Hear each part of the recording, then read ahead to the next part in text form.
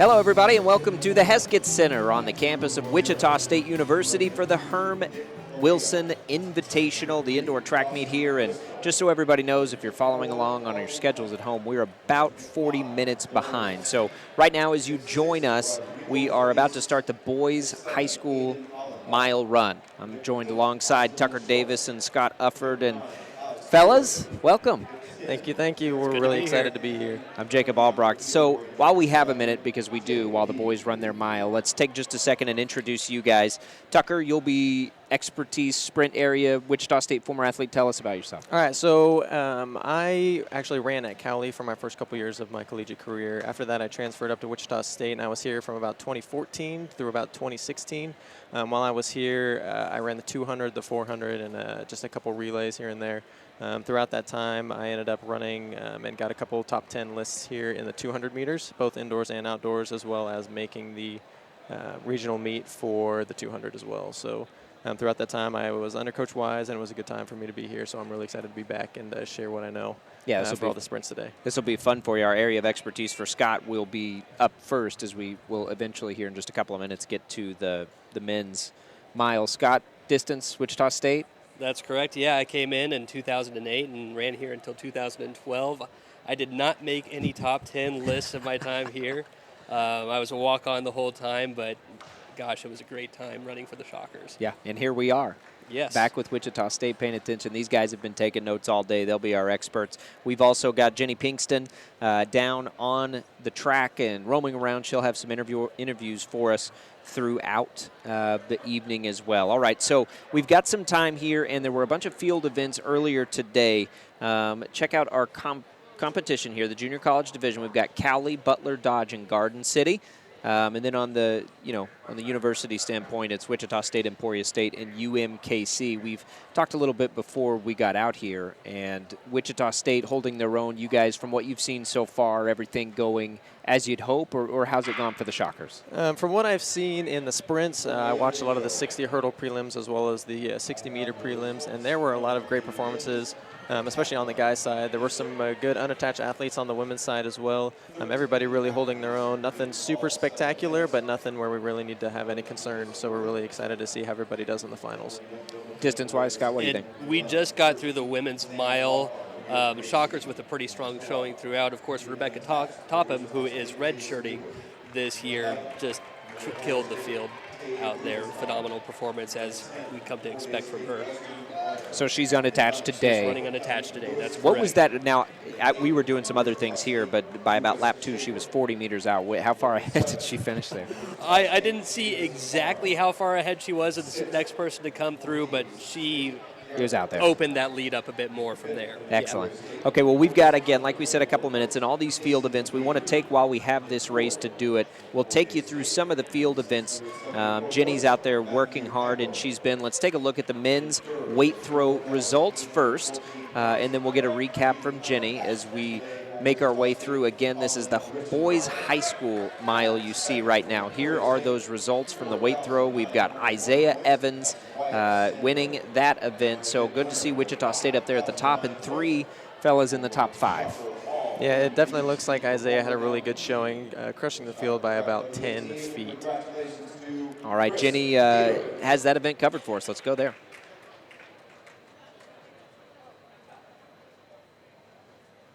Isaiah Evans, who is a transfer from Cowley County, and he is a junior, and he just won the men's weight throw with a pretty big PR. So can you tell us a little bit about that? Well, today I threw 1918, which was about 63 feet-ish. It's really close to that. And we were throwing under a good home crowd here. It's always fun to throw at home. And so it was a great atmosphere, and so it was a big toss.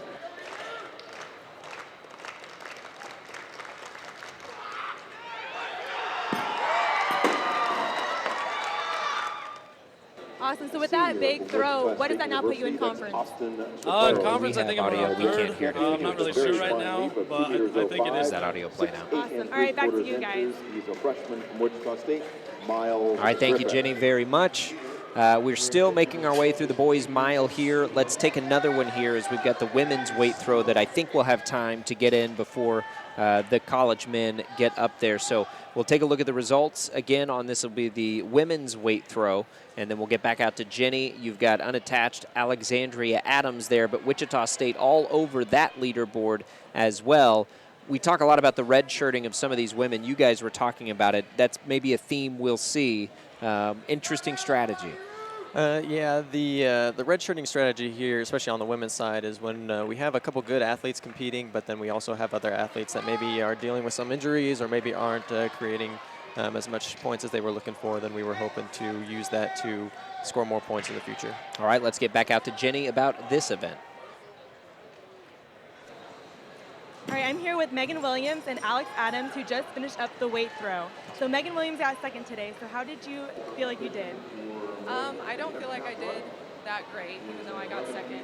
My PR is 17:04, and I wish that I could have gotten a little bit closer to that today. I had a rough week of practice, but more to move forward with, I guess. You did great today.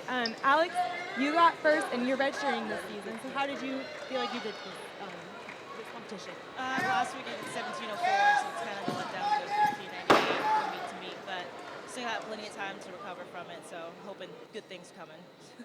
All right, looking forward to more great things from these girls this season. All right, thank you, Jenny. A quick note, closed captioning for today's meet provided on behalf of the Orpheum Theater, Wichita's nonprofit center for performing arts, concerts, films, and more. Show information at wichitaorpheum.com. All right, we have time for one more as it looks like we've got about 2 laps left, 1 lap left now for the leaders. Let's quickly show you the women's long jump results, and then we'll get some more information on that as well. We'll take a look at those as you can hear the final bell there for the high school boys. Jasmine Williams of Emporia State, and then 2 Wichita State unattached athletes. Let's get Jenny with a recap of the women's long jump. I'm here with Rayana Maples, who just got second place in the women's long jump. All right, Ray, how did you jump today? I jumped 550, and I feel pretty good about it. I had no foul, so it was a pretty good confidence booster. Yeah, no fouls is hard to do with 6 jumps. All right, I'm also here with Jaden Damon and Skyla White. So Jaden, how did you feel like you jumped today? I started off pretty rough. I fouled 2 out of my 3 to get into finals, but that one jump put me in the finals, and I actually ended up jumping 5.45. So I stayed pretty positive through it all. And Skyla, how did you feel like you did today? I went 5.38, and I was very consistent throughout all jumps. I fouled 2 times, but that didn't stop me from doing what I could. All right, back to you guys. All right, thank you, Jenny. It looks like the boys' high school winner, by the way, came in just under 5.5. You notice those green Powerful Minds T-shirts. Wichita State student athletes today wearing those green shirts to promote mental health awareness. Wichita State members of the American Athletic Conference are partnering in support to break the stigma and replace it with help and hope. All right, so as the boys finish up here, we get ready for the men's mile, which will be our first run and our first event that we take it through, Scott. No Wichita State men in that first section, but what are we looking for there? What are the times you think that? So I think with the first section, you've got a lot of athletes who they're coming to the end of their indoor season, trying just to get a good PR under their belt at this point. We're seeing a lot of freshmen and sophomores in this race. Actually, I think there are only underclassmen in this first section of the men's mile. So they're just out there trying to get a fast time today, maybe improve on a prior mark. I think we could maybe expect that winning time to come in, hopefully, around that 4:30 mark. And then for the Wichita State men in that next sectional, and they're all over the page there, you're trimming a lot of time off for those guys, right? You are, yeah. At this point, especially for the Wichita State athletes, we're at the point of the season where everybody is fighting for a spot on the conference roster. So it's kind of do or die right now, and a lot of them are going to be aiming. You see Nathan's coming in with a time of 4:14, and Stan is coming in with a time of 4:18. They're going to be duking it out there, trying to hopefully drop how below much, it's a maybe. team competition, but a little competition in-house too, huh? Exactly. Yeah, all these athletes, they've got each other's backs, but, they want to get to that conference meet as well. And you know, that's going to be, I would assume, as we look at this, as far as the team competition here, the distance would be a strength for the Shockers as far as this meet itself. Yes, I think that that's correct. You're seeing a lot of Wichita State athletes at least coming in with seeded times near the top of the pack there. Okay, it looks like we do have another section of the boys high schoolers here, so we actually do have a little bit more time before we get to the college men. I apologize about that. We don't have them on our sheets. Yeah, well, let's take a quick break now. We'll come back. We'll get to some more of those field events. And then again, if you're keeping track at home, we are about a half hour, 40 minutes behind the schedule you'll see on all your sheets. So we'll make up some of that time in the runs, but the first event we'll cover for you here will be the men's college mile, which will come up, I think, after this section of the high school boys. So we're going to take a quick break. We'll come back, and we'll bring you more from the Herm Wilson Invitation.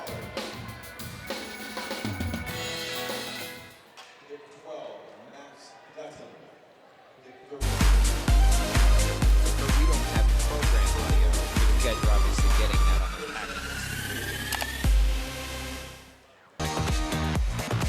But you're getting the packages that have audio. Okay.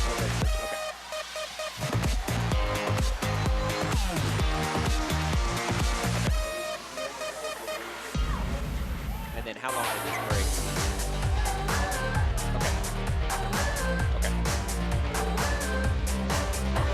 Yeah, for sure. We've got a whole race here, so we can probably get.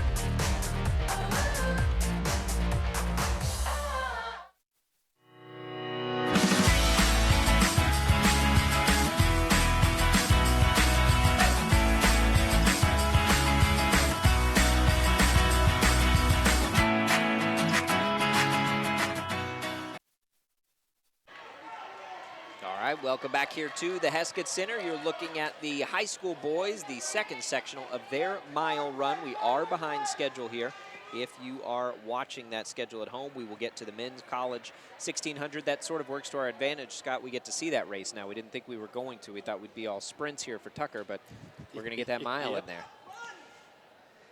We've got field events happening all day. You've seen the weight throw on the men's and women's side. You've seen the women's long jump. We also have the men's high jump. The other member of our team, Jenny Pinkston, has been following all those field events throughout the day. Let's take a look at those results, and then we will get out to Jenny with a recap of what happened. So Miles Griffith, Wichita State, you got a sweep of the podium of sorts here. First, second, third there. Big-time jumps today for the Shockers. Yeah, absolutely. Miles Griffith has come in, and he's really outshone a lot of his teammates from days. Austin Chapeau has definitely been battling injuries this year, and to see him up at 6'6" is definitely a good thing to see. So from what we're seeing, Wichita State, especially on the men's side, in good position so far in this meet. We have a lot to go. Absolutely, absolutely. I mean, sweeping the podium, like you said, is definitely going to be a huge key in the final tally. Okay, let's go to Jenny with a recap of the men's high jump.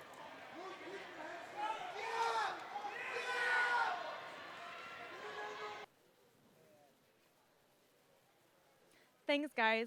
I'm here with Miles Griffith, who is a freshman from St. Paul, Nebraska, who earlier today won the men's high jump. All right, Miles, so how did your jumps feel today? They felt pretty good today. I mean, I left some bars out there, but I felt like I did pretty good overall. And how is your season going so far? Season's going on pretty good so far, and then our teammates are doing pretty well, so it's a really fun season so far. Do you have any goals for the upcoming season? For the indoor season right now, I'm trying to hit 7 foot, and that's a goal, and I want a lot of us to go to the national championship and win the conference. Awesome. All right, back to you guys. All right, thank you, Jenny. Production support for the Herm Wilson Invitational provided in part by the Conestoga Energy Partners in Liberal, Kansas. Thank you for your support of WSU TV and the Wichita State Track and Field program. Again, I'm Jacob Albrecht alongside Scott Ufford and Tucker Davis. We are on the bell lap of the second sectional of the boys high school 1 mile run. Up next, I don't think there's any more sectionals of boys high schools, but we'll find out. We do know the college men have a couple of sectionals, and they will be sections, I should say, and they'll be up here in just a matter of minutes. So, fellas, what do we think right now so far in the indoor season? I know we've got big meets coming up, our first ever American Athletic Conference Championship meet in Birmingham. That's, of course, I think where most of our eyes are jumping to, but there's stuff in between there. What will the next few weeks need to do to determine what happens there at the end of February? Well, come the end of February, what we're going to do is the teams are going to decide the 32 men and the 32 women that they are going to take to that meet, at that conference meet. And so to do that, they need to decide what athletes are performing best at that time. So it looks like 2 events there before the conference championship meet. So as far as internally, it's still positioning them for the Shockers. Who goes, who stays, who's, getting into those meets. That's probably big stuff when we are not competing that happens during the week. Absolutely. That's correct. And you see that you've got the Tyson Invitational in Arkansas coming up. Arkansas, those meets there are always big ones. That might be a really good chance for some of those athletes that are on the cusp of maybe making the national meet, for them to get another really good time in and potentially position themselves nationally at this stage of the season. Let's talk about nationally, because right now, stats and information people with the Shockers always so fantastic. 3 Shockers in the top 25. Hunter Veith leading the way, number 2 in the heptathlon, number 22 in the long jump individually. So Hunter Veith looking great on that national scale to even get there and find success. He's sort of highlighting the season. Is that accurate? Absolutely, absolutely. Last year he did a great job with everything in the multi, and this year he's definitely just left off where he did last year. For the national meet, they take the top 16. And so for him to be ranked second this late in the indoor season is definitely a good sign for him. And then we've got Ben Johnson at number 9. So those are the 2 inside that top 16 mark. There's several others inside the top 25. By the way, the Shockers as a team on the men's side ranked 35th in the nation right now. How much do you give now before you get there as an athlete? Are you holding anything yet? Are times getting better as we go? Is there a strategy there?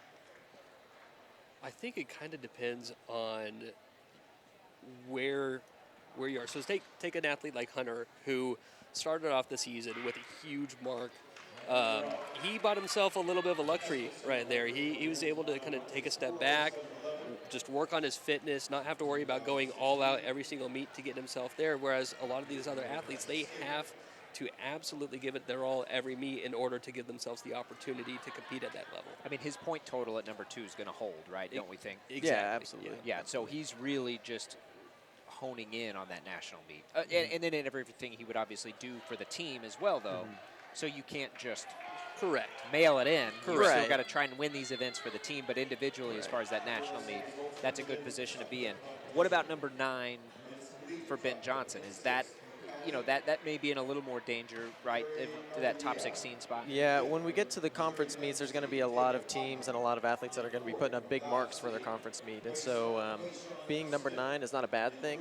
That means you can compete with the best, but you just have to make sure that you put up another good mark that will definitely solidify you inside that top 16. So where Hunter may not need to beat that number 2 spot, Ben's still in a position where he probably does. It's not the safest place you want to be, but it's definitely not out of the question as far as where he can make it. Yeah. Okay, so it looks like we've got some junior college races happening here. So these are the junior college boys, and we don't have a list, unless I'm missing something, fellas. We don't have a list of how many sections there may be here, so we're not exactly sure. I think. Oh, we do. This is okay. This is the start. Yeah. Okay. One. So this is the first. So all of these are our junior college guys, and then we'll have between Wichita State. We'll see the Wichita State athletes in here in a second. So what are we looking for here, Scott, as we've made our way into the college ranks? These guys are competing on a different level than we'll see, but where are they at right now? Because a lot of these individuals are trying to get to the place where they can continue their college careers. That's correct, yeah, and we're seeing a very Cowley-heavy race here. Cowley College has, it looks like, 6 athletes competing in this race alone, along with 1 athlete from Emporia State and 1 athlete from Dodge City. So at this point, you're going to have a lot of athletes trying to push themselves. Like I said earlier, a lot of these guys are just trying to get their best mark of the season. Yeah. With them being JUCO athletes, they're trying to make a good showing for a lot of the 4-year universities, so they might be able to get recruited in the years to come. Steve Rainbolt, John Wise, are they taking a look at these points in this meets? I mean, are these recruiting tools that we can use to bring in junior colleges to these meets, so you get to kind of 2 birds with 1 stone? Absolutely. In a sense? Yeah, absolutely. We got Tucker over here smiling about Cowley, right? Yeah, a little bit. Little Cowley pride there down to the south of us here in Wichita. Again, we want to welcome everybody in. We are behind schedule, but into the college men's mile. These are the junior college competitors exclusively in this race. That's just by coincidence, but that's who's in this one. This is the Herm Wilson Invitational at the Heskett Center here at Wichita State University. Appreciate everybody for joining us. We want to mention we'd like to thank Larry and Susie Conrad, I believe, from Ashland, Kansas, for production support of the Herm Wilson Invitational. Thanks again to Larry and Susie. We appreciate it for your support of Wichita State TV and the Shocker track and field programs. All right, we're 2 laps to go here. Scott, we got... Looks like we have What are we Dante looking at? Howard out there opening a lead up on the rest of the field. Anybody going to catch him? Oh, we'll see what Javier Jaramillo has. Well, that's Dante right there on your screen. And that's so that's Dante there out front. there's a reason you can't see probably anybody in opening there up behind about a him. 30-meter lead or so at this point. So I'm not sure anybody has the legs to catch him. He's coming into his last lap, and he's continuing to extend that lead right now. Dante's a freshman at Cowley College.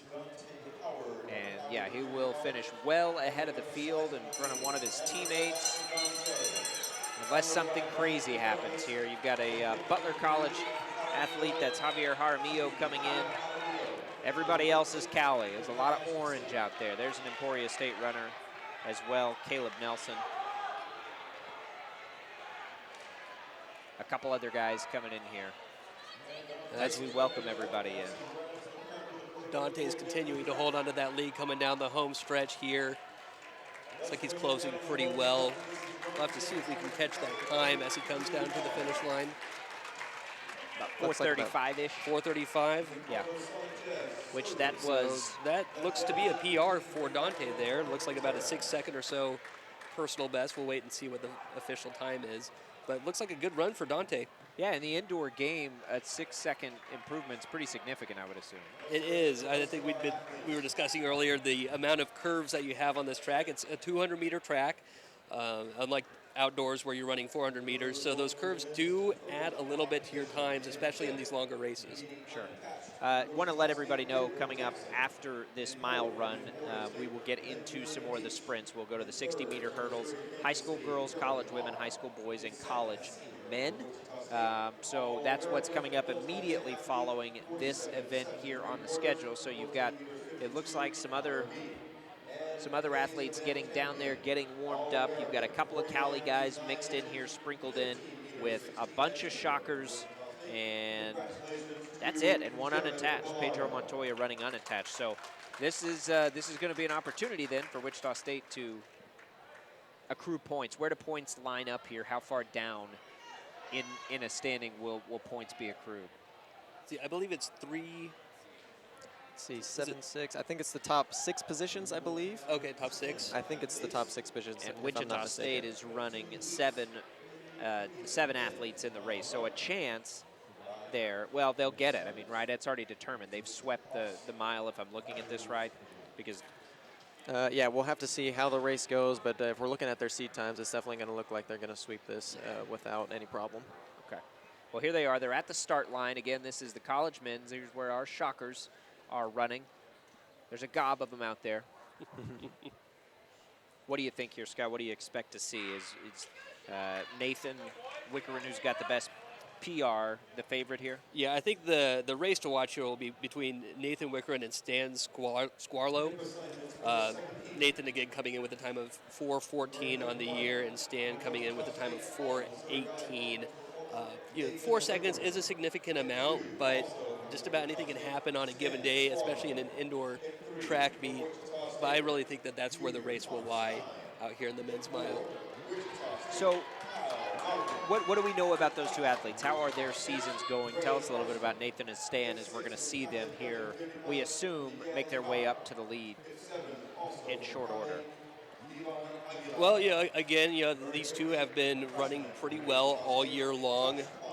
They're kind of in that range where they may or may not be able to make the team going into the conference meet this year. So those are two athletes that are really trying to fight for a spot among the athletes competing at the American Conference. Now, are they considered the top 2 mile runners with the Shockers right now?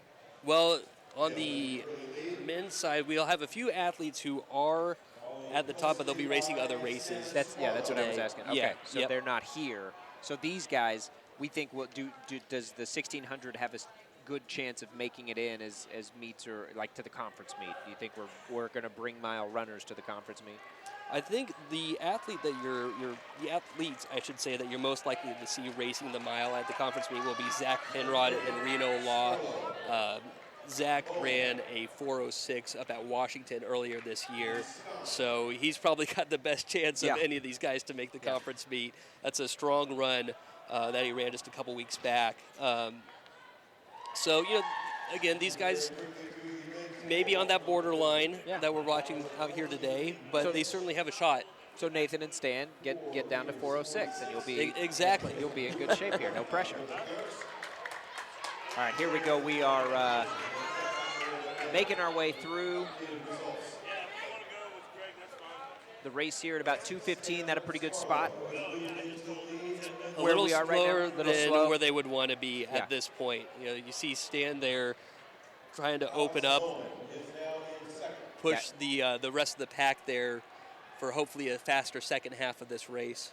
Stylistically, this pretty typical of their of the way they like to run this race. I think with a race like the mile, you want to be as even as possible throughout.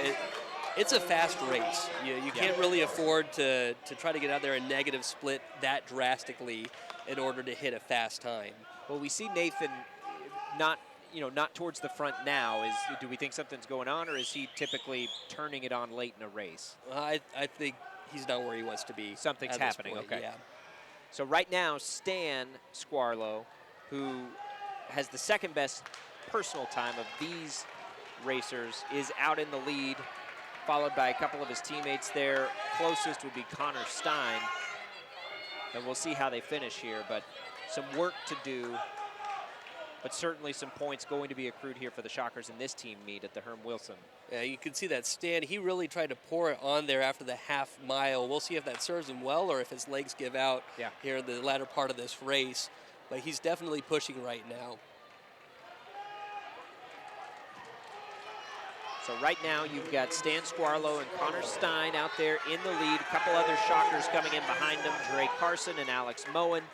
And that is your top four. And there we see Nathan Wickerin. Definitely picking up the pace for sure.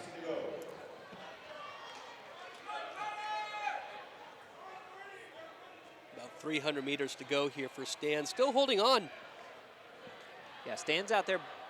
He's out there by himself now. And he's not going to beat his PR here, I don't think. He'll miss it by about, what, a second did we see there? 420. What? It looked like 421 from my point of view.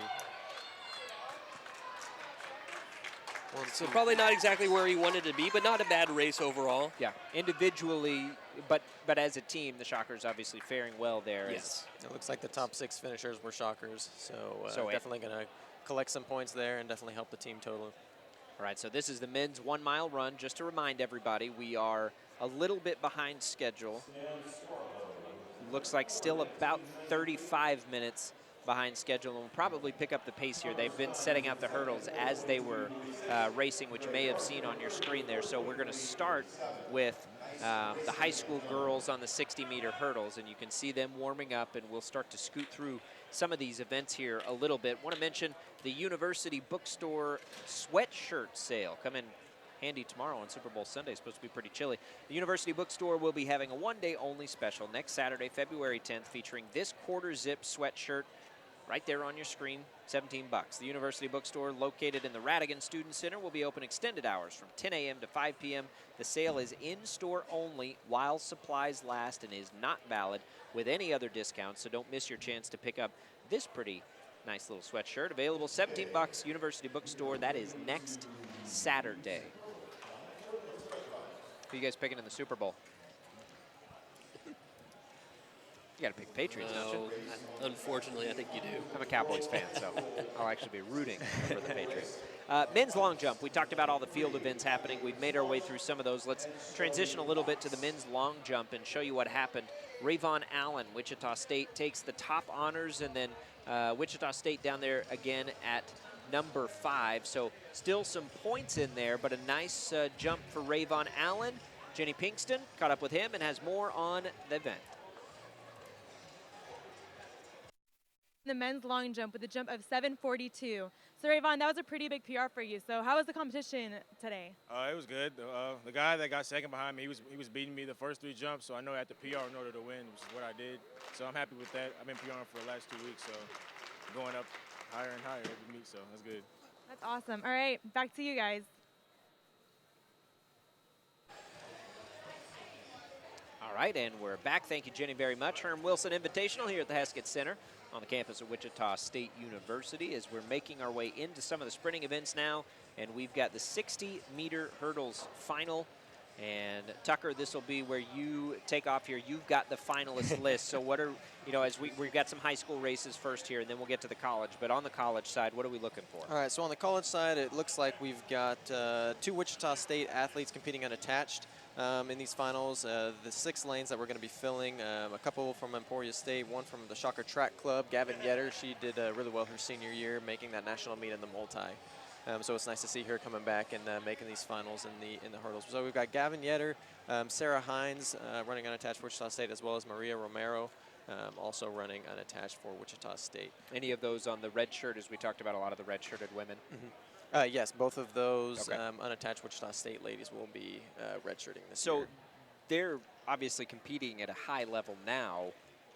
There's got to be a little bit of a buzz about the women's team and the future of the women's team, at least in the immediate future, about Yes, what absolutely. this team's going to be capable of. Absolutely. Well, you see great times from Rebecca, as we saw today, and just other great athletes that have really put on some great times in the sprints as well as the distance races. But with all the ones that are redshirting this year, there's actually a great number of athletes that are redshirting on the women's side, which means that everybody that comes off of that redshirt next year is definitely going to be feeling healthy, feeling ready to go, and have a full year of just rehab and getting everything underneath their belt. And there is a look that you saw there of those competitors. Again, we do have a high school girls race, so good luck to those ladies as soon as they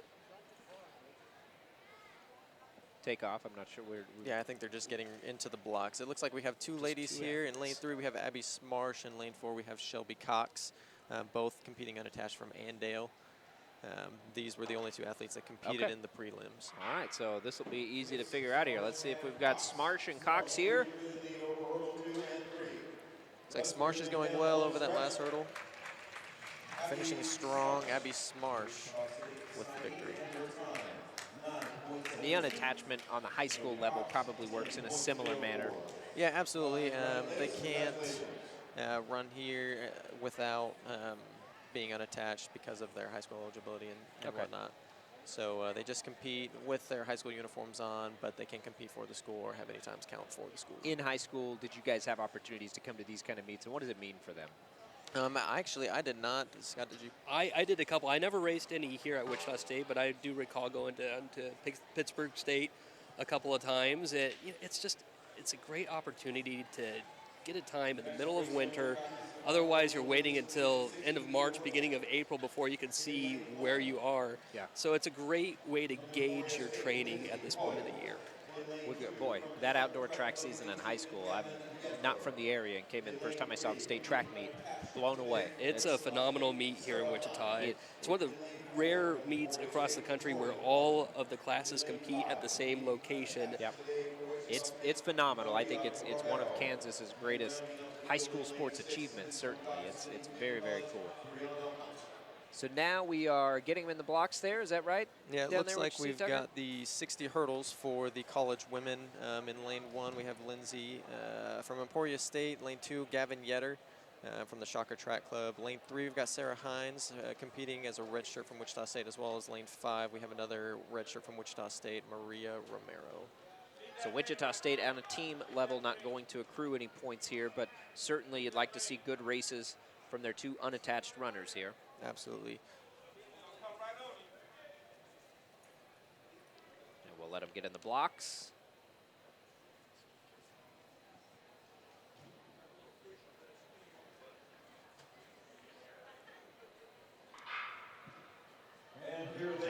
we go.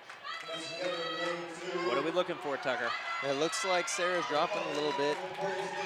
Emporia State lane 4. Jordan Harmon with the victory. Sarah came in with the fastest seed time of 8:95, but it seems to be gotten the best of by Jordan Harmon. And the 60 hurdles is amazing to me. Just such a short race. Any missteps, how maybe it can cost you dearly. Absolutely. With a short that's only 60 meters long, you really have no room for error.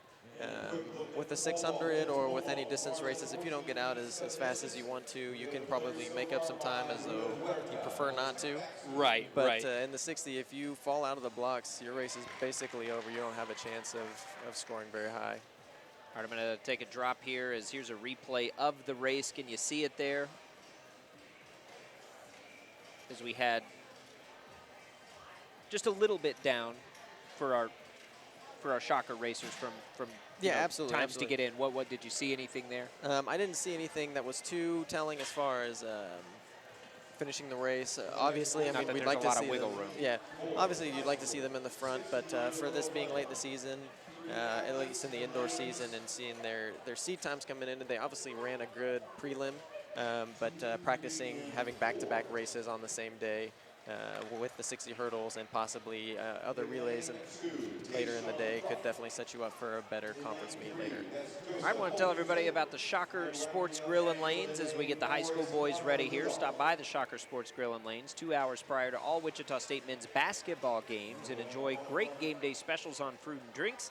It's a perfect time to meet up with friends before all the men's home games, and if the Shockers are on the road, you can catch all the games on TV at the Shocker Sports Grill and Lanes. Check it out right there on your screen. Lower level in the Radigan Student Center, you can see 20% off starter menu items, $1 off fountain drinks, $2 Bud Light draws, and $7 Bud Light pitchers. There's some of the high school boys getting ready right there. Know anything about any of these guys, Tucker? It doesn't look like I have the high school boys 60 hurdles. Okay. That is the one thing that we didn't get, so I was trying to pull it up on the live results. Unfortunately, I didn't have enough time to do that before the race started. That's no problem. We'll take a look at these. It looks like 3 gentlemen. One of them, I think that was a Bishop Carroll t-shirt, so a local product may be in there. And I'm not 100% sure on the other guys, but we'll take a look.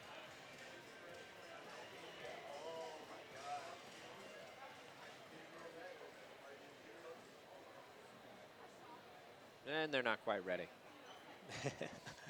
So what these high school Psyched us athletes out a are, little what these high school athletes are looking for, obviously what Scott was talking about, getting some good times earlier in the year before track season actually starts. A lot of these athletes that are wanting to try and go to college on scholarship for track, they don't really have a great opportunity to train during the year if they don't play other sports. So we've got coaches out here taking a look. You know, not just experience, but they can, again, showcase talent. Just like these JUCO athletes, Absolutely. there's a chance to showcase your talent a little bit. Absolutely. Like Scott was saying, I didn't have a chance to run at these meets, so the JUCO route is where I went. But for a lot of these athletes, they definitely have a great opportunity to not only have college coaches see them, but for them to meet the coaches and to be able to sit down and have a conversation with them, because with the environment here, it's definitely a good time for them to be able to at least introduce yourself, and that can definitely go a long way in the eyes of some coaches. And coaches don't have to make the long recruiting trips. Absolutely. Don't have to make the drives here as we get a quick 3 gentleman race here on the high school level. Then we'll switch over to the college men. All right. I think this time they are really getting into the blocks. Yeah, it looks like they're all settled in, ready to go. Okay.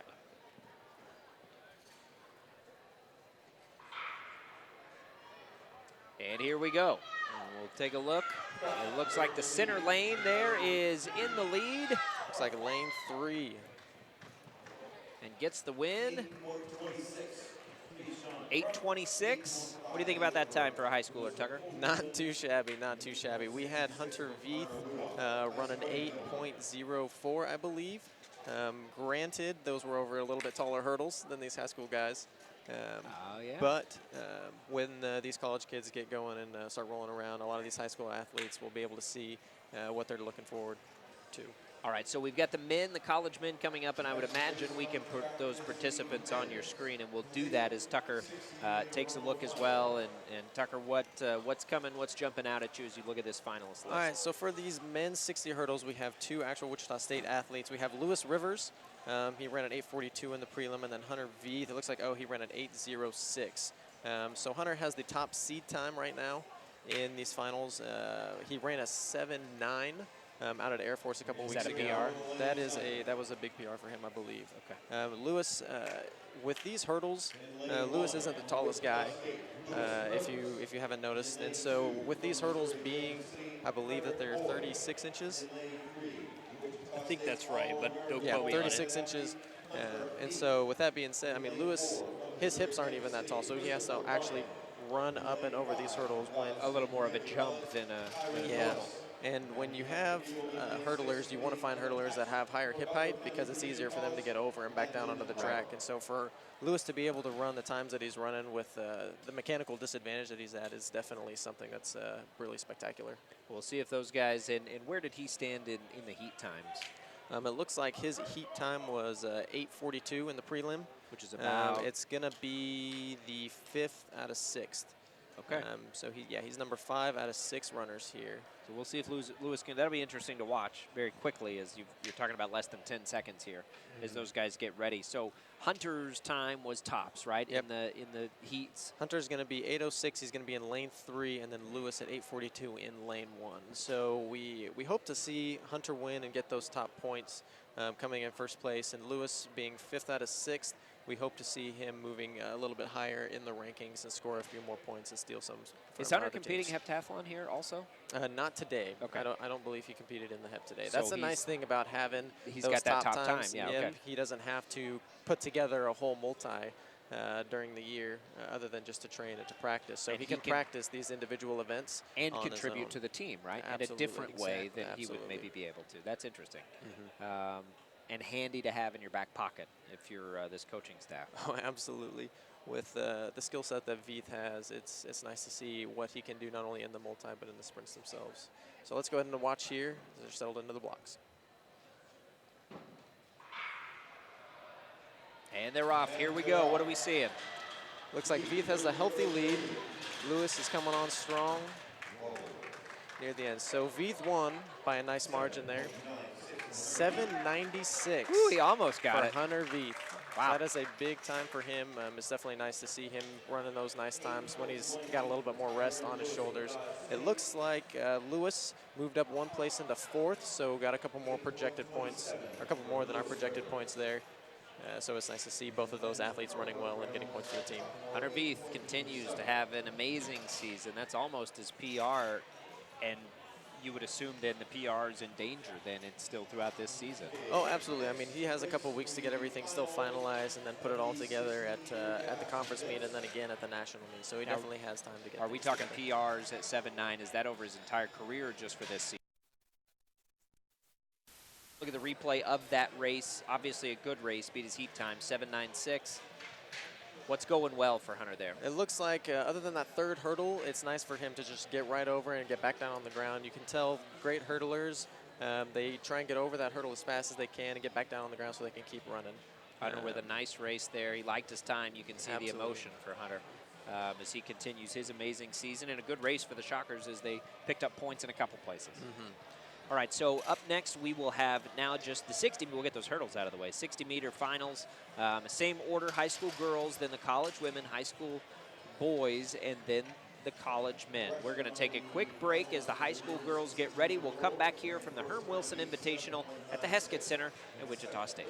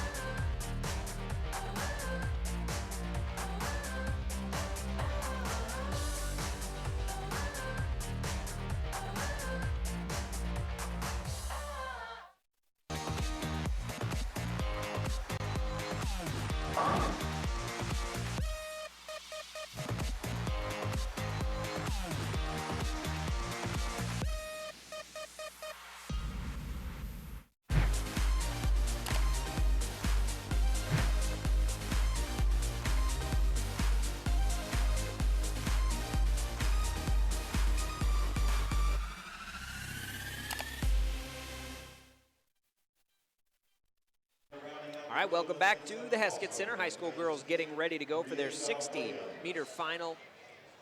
Let's get you some results of the men. This is the women's 60-meter hurdles results. It looks like Jordan Harmon, we saw that race a little while ago.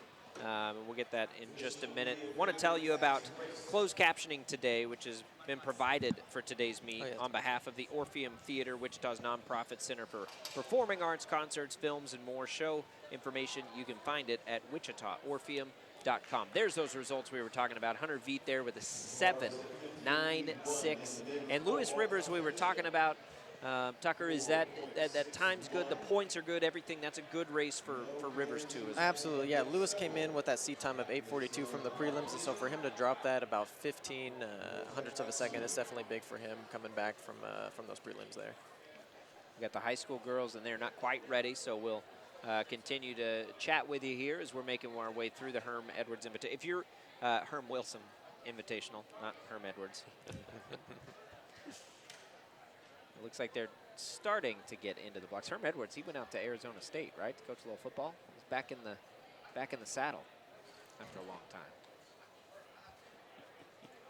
You play to win the game. And here's these girls. They are in the blocks. We'll take a look at this. Do you have a list on this one, Tucker? It looks like I do. The top seat time right here is 7:94 by Wichita Athletics athlete Jemia Quinn. And it looks like she stole that. Winning time still coming up. These high schoolers that we'll see at these meets, are these, generally speaking, all college-level athletes? Not necessarily. We hope that they all be they all turn into college athletes at some point in time, but just because they show the dedication of coming out and running in the middle of January or in late February here.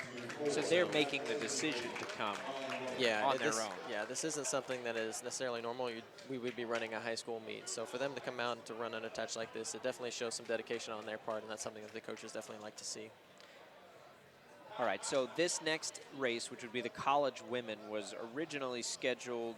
We're making up a lot of time here, quite honestly. So if you're at home watching and trying to keep up with the schedule, we were about 40 minutes behind when we started back up on the sprint event. So now we've made up, gosh, I think close to 20 minutes of that. So we're catching up now. We're coming up on the college women 60-meter final. There's your start list. Sharnice Anderson from Butler Community College. You've got Paula Garcia down there. Tucker, we know anything about Paula?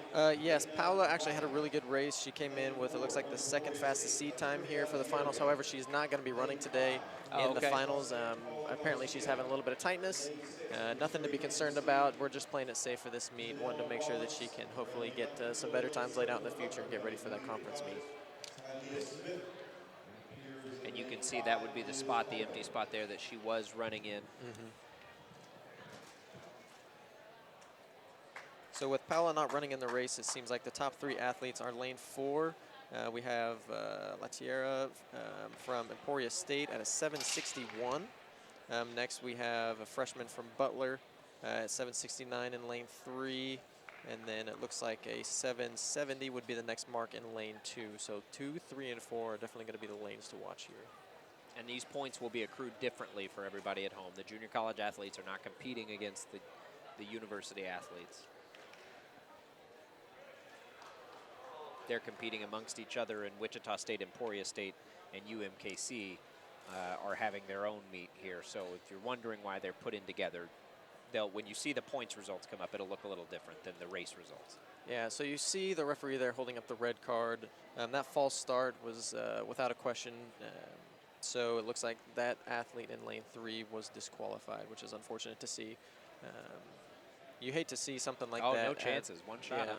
You hate to see something like that at a college meet, but unfortunately the rules are one false start and you're done. So it's really a bad thing when you see that, because not only can they not run this race, but sometimes at conference meets they disqualify you for the whole meet after your first disqualification. Even in other events.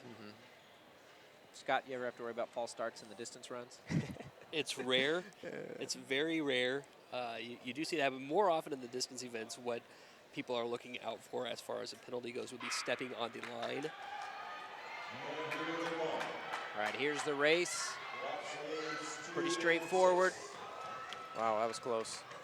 I think Butler College got it there in lane 1. Possibly. That was a good Wait race. for the results to pull up here. Yeah, and we'll get a replay of it as well. As it's close because they haven't told us yet. They're going to the computer. And our winner from UMKC, No. Janelle Rollins, 7.70. 7.70 from UMKC.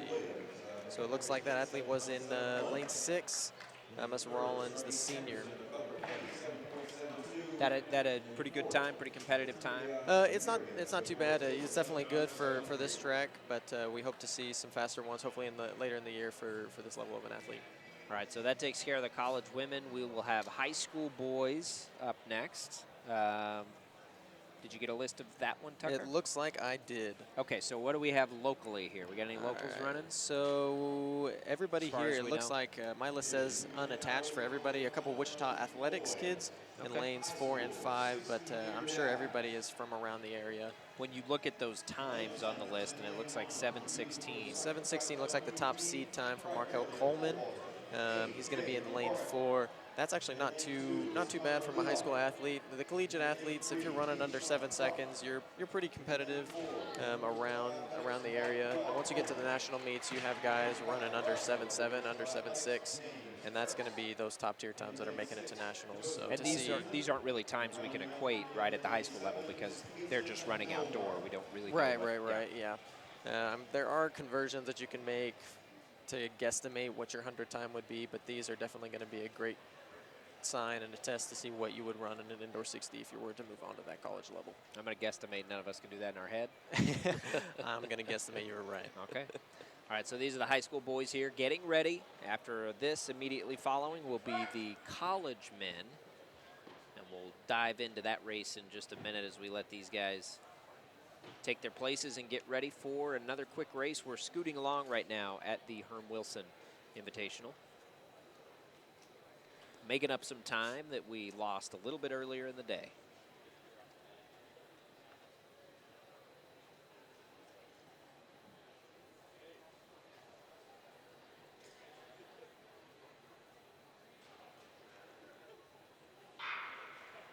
And they're off. Spring them down. All right, here they come. Wow, it's a close race. Man.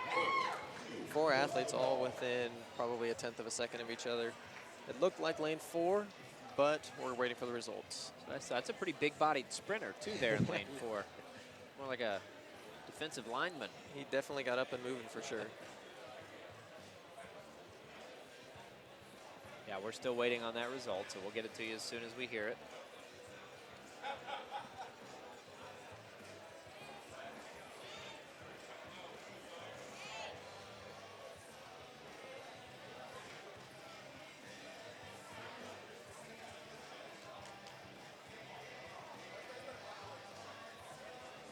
All right, let's take a look at the replay, see if we can decipher it. I don't think we'll be able to from this angle.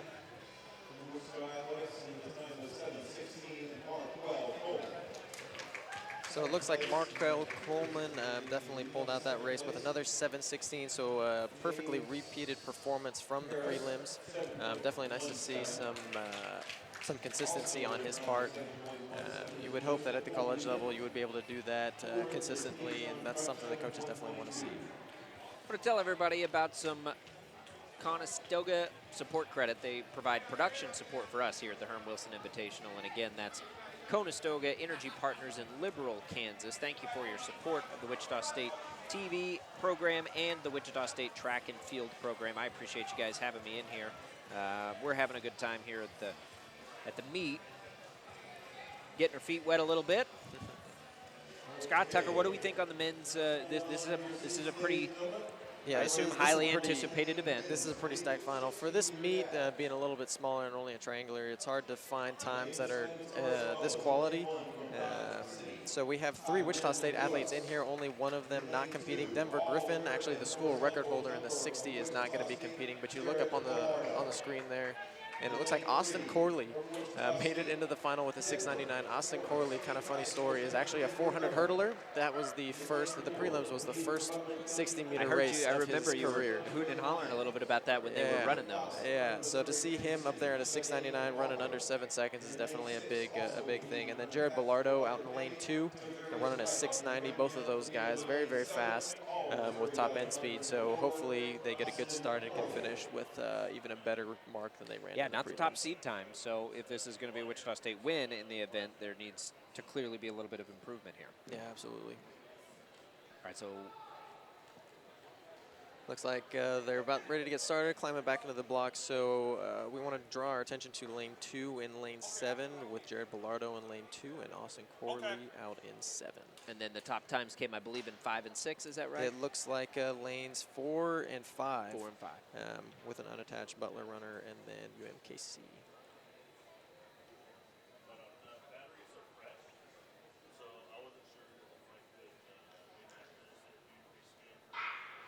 And here we go. Let's bring them down. Come on, let's go to lane 2. Oh. We had a crash there at the end of that race. Looks like he got up all right. Yep, everybody's good. Looks like everybody's okay. When you get running that fast and you start going down, there's no way where you can catch yourself. You just hope that you roll out of it all right. So it looks like lane 4 with the win. Lions, is that correct? Yep. 6.86. 6.87 for Shanae Walker. 6.90 for Jared Bellardo. Another 6.90 for Jared Bellardo. Same exact time again, huh? High school winning athletes. But again, that's pretty impressive. That's definitely really, really fast for this meet for sure. We're going to take a look at that, and again, we had a tumble at the end of the race. You probably saw it just at the end of what we saw, but we think everybody's okay. And that was that our winner that came down? Yes, it was. Yikes. I believe He's all right. He's all right. We Yeah. saw him walk off. And there was a look at it. so. It looks like as we look at the tape here, lane 4. Oh, no, he's okay. Yep, Yeah. lane 4 with the victory, and then we're moving into I think lane 5, coming in second place barely. You can definitely see when you run races that are only 60 meters long that those tenths and hundredths of seconds are all that you need to separate yourself from first or second place to 5th or 6th. And that's all training, right? The work during the week to try Yeah, and shave that absolutely. little bit of time. Absolutely, and then when you get into race time, you definitely want to have the right mindset to be able to execute the race that you've been practicing all week long. All right, so we've got Jenny Pinkston with a live interview this time. Ben Johnson, we talked about him a little bit earlier. He is currently nationally ranked 9th in the heptathlon. Jenny, take it away. More. Okay, so yes, thank you. I am with Ben Johnson from Tonganoxie, Kansas, and Claudia, who's from Spain, and they are both redshirt juniors and multi-specialists. So Claudia, you're all the way from Spain, so how did you end up in Wichita, Kansas? I knew I wanted to come to the U.S. to study, and then I was just doing some research, and I found Wichita State. I liked the program for my major, and then I talked to Coach Bolt, and I just knew I had to come here. Awesome. Okay, so you're redshirting right now, but you've still kind of had to take on a leadership role because there was a big senior class that left last year. So can you kind of give us a recap on how the girls did on the pentathlon yesterday? Actually, we had 3 girls competing yesterday. It was Maria, Hannah, and Kendra.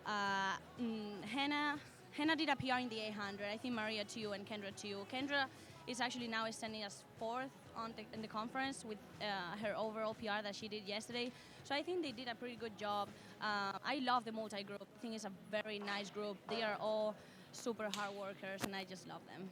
That's awesome. Okay, and then we have Ben Johnson, who competed at Air Force 2 weeks ago and had 5 PRs at his Air Force heptathlon, and then competed the last 2 days. So do you want to tell us kind of how your performance went the last 2 days? Yeah, well, I was going into the weekend with hopes to increase my overall score to try to move myself up on the national list, because it appears right now it's going to be very close as to whether or not I'm going to make it. So going into the meet, that was kind of the plan. After, I think, shot put yesterday, I didn't throw that well, and Coach Bolt was like, oh, I think I'm going to pull you out of the meet. And I said, no, I can't do that. I had some people come and watch me, so I I was like, I have to finish it. And so I made him a deal that if I wasn't in a position to improve my overall score before the 1,000, then I wouldn't run it. And so I didn't do that. But the rest of the guys did awesome. I think Davis Dubert ran like 2:47 in the 1,000, which was like a 5-second PR for him. Lucas Schaefer PR'd by over 100 points in the entire multi. Colin Richenberger had an 800-point PR in the multi. He's finally healthy and doing well. He vaulted really well, had like a triple first multi back from a broken foot. So to get through one healthy, that was awesome for him. He had some good performances. I don't think it went the way he wanted it to, but I was impressed with him. And then the other guys are injured or redshirted, or Jake Horsch dropped out of it early. Hunter Veith didn't do the whole thing. Grant was injured, so we had a really good performance. And our multi-group is actually ranked #1 in the nation as a whole. They take the top 4 multis from each school that are competing like attached and average their score. And with me, Hunter, I think Jake Horsch and Caden Griffin, who did not compete this weekend, Caden, we're ranked #1 in the nation, so that's pretty awesome. Yeah, a strong group of multi-guys for sure. So how about the competition in the AAC? How does that stack up with how it was in the Missouri Valley Conference? Okay. Our men's team is, I think, stacked this year, and I think if we were still in the Valley, we would have won by a lot, at least as a team. In the multi, the American is going to be tougher. I think last year in indoor, Hunter got first and I got second, and the next guy was a few hundred points behind, but there's 3 guys up right now in my range, and then Hunter's leading by quite a bit. But it's going to be a battle. I don't know if Hunter's going to do the multi at conference or not, because he's so good. He can do, a whole bunch of individual events and score. But if he does, then he should win, and it's going to be a battle for second with me and those other guys. And then after that, Caden and Jake will both be battling for the next few spots. So it'll be tough, but I think our guys are going to show up. Sounds good. All right, well, that was Claudia and Ben. So back to you guys. Hey, thank you, Jenny. Tonganoxie to Spain. A lot to talk about your hometowns there, huh? Like that. Good job. Nice to meet those guys. And here we go. We've got the women's 600. This is at the college level, Section 1. One Wichita State runner, Morgan Prather, I believe, there in position 4. That is correct, and this is her first meet coming back from an injury, so kind of a chance for her to kick off the cobwebs a little bit at this point. So, Scott, as we look at the race and look at her race, what are you looking for then? As you've got 1:37.51, which is the best time out of the section. Is that, is it just win the race or is it beat that time? And obviously coming off the injury, there's more to consider. Well, having talked to Coach Wise prior to the meet, it sounds like a lot of the athletes that he has running the 600 meters here today are trying just to get a strength workout in. A lot of them are 400-meter runners, some hurdlers in the mix there as well. So really the goal is just to run strong. The time, while it's important, ultimately you just want to hang on and get through the race. The 600, it's a tough race for any athlete. But there's a chance to accrue points here as well. Exactly, yeah. So you do want to get out there. You want to try to win the race, of course. We've got it mixed in there. You can see a couple of college runners. Did we lose a runner here, it looks like? So we've got 4, not the 5 we have did, listed. yeah. Okay. I believe it's Taylor Williams from Cali College is no longer in the race today. So right now, jumping out to the lead is Comaniela Senor, I believe is how they pronounced her name. Which he's really opening it up here. From Butler. Again, they're competing at the junior college level in a separate meet than Wichita State, Emporia State, and UMKC. And that is your winner,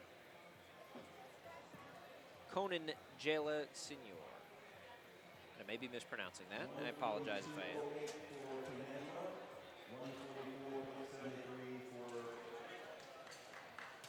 Conangela. Is that what they said? Conangela. Nice race, Conangela. I believe so. All right, so in Heat 2, what are we looking for, Scott? Well, again, a lot of these athletes are just trying to get a good strength workout in. Natalie Halfman ran a 1:35 600-meter run at the Shocker Prelude earlier this year, so she's going to be looking to improve on that time. And then Alexi Watley, one of those hurdlers that we were discussing moving up to the 600-meter run here today. So, again, just trying to get a good, strong run in, try to score some points for the team here today. What was it? Did we catch the time on that first sectional time to beat? I did not. I did either. not see that. Okay, that's all right. We will race it out this way, and then we'll see how it stacks up when the time comes. Again, you're watching the Herm Wilson Invitational here at the Heskett Center. We're on our mark, and we're off. And it actually looks like Alexi Watley was no longer racing in this heat. Strategy in a 600. It's a unique race for people that are used to watching the outdoor events. It is. It's a tough one. It's a tough one. Especially, again, for a lot of these athletes who are more 400-meter runners. You know, sometimes you'll have an 800-meter runner move down to the 400. For Wichita State, we're not seeing much of that here today. So you're probably going to try to push and then kind of fly a little bit on the second lap and just try to hold out and go as hard as you can on the third lap. It's a 3-lap race here, again, with it being a 200-meter track. So Natalie Halfman in the lead. Yeah, she came through in about 27 high, 28 low, so it's a pretty solid time to be able to set herself up for a good finish. Let's just see if she can hang It on. is, yeah. It's just a matter of holding on to that at this point. And Tucker, when do you turn it on as a sprinter in a 600? What's the spot? As a sprinter, anything over 400 absolutely killed me. I was not a fan. But running the 600 as a sprinter, you definitely want to try and get out strong because that's definitely the stronger part of your race. And then just as Scott said, to be able to try and fly, to cover ground and use as little energy as possible. So that way when you come around, the last 200 meters is probably when you really want to kick it into gear and really try and open up and finish with everything you got. So it's essentially a lap and a half on the outdoor track. This looks like a good, strong run for Natalie. Trudy Martin is also hanging in for second place, it looks like.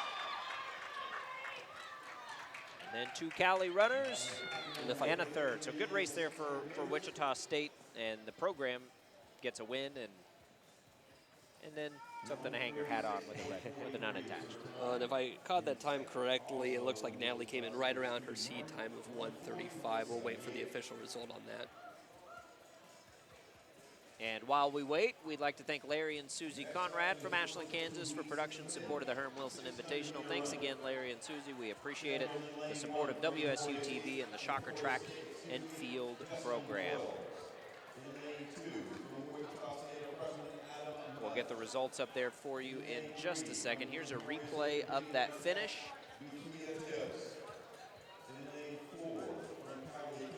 Coming down the stretch, no danger there if you're just worried about the points to push it at the end. We're going to have the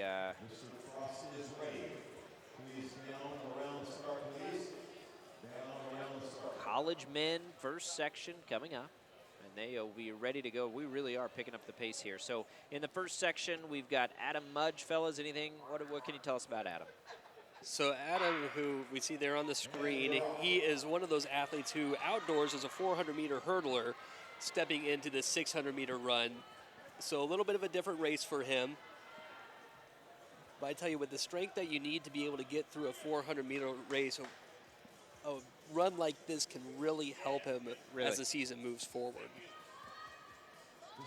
And is he in the position of, again, just trying to work into his more primary events here? Exactly, yeah. This race today is just kind of a workhorse race. All right, so out there in front, is that Dukia Tibbs? Yeah, it looks like Dukaya Tibbs there, and running unattached for Emporia State. I believe that he was the Division II, NCAA Division II national champion in the 400. Okay. I believe it was last year or 2 years ago. So he's definitely got the strength and the speed of a 400 runner, but hoping that he could finish here. Looking at Adam Mudge coming in, definitely kicking it into gear here on the last lap. Yeah, on that second lap, it looked like he was struggling a little bit. I thought that more of the field was going to close in on him, but he's really turned it on here going into this final lap, sitting pretty well there in second place. We'll see if he can close it in down the home stretch. What would be the reason for Dukaya, who's going to win this race, to be unattached today? It could be a number of reasons. It could be injuries. It could be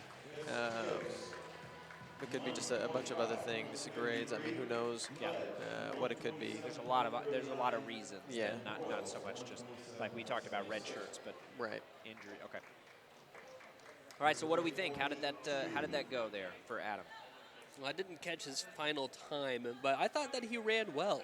Yeah, again, it's a different race for him, and to be able to step out there, to be able to hang on and show that strength through the second lap, going into the final lap, I think that's going to bode well for the rest of his season. All right, coming up, we've got Section 2 there for Wichita State. Looks like just one runner here individually as well. What do we know about Jace?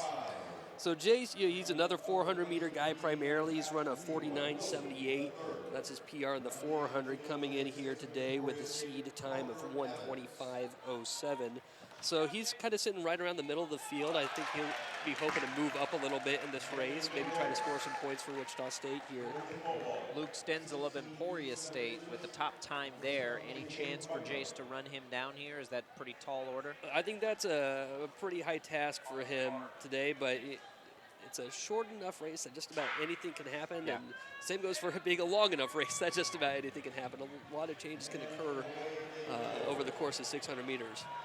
All right, well, here they go around the first turn into the second. Too early to tell there. Devin Marshall early on from Cowley, as he doesn't hold it long. There goes Luke Stenzel. And Jace really has himself in pretty good position here, holding second position. Managed not to get himself boxed in, as can often happen in some of these longer races. That's something to keep an eye out for as the athletes cut over, but pretty strong position here in the second lap. Stenzel in a comfortable position, I would think, out there in the lead. And then in third, right now it's Leroy Wilson, the third. So let's watch here and see between Leroy and Jace. That's probably the race to watch here, don't you think, second, third? Yeah, Stenzel is coming in strong there to close out his race. All right, Jace Kopic, Leroy Wilson, the third. Fighting here for second. Looks like Jace will hold on and take that second spot. So good race there, huh? I would agree. I think that's exactly what he wanted to do today. Nice race overall and a big win for Luke Stenzel. 120, so he was just under that PR.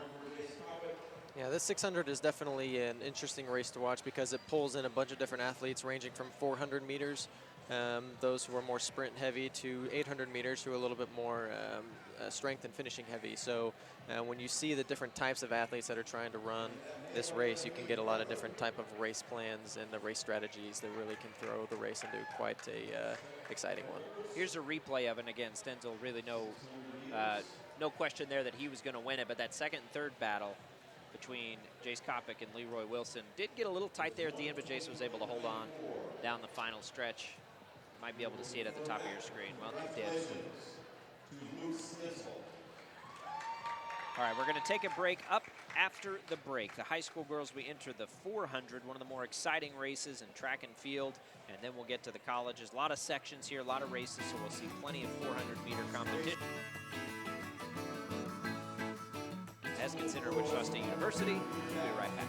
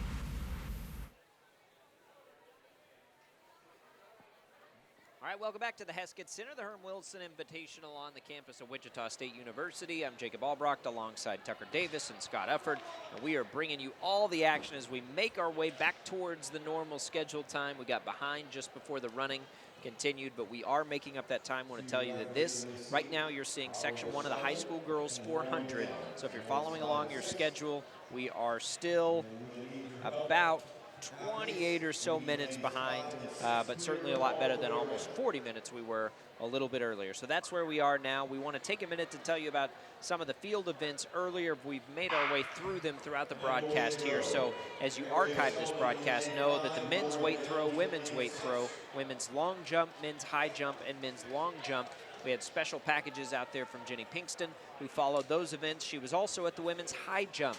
And as the high school girls make their way through these races, let's send it out to Jenny at that high jump where you can see Katie Murray was the big winner for Wichita State.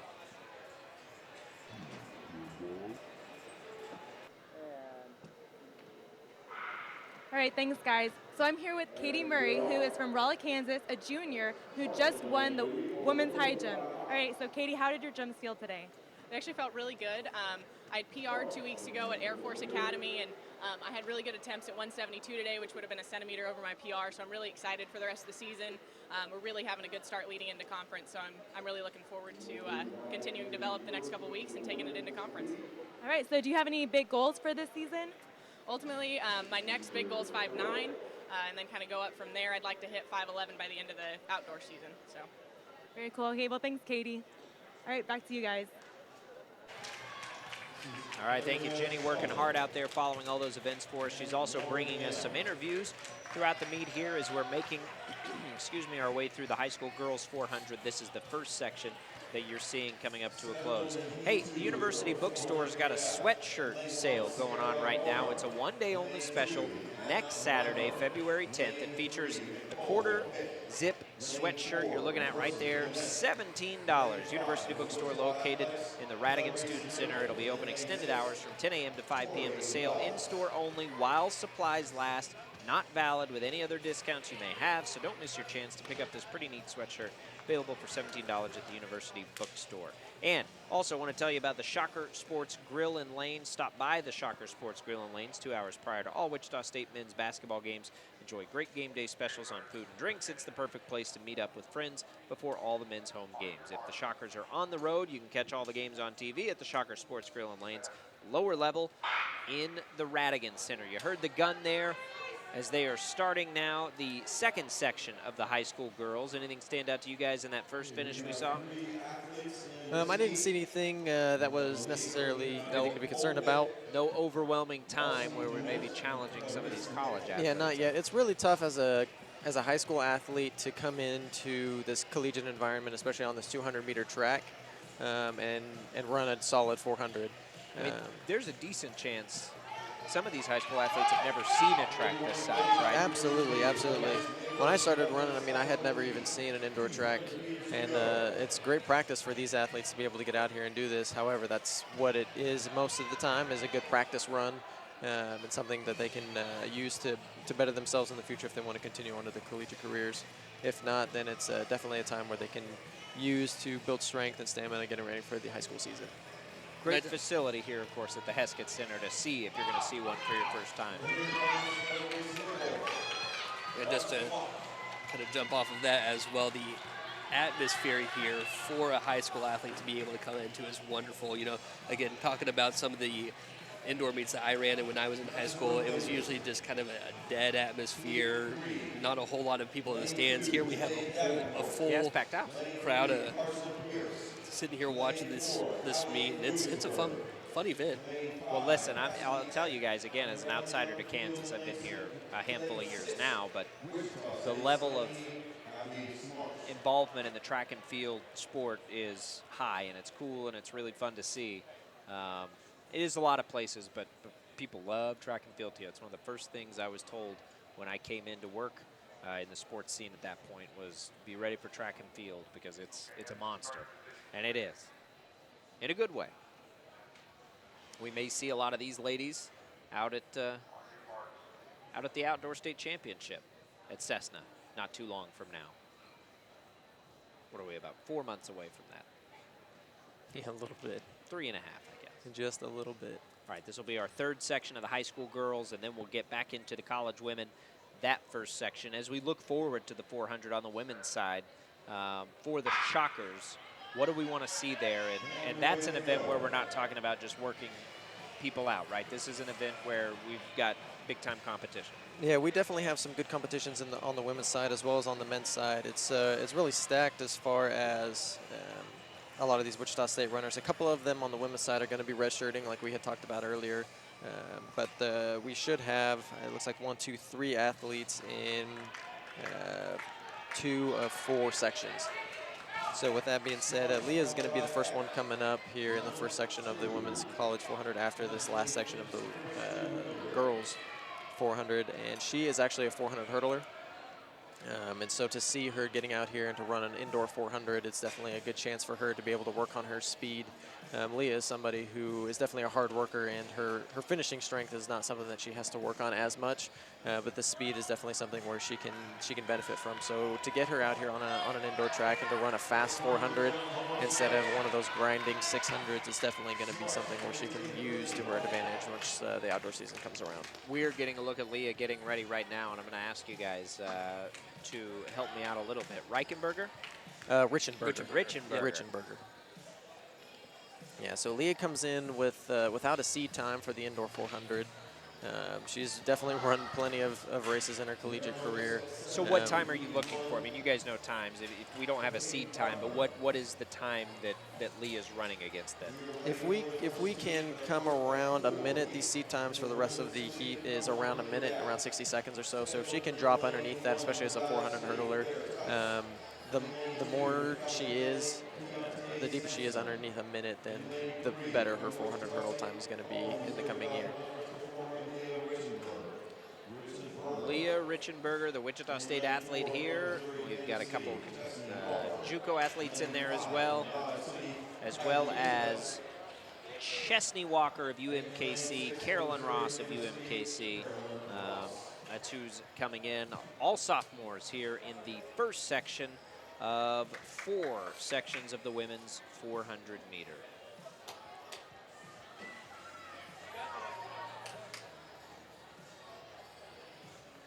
So there is going to be the first of 4 sections there on your screen. You see Leah in lane 3 with no time for her seed time, around 60 to 61 seconds for lanes 4 through 6. So if Leah, what they're going to do, they're going to come around the track and they're going to break in on the backside of the track there, right behind her where those cones are. At what point are they allowed to break in this race, in the 400 on the 200 meter track? That's about 150 meters in. I think that's about right, bro. Yeah, 150 meters. So they're going to take this first turn, run a straight, and then after the second turn is when they're going to have a chance to break. And on this indoor 400, it's a lot more competitive because you have to try and make that break to be the first one into the turn. If you're not the first one into that third turn there, then it's definitely going to be really tough to try and catch up and pass somebody on these really tight turns here. Skills-wise, I mean, we know the 400 is a tricky one on the outdoor, so it's even more so than indoor. Absolutely. All right, we'll see if Leah Richenberger can get it done here, where she'll finish. So they're coming around now the second turn.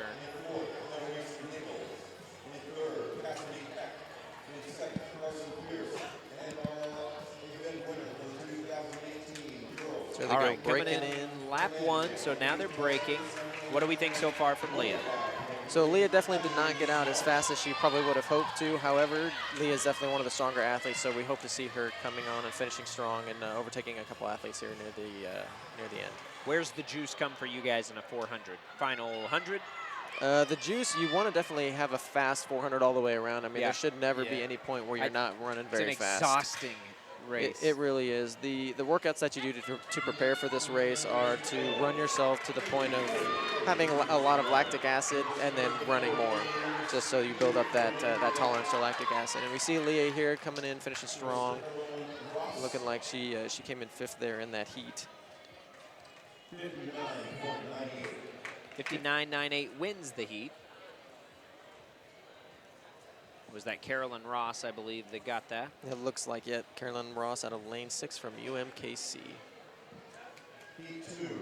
All right, so in Heat 2, as we look at it, no Wichita State runners, but we've got a little bit of local flavor with Butler County just down the road, Garden City and Dodge still in Kansas. Milan Lee is going to be the only competitor here as far as the triangular goes. So she will be, who had no time,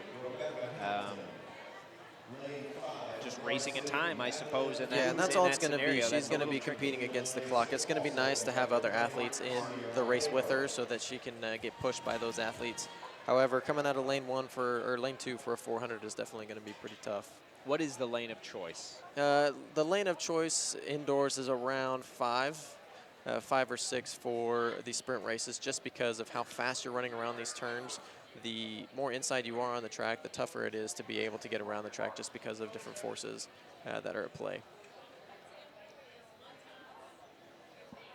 Again, this is section 2 of the women's 400 here at the Herm Wilson Invitational.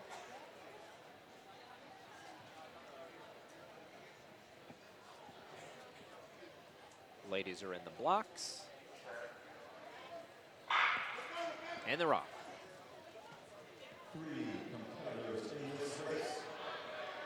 All right, so it's a 3. So we lost some runners here. It looks like we've only got 3 runners here. Yeah, it looks like lane 2 and then lanes 4 and 5 are going to be the ones competing. Rebecca Hamilton from Butler, as well as Madeline Fluker from Garden City. Fluker coming in with the top seat time right now of 59.7. Definitely a battle here coming across for that break. There for a little bit of a stumble there from Rebecca Hamilton, it looked like. Or is that Fluker? Who was that stumbled? It looks like from, that was 6. So that was Sierra Baker. And she fell back at that point. Who? No, that was not. That Sorry, was Rebecca Hamilton. Yeah, that was Rebecca Hamilton. But yeah, you can see something's physically there after the stumble. It looks like. Yeah, it's definitely maybe tough to come favoring back. that left leg a little bit. It's definitely tough to come back from a stumble. I've actually been in a race where I've been pushed out come the break, and it definitely messed with my race as well. You just aren't the same coming back, getting pushed out to a different lane or stumbling at all. Well, I think that was a situation where she maybe cut over a little too quickly and got clipped on the heel as well, which really threw off her stride. And she was in a good position when that happened, too, and held it all the way until it looks like about that last 100 meters or so. But that's the competitiveness of the 400, which is definitely something that you're not used to outdoors, because if you don't make that break in first place, like I said, it's really tough to come back and win.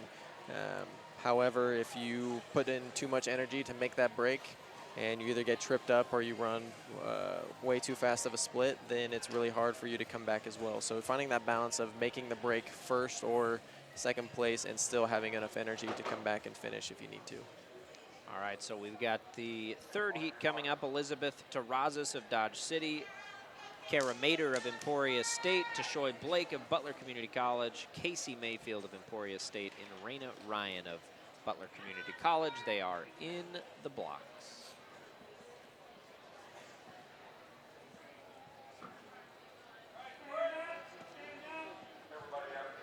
Oh, they're going to stand up. So what happens there? So when the referee asks everybody to stand up, everybody can either take a start just to practice, or they just need to stand up and either reset their blocks, or the refs will let you know what line you need to be at. It looks like lane 2 is having a little bit of issues getting the right starting line. For these indoor events, they have different starting lines for the 400 and the 200, and so sometimes athletes may be starting on the 200 start line as opposed to the 400 start line, and that may cause an issue for everybody. So as they get that situated, you might notice they're right there on your screen. Kara Mater, that's a wolf tattoo on her right hip. That's pretty, it's pretty bold, pretty impressive. Definitely interesting for sure. She is one of 2 Emporia State runners in this event. Casey Mayfield in this section, I should say. The other, as we readjust a few of the blocks. And now they are about ready to get set. So it looks like Casey's going to have the top seed time coming in at 58.61 in lane 5. So the white jersey there in lane 5 is the one to watch.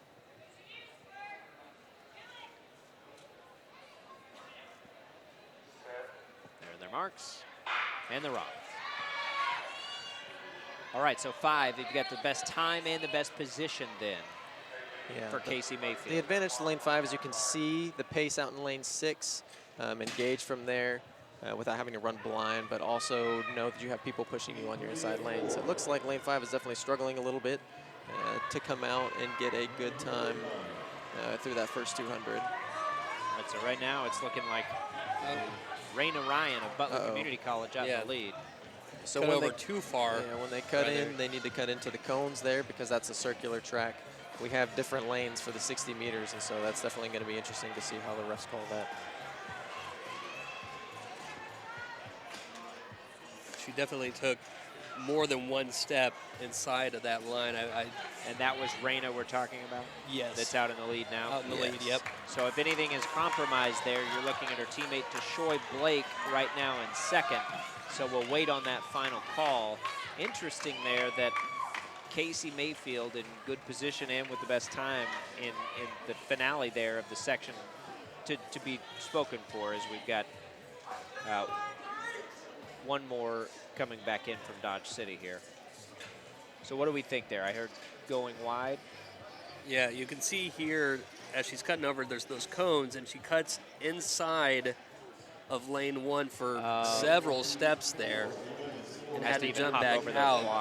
Yeah, so what that does is that causes an advantage on her part, and thus the disqualification is probably going to be coming. I think the rules stated, we're going to be getting into this more once a 200 comes around, but you were allowed, I think, 2 steps on the line. I think that's correct. But as soon as you take 1 step over the line, that's a disqualification, no matter if it's half of the foot, the whole foot, or in this case, 6 steps. Now, of course, she did have to jump around a starting block. That's right. And cut back in, so... Style points have to be counted for. Absolutely. She may have lost time trying to get over that starting block for sure. However... the rules are the rules. The rules are the rules for sure. All right, so section 4 of 4, we're going to get back to some Wichita State runners unattached, but still 2 ladies for Shocker fans to pay attention to. Yeah, so this is going to be definitely the highlight race of this women's 400. We have Daisha Bullocks in lane 5. She's a red shirt. Running unattached in lane 5, and then Yasmin Wright in lane 6. And Daisha Bullocks is a sophomore this year, a redshirt sophomore. She is from Mesquite, Texas. She is also a 400-meter runner, so this is definitely kind of her event. However, Yasmin Wright is actually a 600-meter runner and has been doing a lot of stuff with the cross-country team, and she is redshirting as well. So it's going to be nice to see that the 2 probably future runners for Wichita State are going to be battling it out here in the 400. What's that like? Because it's a lot of training, it's a lot of positioning, very similar times coming in. Yeah, so you'll see Daisha, it looks like, is going to be getting out a little bit quicker just because of her speed in the 400. But however, if Yasmin can stick with her and stay close, you'll expect to see a strong finish from her in that last 200. We certainly expect, based on the times coming in, that it'll be a race between Daisha and Yasmin. Yeah, their PRs are 55:11 and 55:51. Both of those times are, it looks like, within a second of the Heskett Center record. So if we put up a good time today, it may be that record that's in jeopardy. Right now it is Daisha with the lead. With a pretty good lead. Yep, so it looks like Daisha's coming around the final turn. And Being Yasmin's strong. getting a However, little challenge Yasmin from with that Elizabeth 600-meter Blevins strength is definitely coming through. Definitely a good showing from future Shockers here as well as past Shockers. Unfortunately, both of these athletes are unattached, so they won't be scoring any points for the team. Style points for the fans. 57-73 for Daisha and 58-23, it looks like, for Yasmin. So we've got a replay coming up on the screen for you to see the finish. And that was a nice finish there for Yasmin to hold off. Again, we were saying there, Elizabeth Blevins was kind of coming up strong around that turn, but you guys were confident, it sounds like, in that final sprint ability of Yasmin to hold on to that Absolutely, and when you have that inside position on these indoor tracks, it's really, really hard to come and finish in front of somebody from that outside position. So definitely a great showing from both of those athletes. We hope to see some better stuff in the coming years. All right, so we're going to have high school boys now coming up for their 400 meters. There will be, just look at my list, 3 sections of high school boys, We are going to take a quick break, and we'll come back with more of the Herm Wilson Invitation.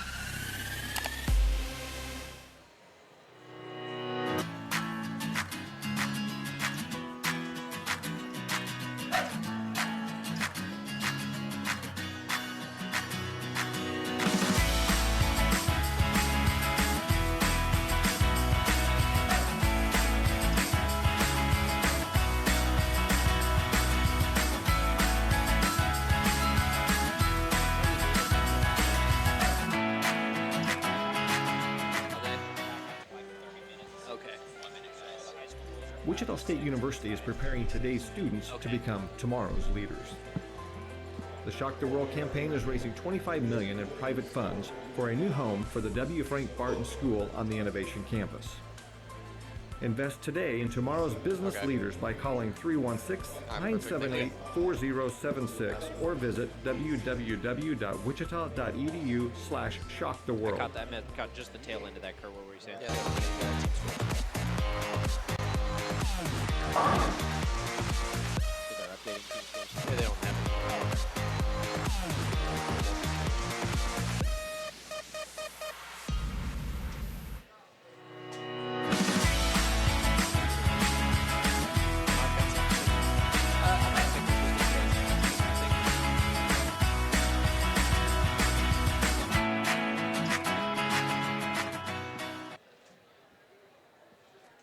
Welcome back to the Heskett Center, the Herm Wilson Invitational on the campus of Wichita State University. Jacob Albrecht alongside Tucker Davis and Scott Ufford as we are about ready to run the high school boys 400 meters, the first of 3 sections of high schoolers, and then we'll get back into the college action in about 10 minutes from now. As these guys take off, we continue. Men's 400, fellas. What do we expect? Again, I would imagine a highly competitive field, as it generally is. Wichita State hoping to make some points there. Yeah, absolutely. When we get into these high school races, we see some of these times. It can get we can kind of get into a dull moment because some of these high schoolers, although they're very good, the great performances are very rare just because they're not used to running 400s on these type of turns. And so when you get on to the teams that have been practicing it, especially after you watch those 600s, you definitely see the quality of the races when people are coming in under 50 seconds, under 48 seconds, that those times are a lot harder to get on this track compared to other tracks that either may be banked or outdoors. So the Herm Wilson record, by the way, for the men's 400s, 48.57. That came in 2013. The Heskett record, 47.47 in 2011. 47.47 in no danger, it looks like, at least based on the times coming in. But 48.57, we've seen, you know, as we look at the list here, there were better runs. So do unattached runs count in the record books of these races? I believe they do for the Herm Wilson as well as the Heskett. Absolutely. They just would not count as team scores when they go to score out the meet. So there are records in danger. Then it looks like some of the times we've seen, do they have to come in this final or in these sections to come? What are the times we've got listed here with these guys? So it looks like this first section is going to be around about a 50-second average for the men's 400. We've got Eric and Geza. Going to be one of the Wichita State athletes there. We've got some fun facts about him once we get started there. But in sections 2 and 3, we also have 2 other Wichita State athletes in Isaac Poe as well as Adam Guzzi. Isaac Poe being a 400-meter hurdler, coming in with a seat time of 49.61. And then Adam Guzzi coming in as a freshman, running 49.49. So as we get down into that fourth section, no shocker runners, but some times there that would challenge maybe some meet records potentially. Yeah. On paper, these times are really good. 48 seconds I mean, that would be a Herm Wilson record. With that being said, these seed times can be, I don't want to say skewed, but it's different when you run on a flat track compared to a bank track indoors or an oversized track. So these records could have come, or these seed times could have come from other meets like Pitt State where they have an oversized track, or say like in Arkansas where they have some of the higher banks that definitely cater more towards the sprinter. We're making our way through, I believe now, the second sectional of the high school boys. Want to tell you, closed captioning for today's meet provided on behalf of the Orpheum Theater, Wichita's nonprofit center for performing arts, concerts, films, and more. Show information at wichitaorpheum.com. This race, Kale is your winner there. 54 seconds or so. Not too shabby. Production support for the Herm Wilson Invitational provided in part by the Conestoga Energy Partners in Liberal, Kansas. Thank you for your support of Wichita State TV and the Wichita State Track and Field program. Thanks to our crew here, working all the cameras, working hard, the production truck. We got the easy job of this deal. Let's get here and talk about what we see. We've also got Jenny Pinkston on the team. She's been out talking to folks. She had some packages you've seen throughout. If you want to know more about the field events, I know these get archived, so you'll be able to, early on in the broadcast as we were making up time in the meet, we heard a lot from Jenny, and she's got some interviews coming up throughout the rest of the broadcast here as well. So we're looking forward to that coming up on the now third section of the high school boys, and then we'll switch back to the college ranks. And we are right at about 30 minutes behind what you will see on your published schedules if you're following along there.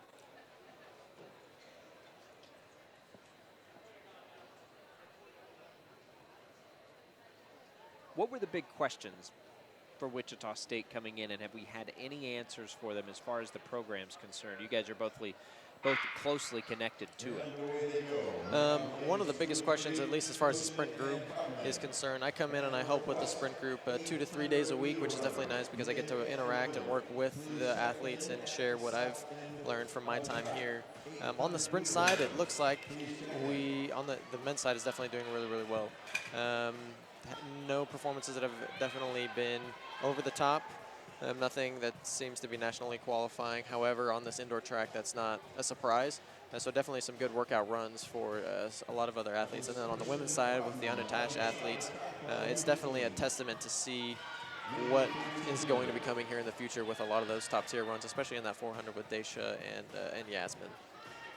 When you guys talk about the track and records and everything counts towards those national qualifying runs, that's tough then when you, as a sprinter anyway, to do that. Any effect on the distance runs, Scott? Could you rephrase that just a little bit? Does the track make much of an impact, the design or the style of the track makes much? Oh, yes. I would absolutely say so.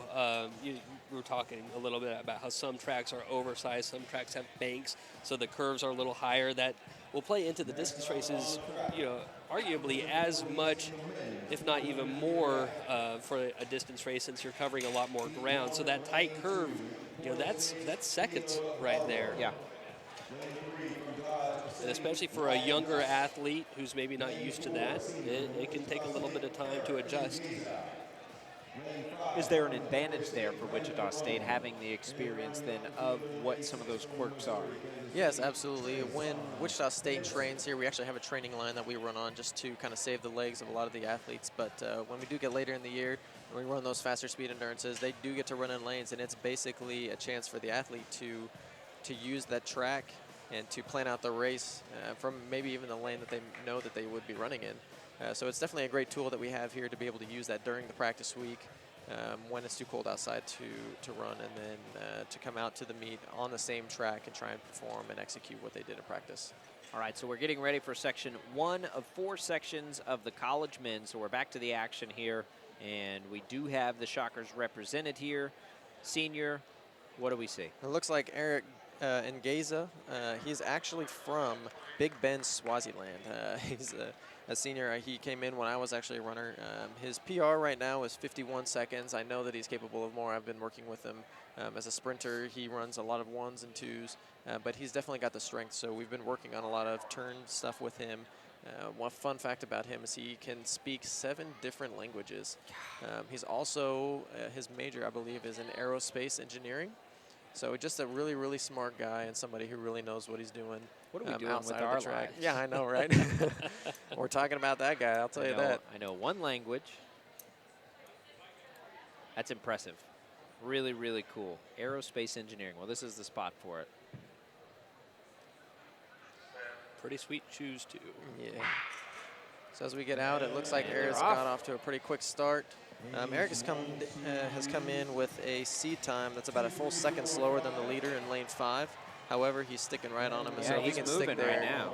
we know that he can finish. So we'll see what happens coming off of the turn. Brandon Roan at the top seed time. He is the freshman from Emporia State that you see right next to Eric right there, and he is your leader at this point in the race. So it looks like Eric's just going to let him in front there, kind of conserve a little bit of energy, and then you see him trying to kick it up into gear here on the back stretch, really trying to chase him down. It looks like we've got the athlete in 3rd place. It looks like from UMKC. Trayson Henderson there. All right, so Trying to kick it into gear, but it looks like Eric's staying strong. Eric and Trying making to up chase around down. on the first. And Eric may have fallen back to 3rd, it looked like. It was really, really close. Definitely a good finish by all 3 athletes. Happy with that run for Eric. I didn't hear a time. We're waiting on the official results here. 50.88 for the winner. So a little bit slower than we would have liked, especially for the seat times coming in, but that's kind of expected with this flat track. It's really tough to run on these turns, especially all 4 of them around the turn. So we've got a replay coming up. Let's go ahead and take a Let's look see how at the finish close there. that was, because it was right on the money. See those athletes really struggling, trying to open up their stride and gain a little bit of position, those tenths and hundredths of seconds to be able to qualify and get points for the team.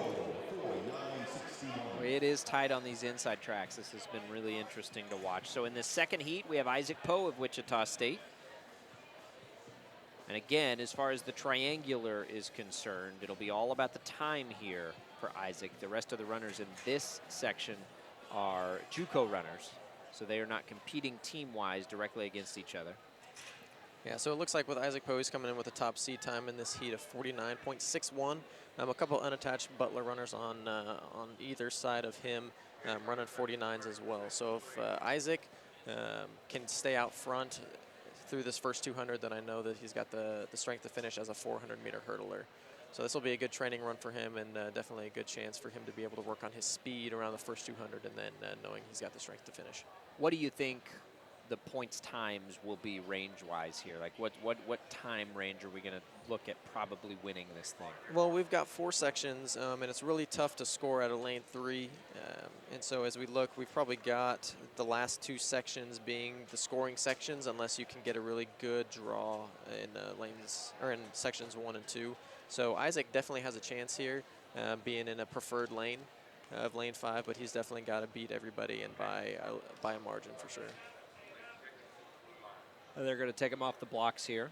Somebody is maybe on the wrong line there with the blocks, as we saw earlier with the women. Get that corrected. Welcome everybody in to the Heskett Center for the Herm Wilson Invitational. About 30 minutes behind your schedule at home. I'd like to thank Larry and Susie Conrad from Ashland, Kansas for production support of the Herm Wilson Invitational. Thanks again, Larry and Susie, for your support of WSU TV and the Shocker Track and Field program. All right, they're calling them back up here. So if Isaac wants to score points here, what we're going to want to see is him getting out nice and quick, and definitely being in the top 2 positions coming into that second lap. They're set and they're off, and here comes Isaac Poe, the Shockers, in lane 5. That's where our eyes are here. Top seed time, top position, great opportunity for Isaac Poe. It looks like the Dodge City athlete Leonardo Rohan is moving in lane 3. He definitely went out quick, but with the preferred lane, Isaac has seemed to come out with first position going into the second lap, which is definitely where exactly he wants to be. From what you can tell, too, there's still plenty more in the tank for him to push. Absolutely, and with those long legs, he can definitely cover a lot of ground and conserve energy, and so that's what he did through that first 200. he came through at a pretty good split, and now he's definitely kicking it into gear, knowing he's got space in front to be able So to finish Isaac this Poe's race. going to get the win here, so let's see if it can be on a time that might qualify in the points. Well, this is going to be a good time. Did he get sub 50 there? I believe so. I think if he not, did. it's going to be close. I think he did. So we'll wait for the official time here. Nice race. 50.53.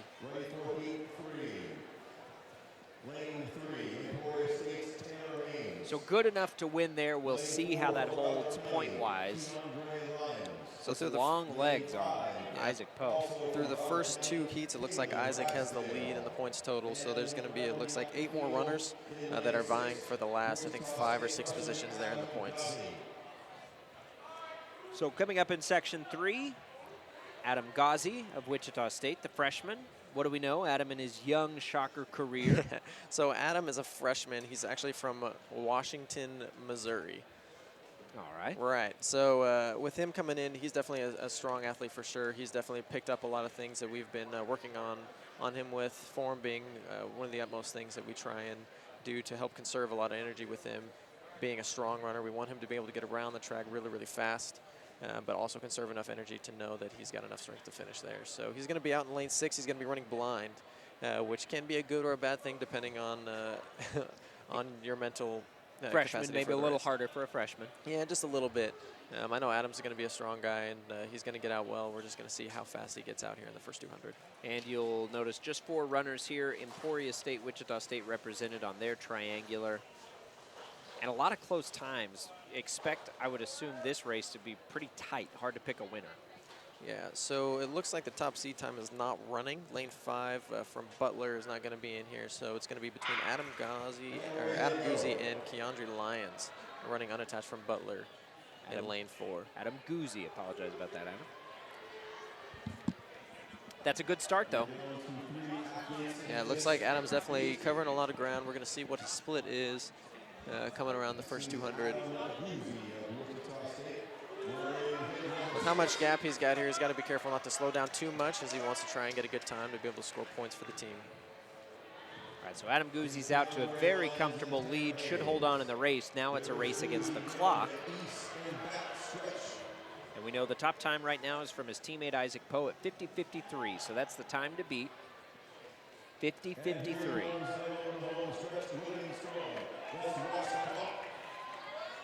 There's a big, strong finish from Adam.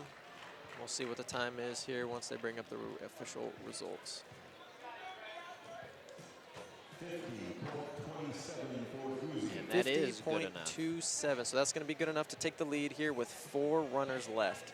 So he and Isaac Poe are both guaranteed points, which is definitely a good thing.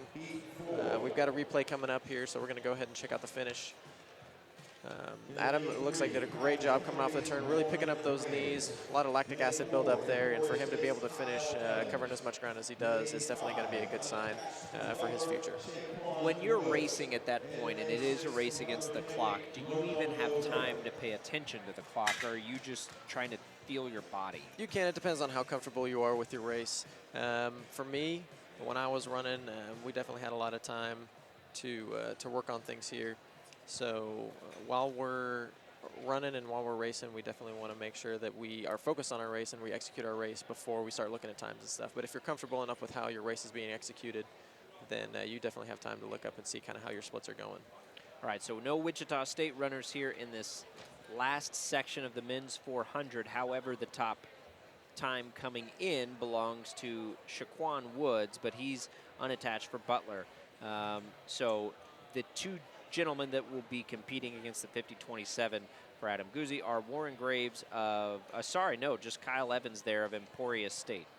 That would be the only one. So let's watch this race, then we'll get to an interview with Jenny Pinkston. She's got Rayvon Allen and Clifford Robinson, the 3rd freshman roommates. Interested to see if she gets any good stories out of those 2 guys. So let's watch this and see if 52.7 holds up for Adam Guzzi, and then we'll get over to Jenny.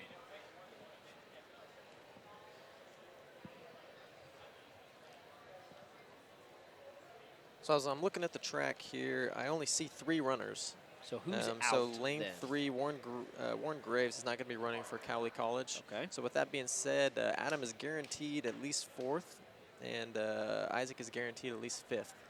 Coming in their seat times, I don't think we're projected to score more than a couple points. So And anything. second and third as far as the triangular, right? Because you've got the JUCO guys in the race. Oh, here. absolutely, absolutely. Yeah. Okay. So good position here for Wichita State. We'll see if they can hold on. Really, it's up to if you're scoring the event. Kyle Evans, who'll be in the 4th position here. He's got to beat 50-27 to take the top spot away from Adam Guzzi. Evans, Woods, and Griffith in the seat 4th and final. Pretty competitive run to start things off here. Yeah, these guys look really smooth, but that's the thing. These athletes make things look really, really easy. Coming through, it looks like the time was about 22 high, 23 low, which is about where you want to be for a finishing time of about 24, 25, which would put them around 49 seconds. So let's see it again. Evans there, who's in the 3rd position, is the only person that can take points away from Wichita State in the meet. Yes, it is. The overall positioning may be in danger here. But I think Shockers are safe there to take. It looks pretty good. Take the top spots. All right, well, 50.8 on the finishing there, so that means that Adam Guzzi has carried out 1st place for the triangular there. nice job there in the men's 400. All right, now let's get out to Jenny Pinkston. She's got Rayvon Allen, Clifford Robinson, freshman roommates. Jenny, interesting. The next race on the track is the women's 800-meter run. We have one heat. All right, thanks, guys. Yeah, like he said, I'm with Rayvon Allen and Clifford Robinson. And Clifford is from Leavenworth, Kansas, and Rayvon is from St. Louis, Missouri. Rayvon, yes, so Rayvon is he's a sprint or a jump specialist, and then Clifford's a short sprint specialist. So you guys are freshman roommates. Did you guys know each other before coming to Wichita State? Yeah, we ran against each other in AAU in like middle school, I believe. So like I didn't know him that well, but I knew who he was because he was fast. So. Okay, so you won the men's long jump earlier today, and you have 2 more events. So what events do you have still to go? I have the 200 and the 4x4. Awesome. And then you were supposed to compete today, but what happened? I ended up hurting my quad during Speed Indo on Tuesday, so I'm taking this week off. Do you think you'll be ready by next week? Yes, so I can be Rayvon. All right, yeah. So originally they were going to go head-to-head in a 200, and I heard there was kind of a little friendly bet going on. So what was kind of or you still kind of have a bet going on, actually. So can you tell us about that? So if he beats me in the 200, then I have to do the 400 hurdles outdoor, and if I beat him, he has to do the 4x4 twice outdoor. So we each have to do a 400, whoever loses. So it doesn't matter. We'll see today. All right, we can see that there's obviously. Okay. You're not. All right, so some smack talk between the freshman roommates, which is good, right? They push each other. Clifford, do you have any season goals for this year? I'm hoping to go under 6'8" in the 60 and then under 22 in the 200. I'm pretty close already. I'm like 6'87" and 22.1, so I'm pretty close to making it. All right, and how do you feel about your events coming up? I'm feeling good. I mean, I had a PR this week, so hopefully next week I can PR and triple jump. So I'm feeling pretty good coming into the conference. Yep. All right, well, thank you guys for talking to me, and good luck in the rest of your events today. All right, back to you, Jacob. All right, thank you, Jenny. What do you think of those two? Oh, definitely some friendly competition for sure. I get to work with both of those guys during the week, and there's some goofballs, but they are definitely hard workers, and that's definitely something good to see on the track when you see how hard they work and definitely the times that they've been putting up. You notice that green shirt there. We haven't mentioned this in a while, so let's take an opportunity to do it. It's the hashtag Powerful Minds. Wichita State student athletes wearing those green shirts to promote mental health awareness. Wichita State and members of the American Athletic Conference are partnering in support to break the stigma and replace it with help and hope. All right, so we're starting, fellas, the women's now 800-meter race. So totally different than what we've seen so far. We're spreading this and stretching this just one section for the women. And Scott, as we add a little of that distance here, what are we seeing? Several Wichita State runners in this. Yeah, we've got 3 Wichita State athletes in this race. Kelsey Lathrop is coming in off of an injury. So she's seated today, I believe, at a 2:25. She does have a PR of 2:12. So I know she's just going to be trying to get a good time in here this afternoon. Celia Beal is a freshman. This will be a good chance for her just to get an 800 run in this year. And then Emma Stam should be a pretty good runner out here today. She's a sophomore for the Shockers. So looking for a good time out of her this afternoon as well. All right, so let's take a look. Early on in an 800, what's the goal here? What are you trying to do out of the blocks? Well, the 800, I know it's twice, of course, what we were just watching, but it's still a fast race. You still have to get out quickly. You can't take your time to ease into the race. You need to get a good start.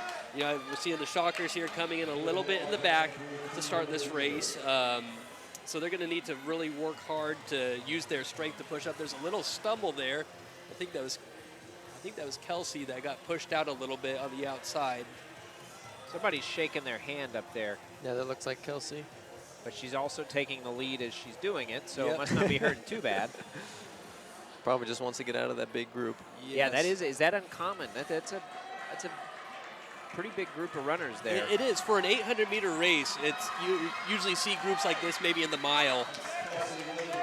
So Kelsey Lathrop, as we've made it halfway home, has taken the lead and kept it at a pretty healthy margin. She's followed by Kelsey Graber of Emporia State. Yeah, we'll see how her strength is coming off of that injury, but I think she's doing what she wants to try to do. Again, the start probably wasn't exactly what she was wanting to do, getting out of the blocks, if you will, but made some good, strong moves in the middle of this race here. As we're coming, Lathrop still in the lead of Graber. And these two are competing on the point scale. Wichita State, Emporia State, and UMKC on the triangular. So this will be a very competitive finish as they come on the final lap.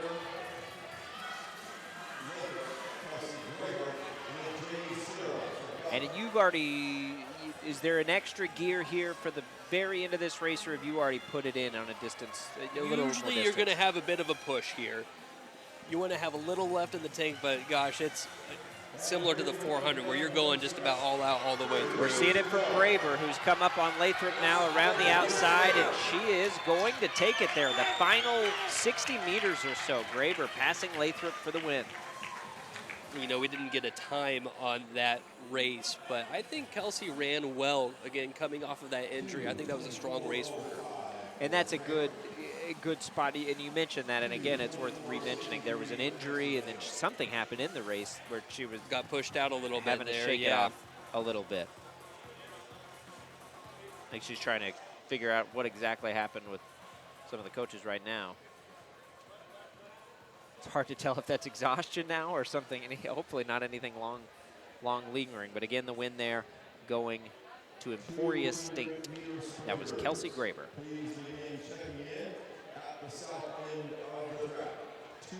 So we'll have two sections of the men's runners. The record here at the Herm Wilson, 1:51.68. That's also the Heskett record. Those both coming in 2011. 1:51 as far as the qualifying times. Does not look like it will be challenged, but you never know. In the first section, there are no Wichita State runners. They all hung on and made it into Section 2, which I suppose is a good thing.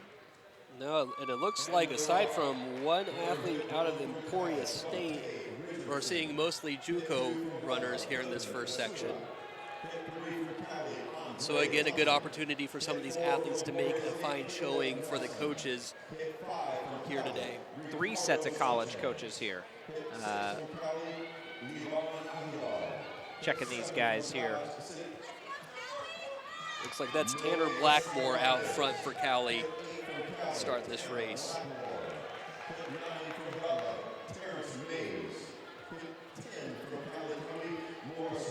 A good showing for Cowley so far. We enter the halfway point coming up. Out there with a pretty sizable lead up front. It's interesting to see all the different body types on these kinds of races. You've got long and lean, and you've got a little stockier there. Everything seems to work here. The 800, and we'll probably see this again in the 1,000-meter run, it's one of those races where you get guys from the 400 meter all the way up to 3,000 meters, and even some 5,000 meter athletes will step into this race. So you get the long, lanky distance runners and some of the more built-up sprinters here competing.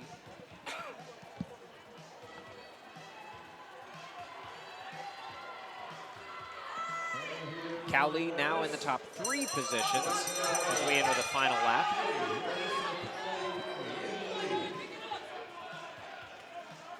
And as this one finishes again, a lot of Wichita State action in the second part of this, and we will get to that in just about 30 seconds. A strong finish, so Cowley out in front.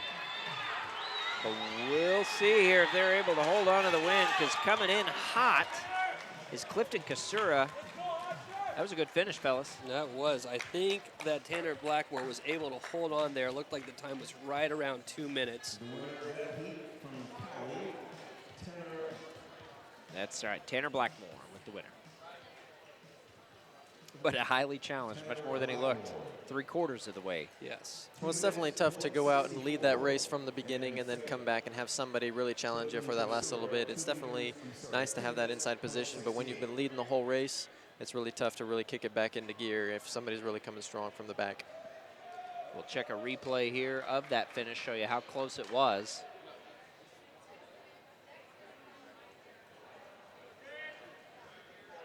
We'll get a couple different looks at it. How hard is that to give up the lead just briefly and then still find? It takes guts. It takes a lot of guts. That was a really impressive performance to be able to pull back. You see that guy coming up on you out of the corner of your eye and even passing you. Yeah, for some athletes, speaking, that can knock you off a little bit. So kudos to him for being able to pull that out. All right, so it looks like we got 5 shockers coming up in the next race here of Section 2. What do we know about our 800-meter runners? Well, this should be a fun race. Zach Penrod and Reno Law are the 2 athletes to really look out for here today. Zach just ran a 4:06 mile out in Washington earlier this season, so expect some good things from him this afternoon. And they are off. So here we go. A lot of shocker action in this race.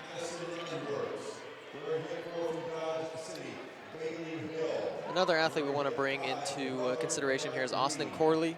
I believe he's got hip number 6 here. He was the one that qualified for the final in the 60 meters. It looks like he's leading coming around this turn. So for him to come out and double back from a 60 meter and then run this 800, definitely 2 events that aren't normally together. And we'll see if he's going to be finishing the race or if he's just rabbiting for that first lap or 2. Wichita State right now in the top 2 positions, 3 out of the top 4.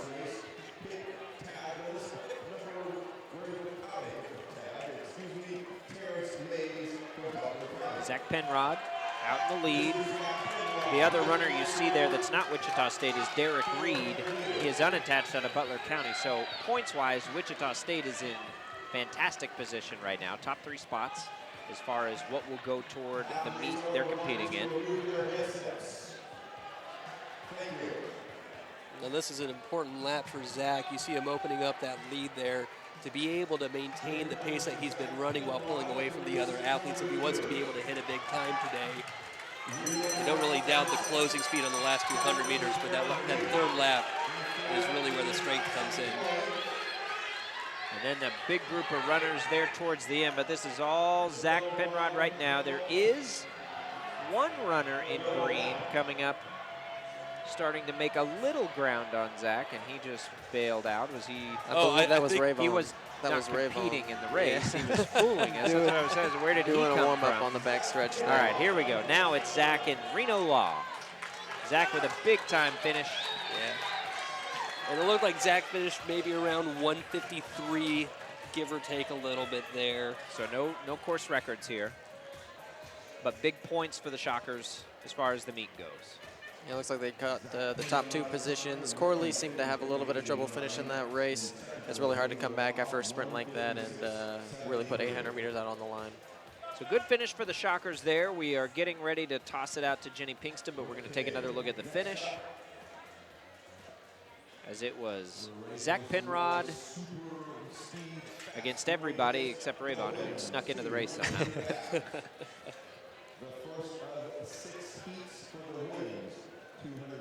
And there you see the finish. Making 153 look easy. There may have been a little bit something there, right? Left in the tank, you think? A little Possibly. bit there. Yeah, just a little bit. All right, let's get out to Jenny. She's got Megan Holmes and Scalia White, freshman, senior. They both jump. They're both good. Jenny's got it. All right, so I'm here with Megan Holmes and Skyla White, and Megan Holmes is a redshirt senior, and Skyla is she's a freshman, right? And so you're from Texas. So what made you come to Wichita State? On my visit, I was influenced by Megan to come here and pursue my collegiate career. Awesome. Okay, so what kind of events did you do in high school? I did the 4x2, the 4x1, and long and triple jump. So what was your favorite? Triple jump. Awesome. Okay, so and then Megan, wow, Megan has improved every single year she has been on the team and competing. So is there any particular reason for this continued improvement? Not really. Probably just my own motivation and wanting to get to nationals and, jump far, so. All right, so Megan is a really hard worker, especially even in the summer. She got first in fall training. And so how was your training? How did you feel about it this summer and fall? In the summer, I took a break. I didn't start exactly when we were supposed to because my knees were hurting. So, but I think taking an extra break helped a lot and got me in good shape for fall testing, and I won. So, because you were healthy, and that's important. All right. So, do you have any goals for the season, Skyla? To just keep improving and hopefully get to nationals. All right. And then Megan, what about is there anything that's really memorable that stands out about your career thus far? Probably indoor conference, not last year, the year before, when I PR'd and jumped 40 feet 7. I skipped 39 feet, went to 40 feet. That was probably one of the best moments, I think. That's awesome. All right, so that's Skyla and Megan. So thank you so much for talking with us. Back to you, Jacob. All right, thank you, Jenny. Great work as always. We've got the 200-meter coming up for the college women. Obviously in a very exciting race. People know a lot about. Let's take a quick moment to tell you about the University Bookstore sweatshirt sale. Next Saturday, February 10th, you'll have a chance at that sweatshirt you're looking at right there for $17. Don't miss your chance. Again, Saturday, that's next Saturday at the University Bookstore. Here we go as they're on the blocks for the first section of the women's 200. We've got an unattached Wichita State runner, Sydney Wilson.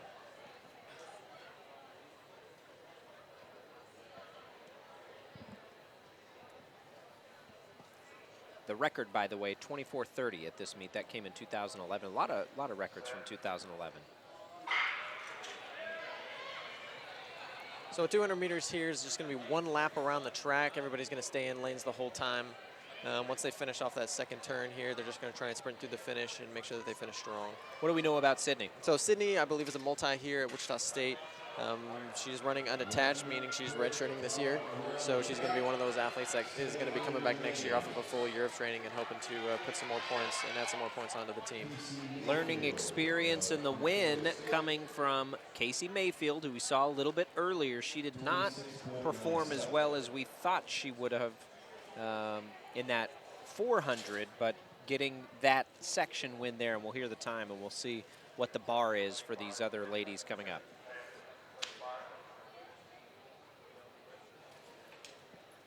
She liked it, whatever it was. She's happy about it. I did not hear it.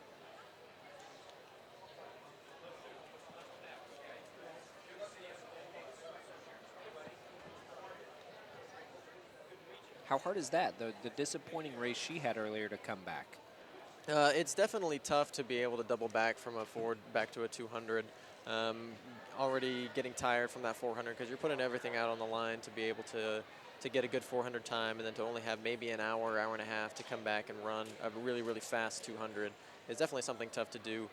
When you have that better 200 time, that definitely helps your confidence moving forward, knowing that you've run a decent 400, but also come back and run a fast 200 when you're tired. All right, here comes the second section, and we've got Carly Miles. It doesn't look like Carly is running today. Okay. It seems like she might have had either some type of injury or some tightness or something. So nothing to be concerned about. So just a couple of runners. We had quite a few drop out here of the race.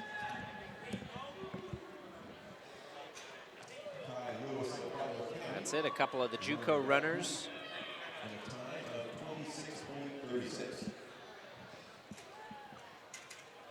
And then we assume that we'll have a couple unattached Wichita State runners coming up in the third section, Sarah Hines and Dejani Thomas. Yeah, so Dejanice is going to be in lane 2. I don't see her out there right now, so she may not be running this section. The other Wichita State runner would be Sarah Hines in lane 5. She was the hurdler that we saw earlier making the finals, so this is just going to be a good workout for her, just trying to work on her start as well as her strength in the finish.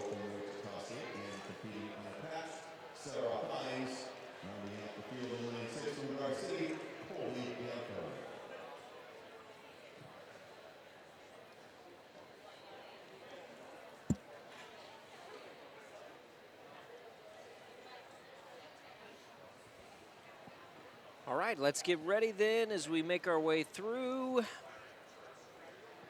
No Wichita State runners, so we've got Emporia State with a couple, UMKC with a couple as well coming in to that next spot.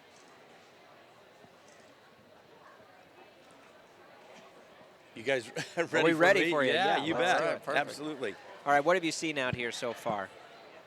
You know, this has been a good day. There's been a number of things happen that have made us feel really good about where our team is at. I mean, obviously, through any kind of a track meet like this, every single solitary track meet, there's ups and downs. But there's key things that you're looking for, and in some key areas, we had some really good things happen. A main key area for us at Wichita State is Hunter Veith. He's, you know, something of the core of our track team. He's a guy who's going to be able to legitimately battle for a national title in the in the indoor heptathlon and in the outdoor decathlon.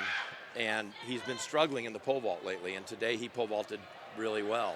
So that was a huge thing. I will go home and rest better tonight. So we didn't see the finish of the pole. How did the pole vault go? Well, first of all, he pole vaulted in the heptathlon section.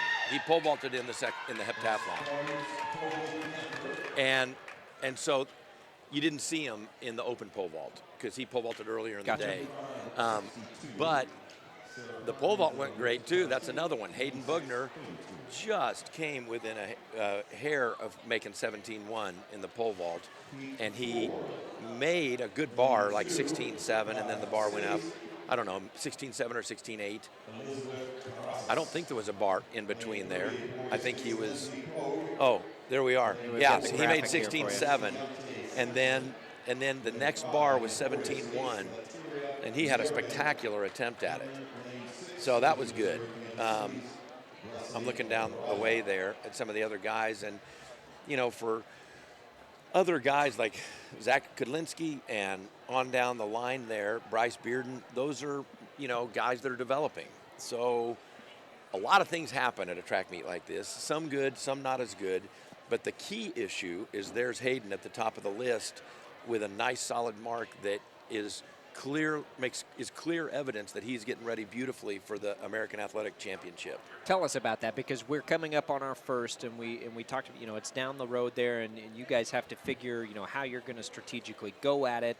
Are you seeing things today that you feel like you need to be seeing as we get closer? Yeah, absolutely.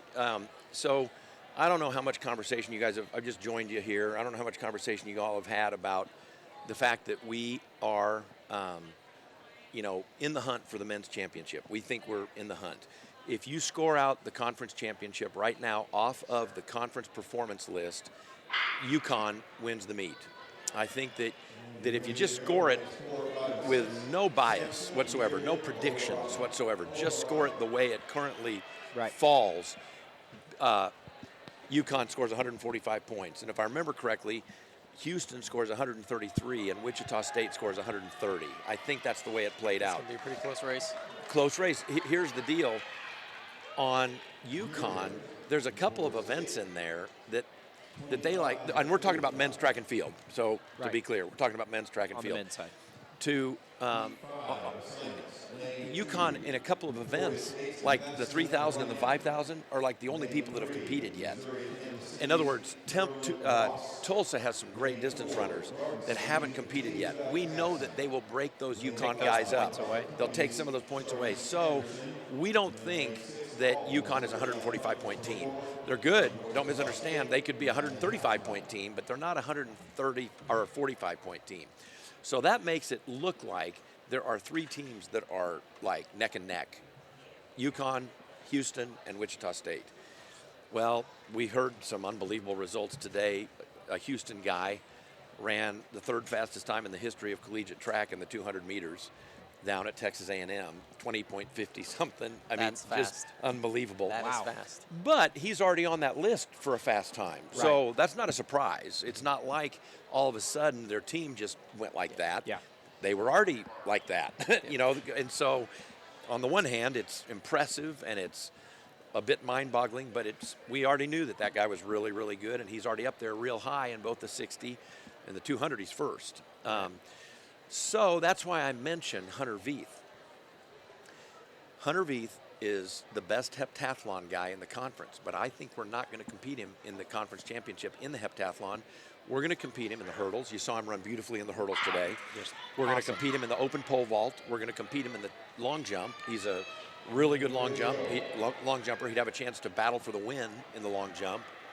I'm watching Natalie Halfman here in the 200. She doubled back from the 600 earlier today, ran a glorious 600, and is coming back for a really fast 200. This is a good athlete. This is an upper-level athlete that we are counting on and super excited about. Wow. So how quickly do we see a time up here? We'll hear it. Yeah, we'll hear it before we'll miss it. Oh, shoot. We missed it.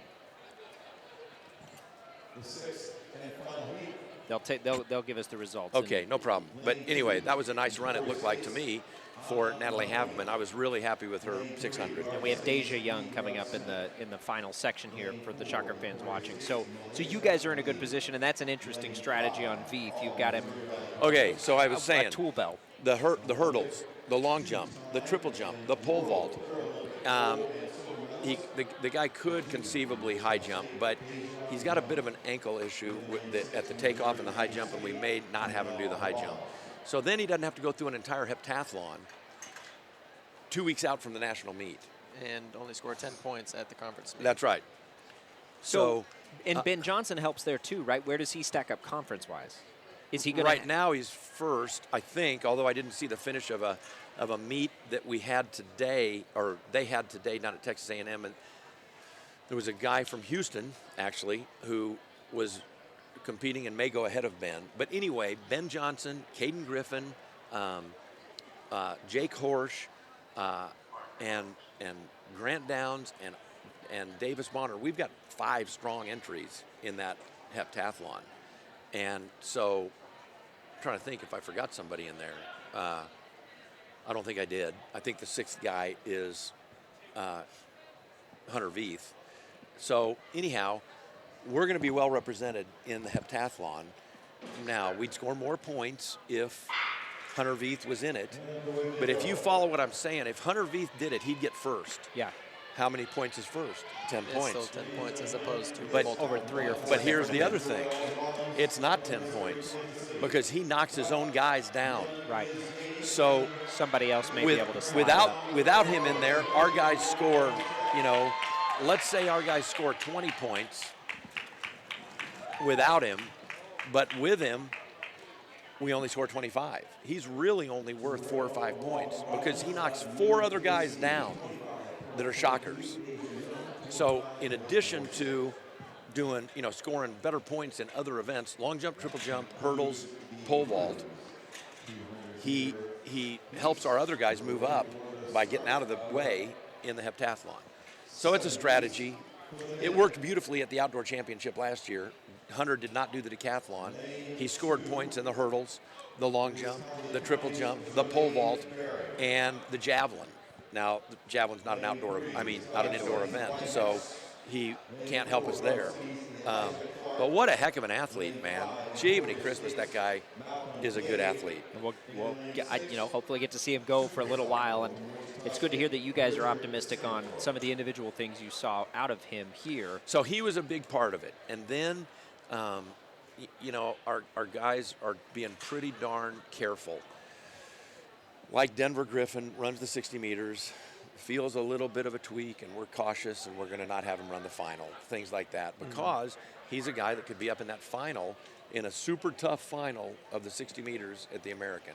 Yeah. Just because of Houston, getting into that final is going to be brutal. Anyway. Yeah, we're going to interrupt you real quick. Yeah, We've got Richard Sandifer here in the 200 meters out in lane 6. Richard is doubling back from the 60. He's come back this year off of a lot of back injuries and some hamstring stuff and quad issues that he had last year. I was proud of him. I think he ran 7.00 if I'm not mistaken in that 60, and that's a move in the right direction. Yeah, definitely a PR for the year for him. Program guy, season best. Guy that's developing. Just a sophomore for the Shockers. That's him in lane 6 that you're looking at right now. We have moved on to the men's 200. This is section 1 of 7. And they're off. So it looks like Richard got a good start there. He's coming up nice and tall. He's going to try and cover ground. We'll see if he comes around this last turn, staying tall to finish the race. Looked like he had a little glitch there, Yeah, I saw that. entering the curve. But he's staying tall. Looks like he's coming through strong on the finish here. Safe distance there, and Richard's going to take the first section for the Shockers. We'll have a chance without any Shockers here in the second section, Coach, I know we're watching men's events, but we've talked a lot about unattached women's athletes here today, and they've been faring very well. And, boy, down the road, that's got to be exciting to think about. I really feel like that starting next year will be a force to be reckoned with in the American Conference, because we've redshirted so many good athletes that are developing now, and we're going to be, among the leaders in a bunch of events next year. So I'm excited. I think the strategy is working right before our eyes, but the proof will be in the pudding a year from now. How hard is it not to let some of those girls not come up and get the points? It's got to be, I know it's all strategy, but they're proving themselves. Here's Rebecca right here. As you look at some of those, Rebecca Topham is the reason that we did this. Okay. Rebecca Topham came and asked if she could take a year of unattached competition to develop athletically and try to develop herself into a even higher level distance runner, so that she could elevate her level to NCAA All-American level. And it was a difficult decision because, to lose the best athlete on your team, but I knew we were rebuilding anyway. And I thought, well, we're going to be rebuilding anyway. We're going to be relying on a bunch of freshmen. We're going to be relying on a bunch of freshmen that are going to be really good, but as freshmen, they're just not as good. So this guy right here, Tucker, he scored beautifully in multiple events. I remember 2 events at the conference outdoor his senior year. He was one of the best guys in the Missouri Valley Conference, and I simply don't think he would have had that success his freshman year. Freshman year in college, he was at a junior college, so I am not super familiar with his results. I'd be willing to bet. It wasn't even close. No, yeah, he just wouldn't have been ready. It's just not the same for a 9th grader as it is for a senior. Right. And that's the way it is. And so on the one hand, we've got a bunch of good freshmen, and so your question was, how is it to not have the benefit of those points? Guess what? Some of those really good girls on our team could have had great success at the American Athletic Conference Championship and got 9th. Yeah. For 0 points. And next year they'll have great success and get 6th. Right. And they'll score 3 points for the team. So it's a strategy. Yeah. And I've told the team, hey, it's not going to work perfect in every case. There'll be girls that'll be hurt next year. Yeah. And all of a sudden it'll feel like that in some cases it backfired on us. But generally speaking, athletes like Tucker, like all these that we're watching, are better in years 2, 3, 4, and 5 than they are in year 1. Chance to especially with freshmen. Right? That's right. Yeah. No question about it. So, we graduated a spectacular group of senior women last year, and they were no big deal as freshmen. They were no big deal. They were good. They were good freshmen, but they were not the backbone of our team when they were freshmen. Right. So, but by their senior year, they were unbelievable, man. So it looks like coming up here in the next heat of the men's 200, we have Rayvon Allen from Wichita State, the freshman jumper. He won the long jump today. He's coming out here. He was supposed to be having a nice little rivalry with his roommate Clifford. Unfortunately, Clifford tweaked his quad a little bit during speed and endurance this week, and so he's going to come back next week for the meet and have a good meet here. But we're looking for Rayvon to have a pretty good time. He hasn't run the 200 indoors yet. And so we're looking to work on a few things here because we believe that he can possibly score some points in the future. Well, earlier the question was, how do you feel about your team? Him winning that long jump today was big. I mean, the guy is a triple jumper out of high school. We recruit the guy and sign him, and he's like a 47-foot or 47 and a half, right at 48-foot junior in high school when I meet him in fall of his senior year. And he likes what he sees at Wichita State. He decides for Wichita State and then proceeds to have a 50-foot senior year and then proceeds to have a 51.8 result at the National Junior Olympics and turns into one of the best guys in the country. And now he's picking up the long jump in addition to the triple jump. In addition to the men's 200. Looks pretty good, doesn't he? Yeah, well, we thought he snuck, or I did anyway, thought he snuck into a race a little bit earlier. Now he is actually running this race, and he's running it well. He's going to take this section. Pretty good. We'll get an official time here in just a second once they announce it.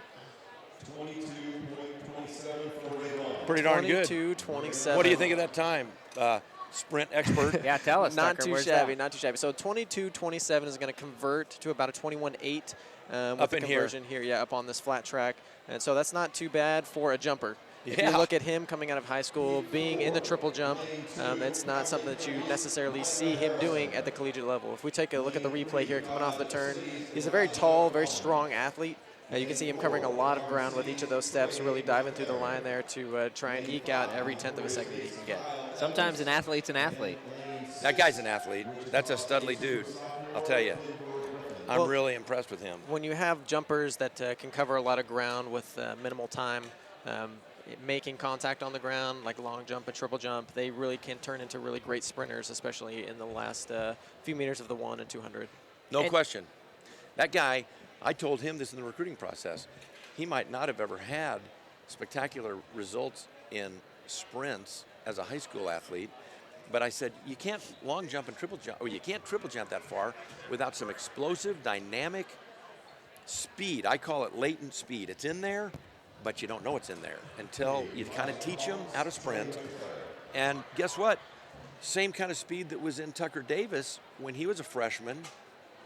It was in there, but it had to come out. It took time to learn and to develop and the leg speed. It took time to develop mechanics, develop concepts, some power development, and turn that all into a formula for sprint success. And it has the benefit to the jumping as well. Oh, and then it's a cross benefit, no question. That's exactly right. So in this next heat, we were supposed to have Denver Griffin was supposed to be in this next section. Apparently, he tweaked his hamstring like Bolt was saying earlier. And so we're just going to take it safe, make sure that he doesn't do anything to put the conference meet in jeopardy because we want him to have a good conference meet as well. So let's hear how that 22.27 for Rayvon held up here. 23.02. So it's good there. Held up good.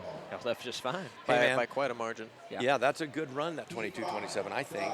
For a guy who's a freshman and hasn't done very many indoor tight turn 200s previously. One thing that I believe that Rayvon does well off of the turn is even though he's got those big long legs, it doesn't necessarily cater to his body type. However, he covers a lot of ground and still stays moving around the turn. He was controlled around that turn. I saw him turning powerfully into the turn and handling it. I thought it was terrific. Coming up in this, we should have Guzzi. Is Guzzi running? It looks like there he is. Yeah. So Adam Guzzi is doubling back from the 400. He is the one that actually won the 400. What did he run in that 400? I think I wrote it down. Let me see. me see if I wrote it down.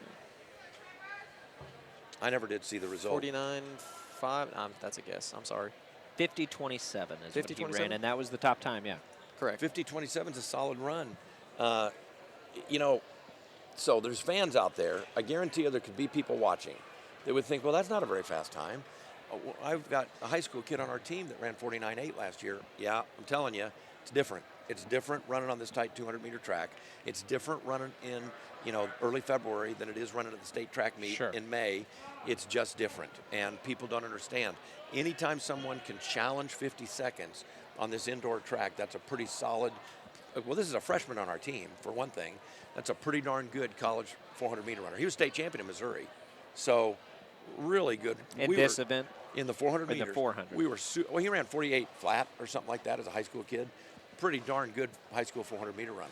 Yeah, so as you talk about the men's team being in a strong position in the conference meet, I mean, how do you go about relaying that to the men's team themselves as well as just their mental attitude moving forward?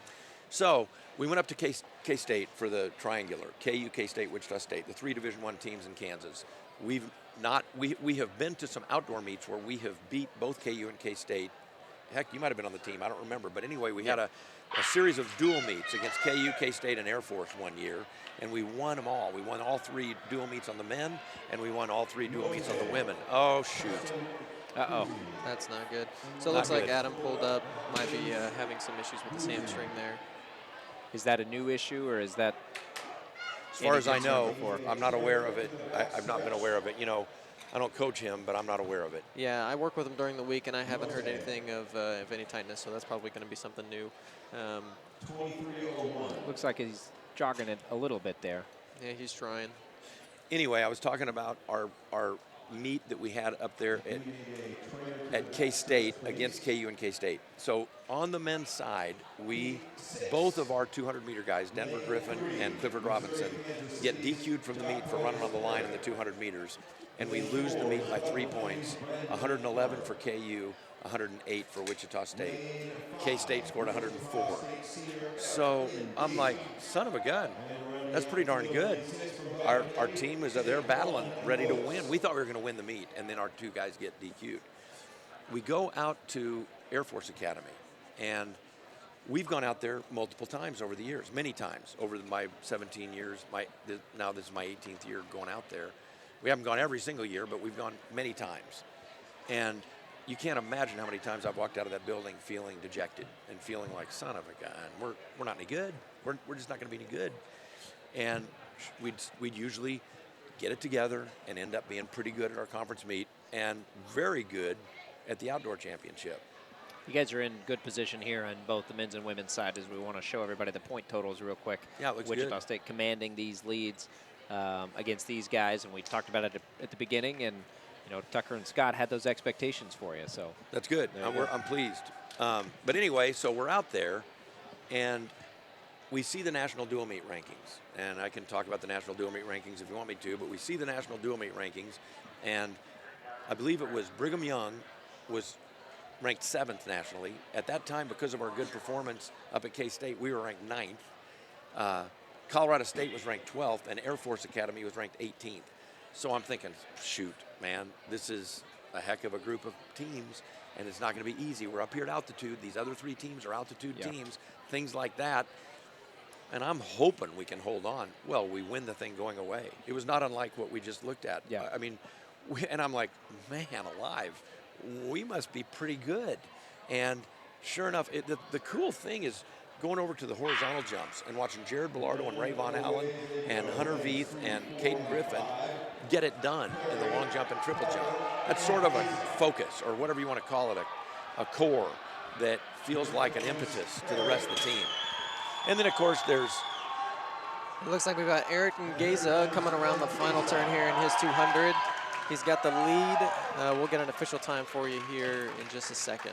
Future aerospace engineer. Yeah, brilliant guy. 7 languages. We were a little depressed as Tucker was rattling that off. 62, I think he said. 62 or 72. Sure. Yeah, 22 looks like mid to high. He just had doubled back from the 400 as well, so to be able to come back and run a 22.7, Coach, what do you think about that? Impressive. You mentioned the most impressive thing about that guy is that truly he's brilliant. I mean, he's a Mensa Society brilliant guy. I love having him on the team. He's just a magnificent young man. Walks on our team from Tanzania, and I've loved having him on the track team. But he's getting better, man. The guy has developed, and he's helped us out in a couple of relays and conference meets. When he got here, he did not look like an NCAA Division I sprinter, and he's continued to develop and is running pretty decent now. So I'm super proud of that guy and very impressed.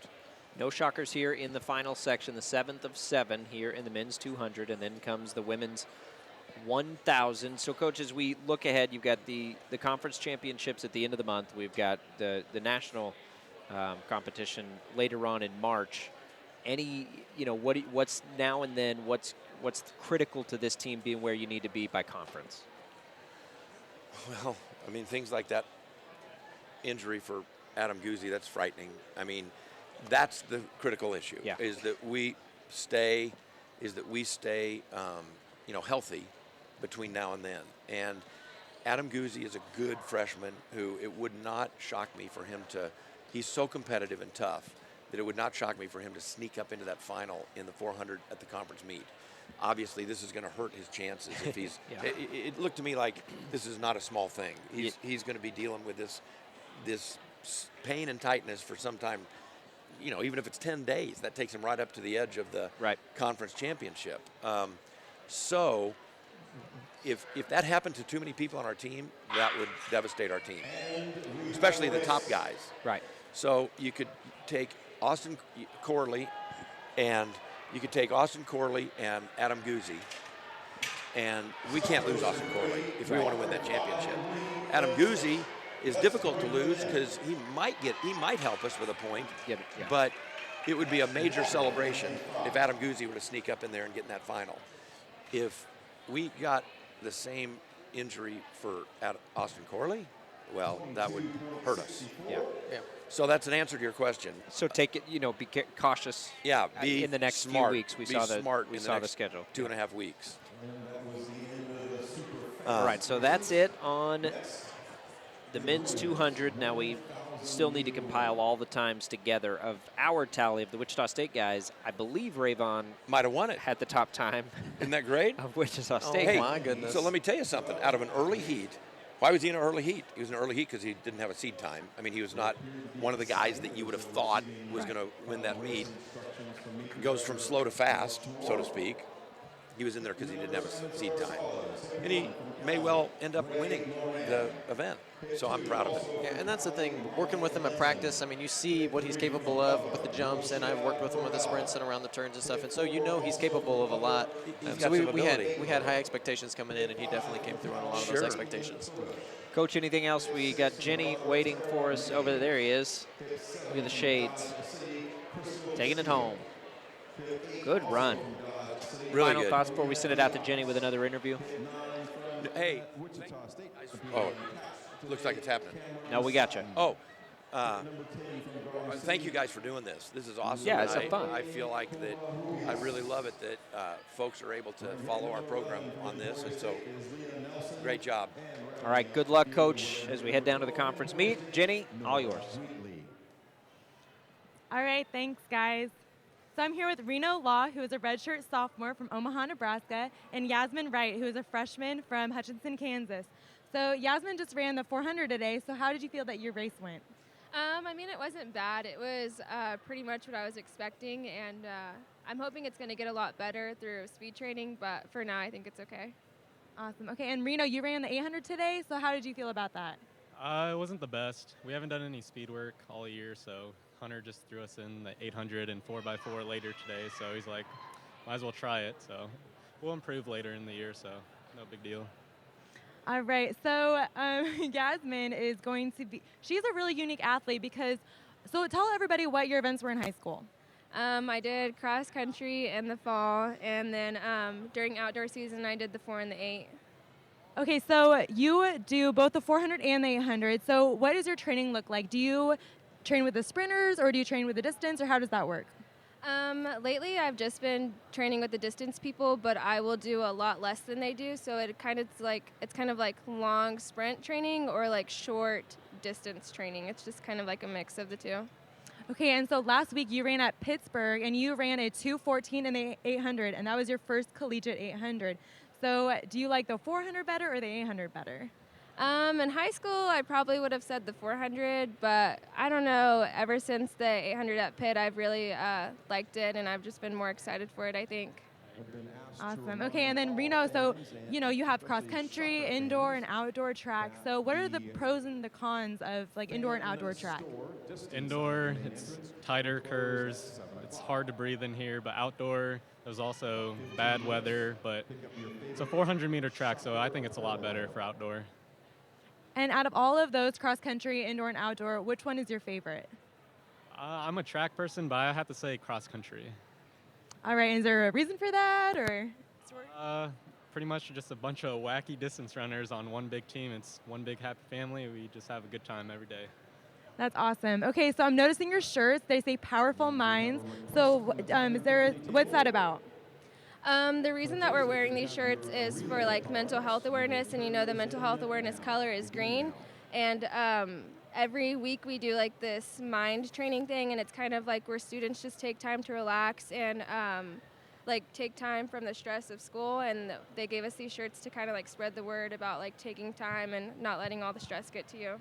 Awesome. All right, well, thank you so much for talking to us, and good luck on the 4x4. All right, back to you guys. All right, thank you very much, Jenny. Jacob Albrock back here with Scott Ufford. Our thanks to Coach for stopping by and enlightening us on what's happening within the program. That was a lot of fun and a lot of interesting conversation to hear how everything is being planned heading into that conference meet. Scott, we're about to get into your wheelhouse here, the 1,000. Ready to go with our first section, our only section here, and no Wichita State runners. Yeah, I think we just have one unattached athlete, Cameron Slatton. She's a freshman this year, has really only run the mile up to this point. So the 1,000 meter, kind of like the 600 meter race, is another one of those tweener distances. Right, weird. It's not outside the indoor. It's not one we typically hear about. Exactly, and I think Coach Hunter is trying to use this as a speed day for a lot of his milers and 3,000 meter runners who otherwise would be running those events. You're seeing Slatton in this race, and then Austin Sturdy and Connor Stein are going to be running that. So that's Slatton in the gray in the 9th position there that is now sort of in the middle of the pack. I believe she's 4th, right? I think that's correct. Yep, she's in 4th right now. So we've got a few minutes. I want to get through a couple of things. We're very thankful to some of the people that help us put this broadcast on. We want to tell you to stop by the Shocker Sports Grill and Lanes. That's 2 hours prior to any Wichita State men's basketball game. You can enjoy great game day specials on food and drinks. It's the perfect place to meet up with friends before all the men's home games. If the Shockers are on the road, you can catch all the games on TV. That's the Shocker Sports Grill and Lanes, lower level in the Radigan Student Center. All right, so we make our way through strategy in this race. It's a tweener, so it probably different strategies for different runners, I would assume. Exactly. You're going to have some athletes that are going to try to just run consistent, even laps. Some athletes that might hold on and try to outkick everybody. Typically, you'll see the athletes that are maybe more inclined toward the longer distances to try to run as evenly as possible, or as an athlete that's maybe more of a 800-meter runner, they're going to try to outkick everybody at the end of the race. We're at about 146. Let's see. So we're at 5 laps here. They are finishing their 2nd lap. Oh, I think we've got one. They've got 2 laps to go here. Finishing their 3rd. Yeah, sorry, I apologize. 2 laps to go. And right now is Cameron looks like is in 5th. If you're going to kick it, it's not coming to that final lap, or is there a gradual gear increase? There can be a gradual increase. I think most of these athletes you'll see kicking it in the last 200 meters, really around the last 150 or so. But yeah, for some of them, they might try to just ratchet it up a little bit each lap here. Take it a little bit. So Cameron's got some work to do here in that 5th position if she wants to get there. Still sitting in 5th with a runner on her heels. She'll slide into 6th here out front. And again, freshman year, that's one of those athletes that Wichita State is using to redshirt and hopefully build on for the future. And that's, yeah, like as Coach was mentioning, that's the point of all of it, all the strategies. We got a good finish here. And coming around, you talk about the late finish right there. How about Ray Moran of Cowley finishing the race? She was, I don't believe, until that final 60 meters was never in the lead. So her strategy pays off clearly. Yes.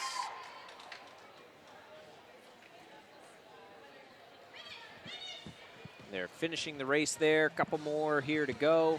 And then we'll transition a little bit into the men's race. Closed captioning for today's meet provided on behalf of the Orpheum Theater, Wichita's nonprofit center for performing arts, concerts, films, and more. Show information at wichitaorpheum.com. On the men's side, Scott, we do have a couple Wichita State guys in there. Austin Sturdy, Connor Stein. What can you tell me about those two? Yeah, and again, these are two guys that typically run a little bit further distances. You know, they both have fairly similar marks in the mile. Connor Stein's run a 4:23, whereas Austin Sturdy's got just a hair over 2 seconds on him with about a 4:21 there. And, you know, both, yeah, it looks like Connor more the miler, whereas Austin Sturdy maybe runs mile 3,000 a little bit more frequently. So their race tactic here will be kind of interesting to see if Austin maybe tries to run a little bit more even split throughout this race and see if Connor tries to outkick him here at the end. Very comparable athletes in terms of ability. And that's the two of them that you see on your screen. With the 1 is Austin Sturdy. With the 2, Connor Stein. As far as their times coming in, just taking a look, Austin, you mentioned the times. Austin's is good for tops coming in, at least of the ones that are listed. So those two, then, if they're that close, have a good shot maybe to really represent well and increase an already commanding lead in the meet for Wichita State. Exactly, yeah. Hopefully get a few points here for the Shockers.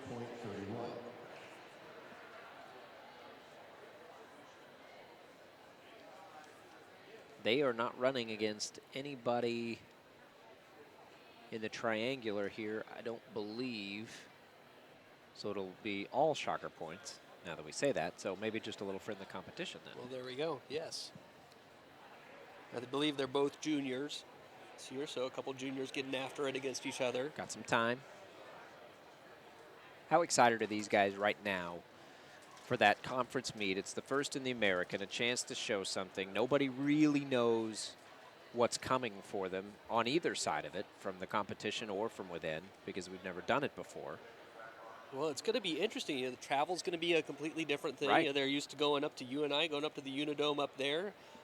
So different element with the travel. I get across the board with Wichita State athletics right now. Everybody's really excited to be in the American and see what that conference has to offer. Well, you see it all over campus. As I Yes. make my way in, signage, there's signage here in the arena that you've probably seen here during the broadcast. It's certainly something, there's a buzz about it on the university.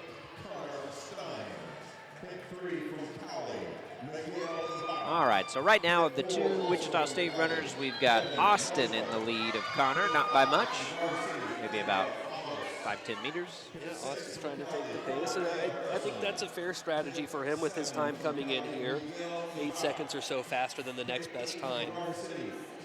So if he's going to want to run faster than that 2:32, he's going to need to push it a little bit on his own here. Again, that's Austin for the Shockers with the 1.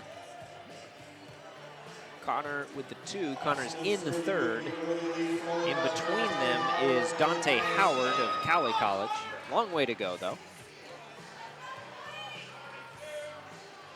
At least through 2 laps, Austin's running pretty much right on pace to hit his seed time. I think he came through the first quarter mile right around 1 minute.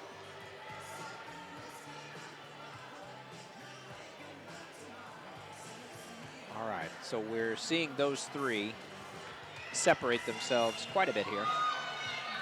Again, that's Dante Howard in between Austin Sturdy and Connor Stein. And they'll start to push it here. Yeah, and I'll be curious to see what Dante Howard does. He, for a moment there, was looking like the most relaxed one. Now you can see his shoulders getting a little high and tight. Austin, honestly, he always kind of runs like that. His shoulders are usually a little higher as well, so that's not really out of the ordinary. You see him making a nice move to open that gap up.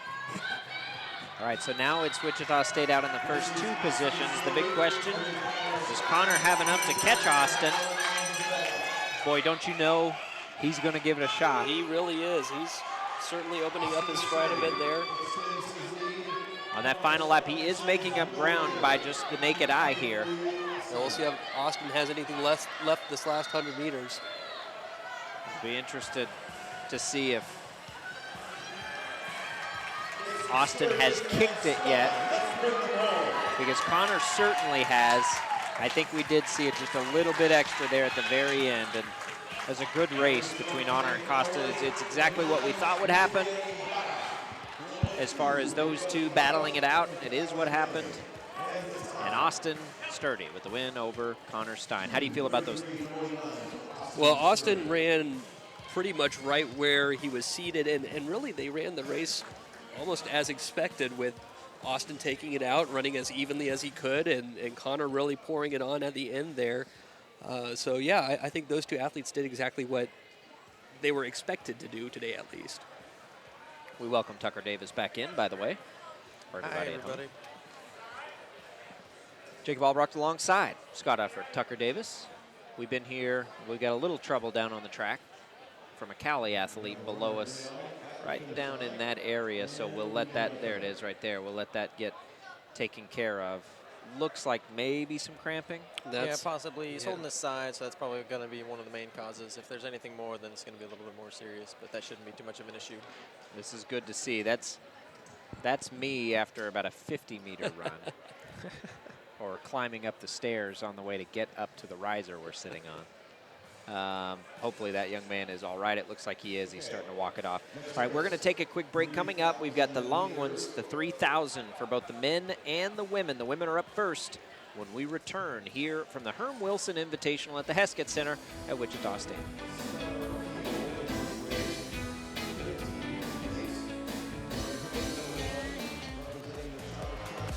All right, Kurt, I think by my tally, I just have one more drop on the Orpheum. I'll do that right out of it. We should be done with those.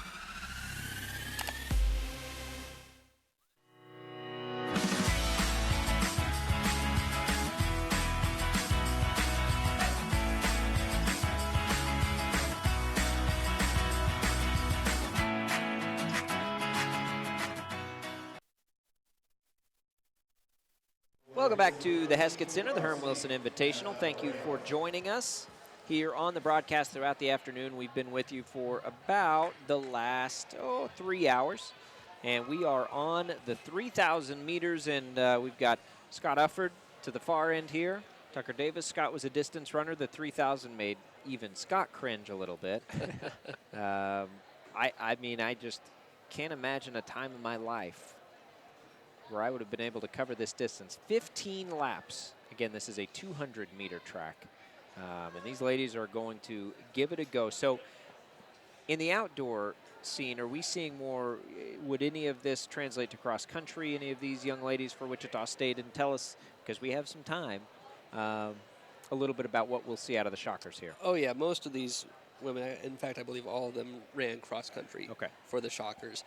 So they are transitioning from an endurance-heavy cross-country season now, believe it or not, to more of a speed-heavy indoor track season, even at a distance of the 3,000 meters. I thought this is actually one of my favorite races to run. It's brutal, but it's got a really nice mix of both speed and endurance that these athletes have to put together. And you might see here early on. We'll see if anything happens. Fortunately, it looks like people are staying out of getting too chippy, but these races can get a little bit physical on the inside as they get bunched together and kind of jostling for position. You're going to want to try not to get boxed in over the course of any amount of time.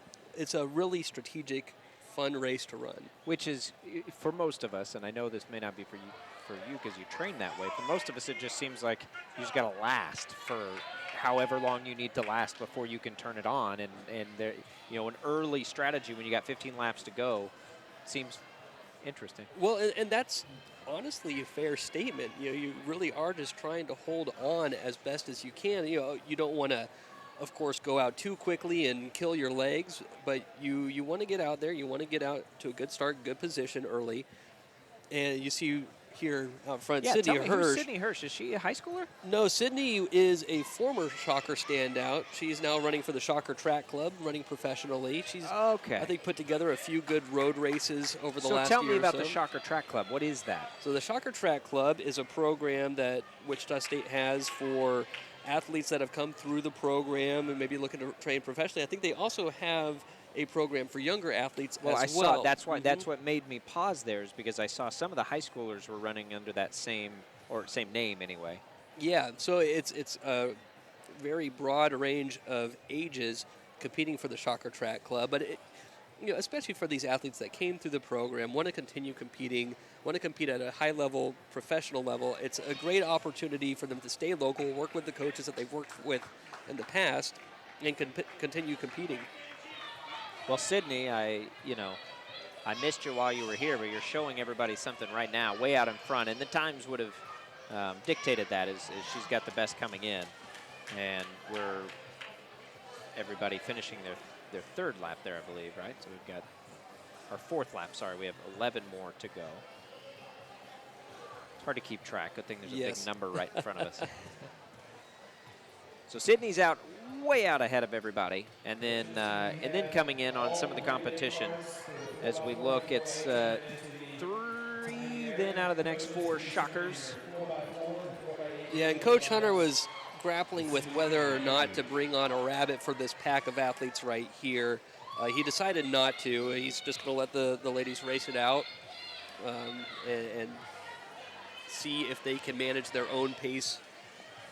And we'll let you explain a rabbit, because we saw it in the men's race earlier. So a rabbit is somebody that's going to try to help take the pace out at the pace that they're trying to maintain throughout the better part of the race. Then they'll eventually step off the track. It's just somebody there for the other athletes to keep an eye on, to know where they need to be in order to hit a specific time. Because they can keep the pace, not needing to finish the race. They can put a little bit extra if they needed to in there. Although every now and again you have a rabbit that runs great, and sometimes they decide to hang going on and they keep going. Nobody wants to be the rabbit. No, that's not the case. I'd love to be the rabbit. Whatever gets me out of the race sooner. All right, so we've got 3 Shockers outside of Sydney, who's running a fantastic race here, well out into the lead, who you're seeing there. There are 3 Shockers in the next 4 positions. Maybe the next 3. It's a tight battle back there. So let's talk about Deidre Walker, who is back there, and we'll start from our back on the way up. So Deidre is right there in that bunch that we're seeing towards the end there. What do we know about Deidre? Well, Deidre is a sophomore, so really of a lot of the athletes that Wichita State has running in this race right now, she's one of the more senior ones in the field. So Wichita State has a number of freshmen in this group who have a chance to really perform well, and really a nice young crop of athletes to carry this team in the future. That's Rita Schnacker, by the way, in the maroon shirt there. She is Wichita State. She's just running unattached today. Mm-hmm. So then we move up, and let's hear about McKenna. Is it Payton? Let's see. I believe it is Payton, yeah. So, again, a lot of these athletes, they're getting their first indoor track season under their belt. So we've got a lot of learning experiences, which I think may be why Coach Hunter has opted to go without bringing a rabbit into this race. You've got 4 young athletes right there in a pack trying to get through this race together, learn a little bit about teamwork. You know, they're using some of the skills that they developed in the cross-country season. You see a lot of pack running throughout cross-country, and that's what they're trying to do here. Everybody, I think you're seeing occasional shifts in who is taking the lead in this group. I would imagine that was a strategy that Coach Hunter employed and told them to do. Well, how about Rita Schnacker, the taking off a little bit unaffiliated runner there, maybe distancing herself a little bit. Yep. That's a little motivation and probably something the coaches like to see. Exactly, and you know, it very well could be that she's taking initiative, trying to hit a time on her own, or maybe Hunter saw that they weren't hitting the pace that he wants them to hit today and said, hey, one of you needs to go, and trying to pull the other runners along. Yep. That's all of this strategy has more time, I suppose, to develop in these types of races with the major distances. So the only other Wichita State runner we haven't heard is Wiseman.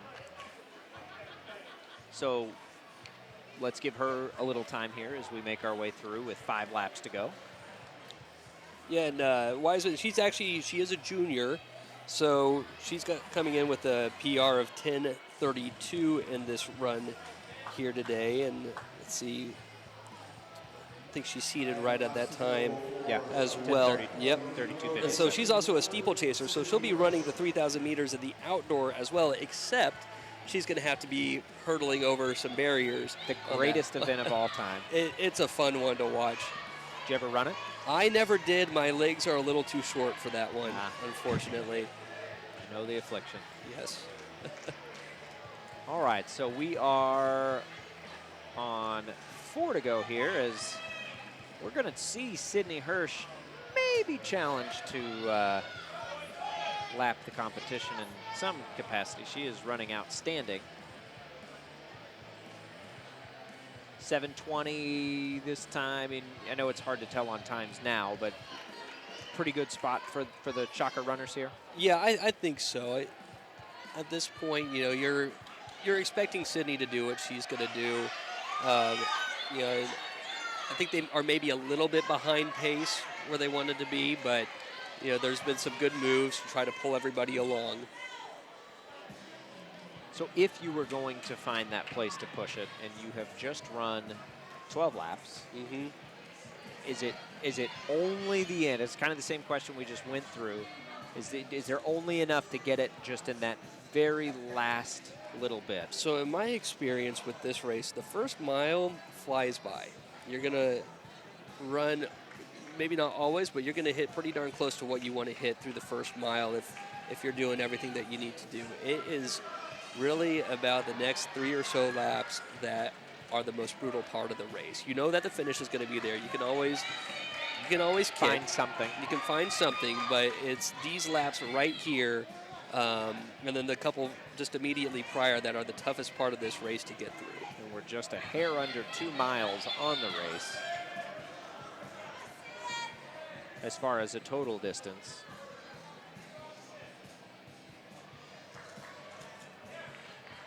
And we see Sydney starting to lap some athletes out there now. She is not. It just does not look like she is efforting at all yet. No.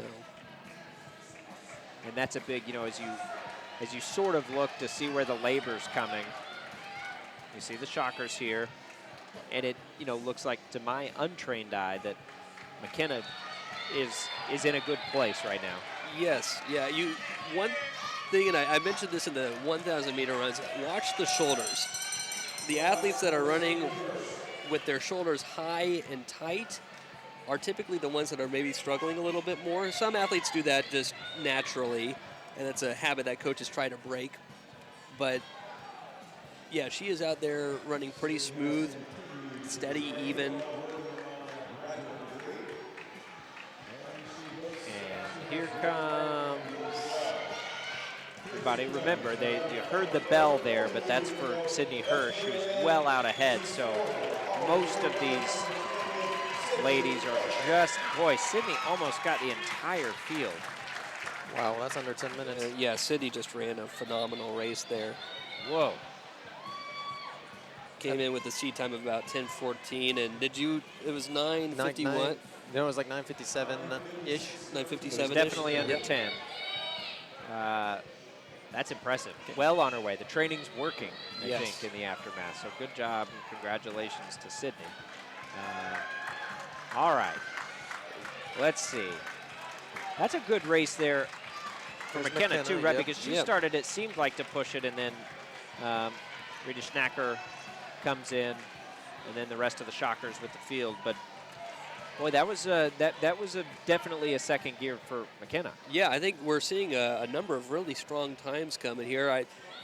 It's always hard to gauge in this race, but I think Sydney, even though she was well out ahead of everybody else, pulled that race along with her early. And while it looked like she was opening up, and we were maybe having some second doubts there about how quickly everybody else was going, they were actually running a pretty strong, steady pace there throughout that whole race.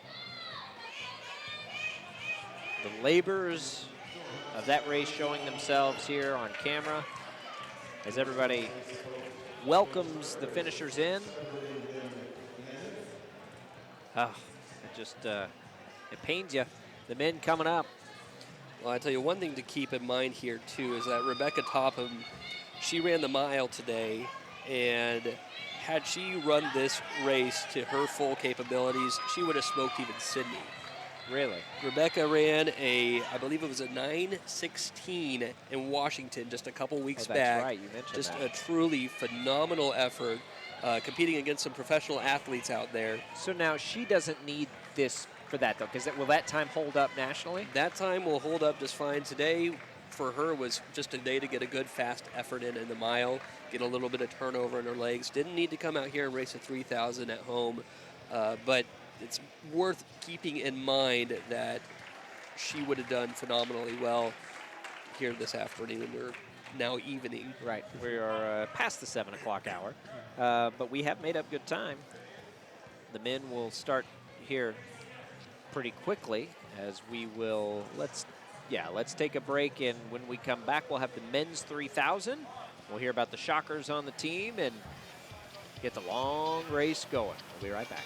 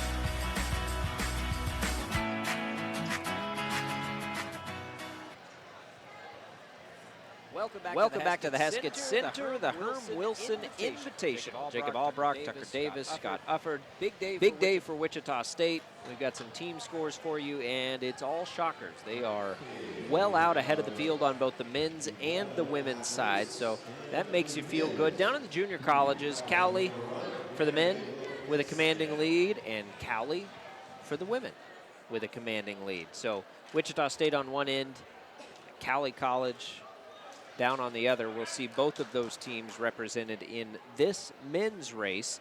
We want to tell you the closed captioning for today's meet provided on behalf of the Orpheum Theater, Wichita's nonprofit center for performing arts, concerts, films, and more. Show information at wichitaorpheum.com.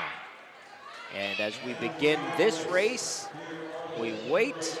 We got a long way to go here. We saw a nice women's race with some really impressive times. What do we expect out of the men? Well, you can see here at the start, that's Josh Klein, who was not on the initial heat sheet. He is going to be rabbiting this one. He's a freshman who has run a 3,000 meter of 8:41, pretty solid time for a freshman. So he's going to try to take this one out. And who is Josh on our screen? Is that him in the That's front? him in the front, yeah. Okay. He's rabbiting this race, and you've got Gage Garcia right there on his shoulders. and now Gage is trying to take over. Great Gage with the crazy socks. Old crazy socks Gage. Yep, always wears the knee-high something wild. How's the team as far as this, these distance runners this year for the Shockers? What do we expect? Who ought to be leading this thing and who might surprise us? Well, I think Gage, he's the one senior out there. The other 3 Shockers in this field are all freshmen. So we'll see if Gage's experience can carry him through it. He's really had a pretty solid career for the Shockers. Has developed a lot since high school. I knew Gage back when he was running at Bishop Carroll, and he's improved a lot over the years, and is really a nice, strong athlete for them. He's put together some sub-15 5,000-meter runs. The other athletes, you've got Ben Flowers out there, and I believe it is Corey Landon, who, again, they're both freshmen, and we can see Josh Klein trying to carry those two through this run right now.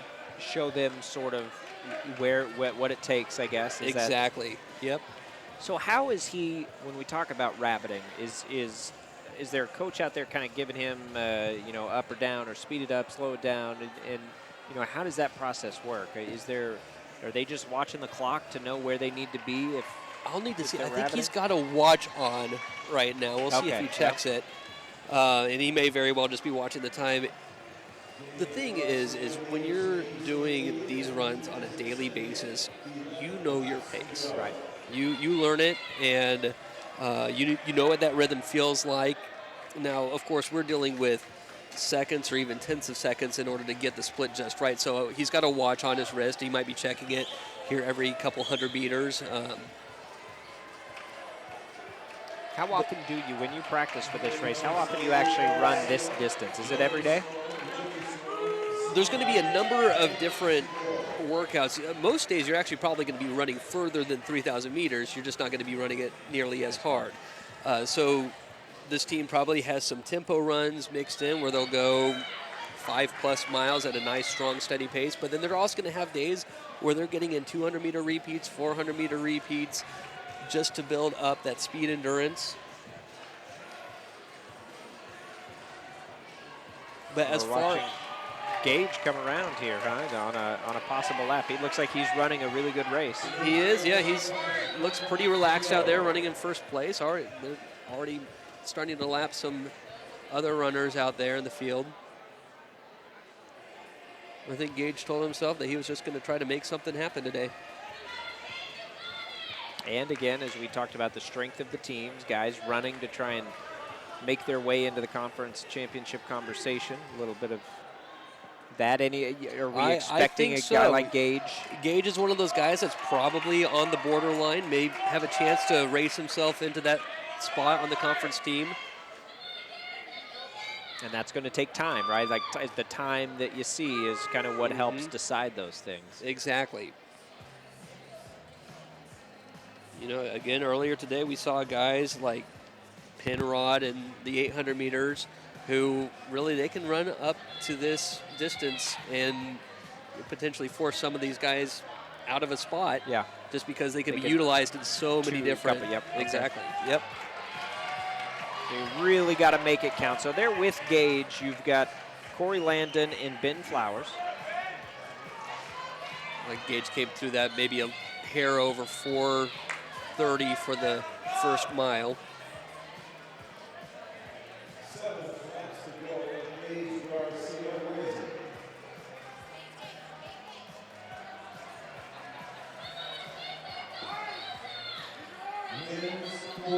We make our way after this 3,000 meter.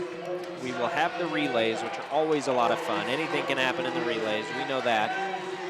As we have the Olympics right around the corner, not the Summers, but in the spirit. We'll go 4x400s, several sections for each the men and women, and then 4x800 only women.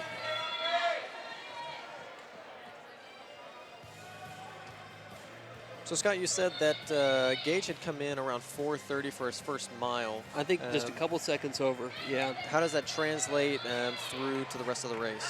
Well, on the guy's side. At this points. Again, you're making me do a little bit of math in sorry. my head here, but I think it's a little bit slower than the time that he's coming in seated at. And, you know, we're at that point in the race that I was talking about earlier where it's really the make it or break it stage. I know it's a part of the race that Gage has kind of struggled in the past, pushing through these few middle laps here.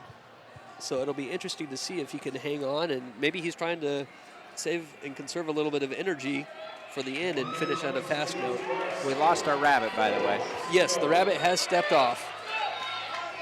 They finally caught him. All right, so it's the same group of Shockers, and now we're going to start to see a bit of a jumble here as racers are being lapped, but it is the Shockers in the top 3 positions there, led by senior Gabe Garcia. I tell you, Corey and Ben are running very well. They're, you know, maybe about 20 meters or so off of Gage right now, but they haven't lost much ground since he opened up that little bit of distance there. And it looks like they may have a chance to close in on him depending on how their finishing speed is. This is where the strategy that Scott's been talking about comes into play. We are through the laps, the make it or break it laps. Between those 3 up front, who do you think has the best pace as far as being able to finish looking the most relaxed and feeling the most comfortable with where they are right now? Well, Corey is looking pretty smooth, I think, sitting there in the 2nd position. Gage is getting a little bit tied up high, but again, he's one of those athletes that's always a little bit hard to measure just because he always looks like he's working so hard. Here it is, and they are. They're getting closer, They are. certainly. And it looks a little bit labored there for Ben Flowers, but he's right there, certainly more than it does for Corey Landon, but the outcome hasn't changed at all. No, you see those two, they are definitely closing in on Gage, and I think Corey, just based on looks alone, I think he's going to win this one. He doesn't look like he's labored yet. No. And he is passing Gage. Gage looks like something's lost just a little bit there. Yep. And so that's going to allow Ben Flowers and Corey Landon to slide in ahead of Gage Garcia. And this is the bell lap, so let's see what Corey Landon has left in the tank to try and do something here. Again, 8:14 is in no danger, which was the record. We have already passed that. That one set a couple years ago.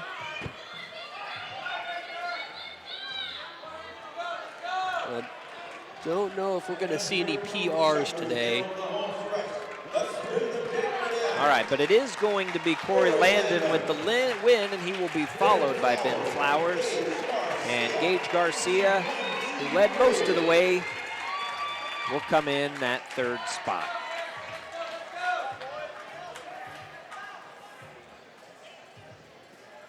And again, no PRs out there today, but a good, tough race by those guys who are really carrying each other through it. You know, a lot of times it's easier to hit fast times when you've got a big crowd with a lot of athletes right around in that area. Here, they're all just trying to carry each other to the times that they're trying to hit today. So not a bad race overall for the Shockers. And more points scored. Yeah, well, not that we're too worried if they about that, needed but them. Wichita State is in a commanding lead, and if you're keeping track of the junior college, and we know a lot of people will be, a lot of these athletes from the area, Cowley College in the lead right now. So it's Wichita State and Cowley's meet on both the men's and women's side, but we're going to see some highly competitive and very always entertaining relay races coming up here in just a minute. We have several sets of races, 6 more to go, to be exact, as the distance races are just about finished. We have one more runner on the track for this 3,000. Jacob Albrecht alongside Scott Ufford, Tucker Davis. There you see the point totals. Wichita State in a commanding lead. We'll see what they can add to it potentially as the relays are coming up. We'll take a break from the Heskett Center, the Herm Wilson Invitational on WSU TV.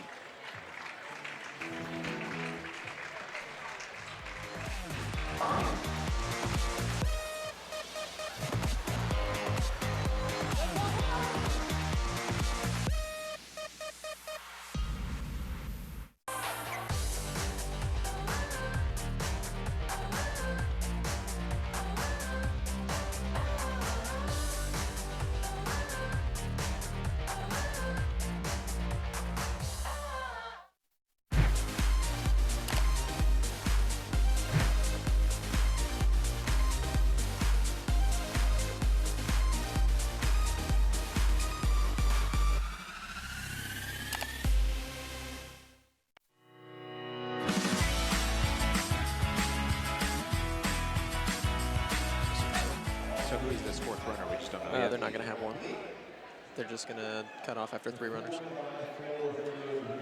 All right, welcome back, everybody, to the Heskett Center. Jacob Albrock, Scott Ufford, Tucker Davis. We're getting ready for relays as we just got our start lists here for those, and we'll begin with the women's 4x4. And 2 sections. The first of the 2 will include Cowley College's A team and Wichita State's B team. So we're looking at this, and as I look at it, Wichita State's B team with 3 runners. So is it just a run for This is just going to be work? a training run, yeah. Okay. So what's going to happen is the first 3 runners are going to run just like a normal 4x4. They're going to get their splits. They're going to get a good training run, and then that 4th runner is just not going to be available. So they'll just finish through the line. That 3rd runner will, and they'll just walk off of the track without a finish time, which is okay because they have an A team there to score points. This B team, they definitely wanted to run it so that way they could get used to running a 4x4 after all these multiple events.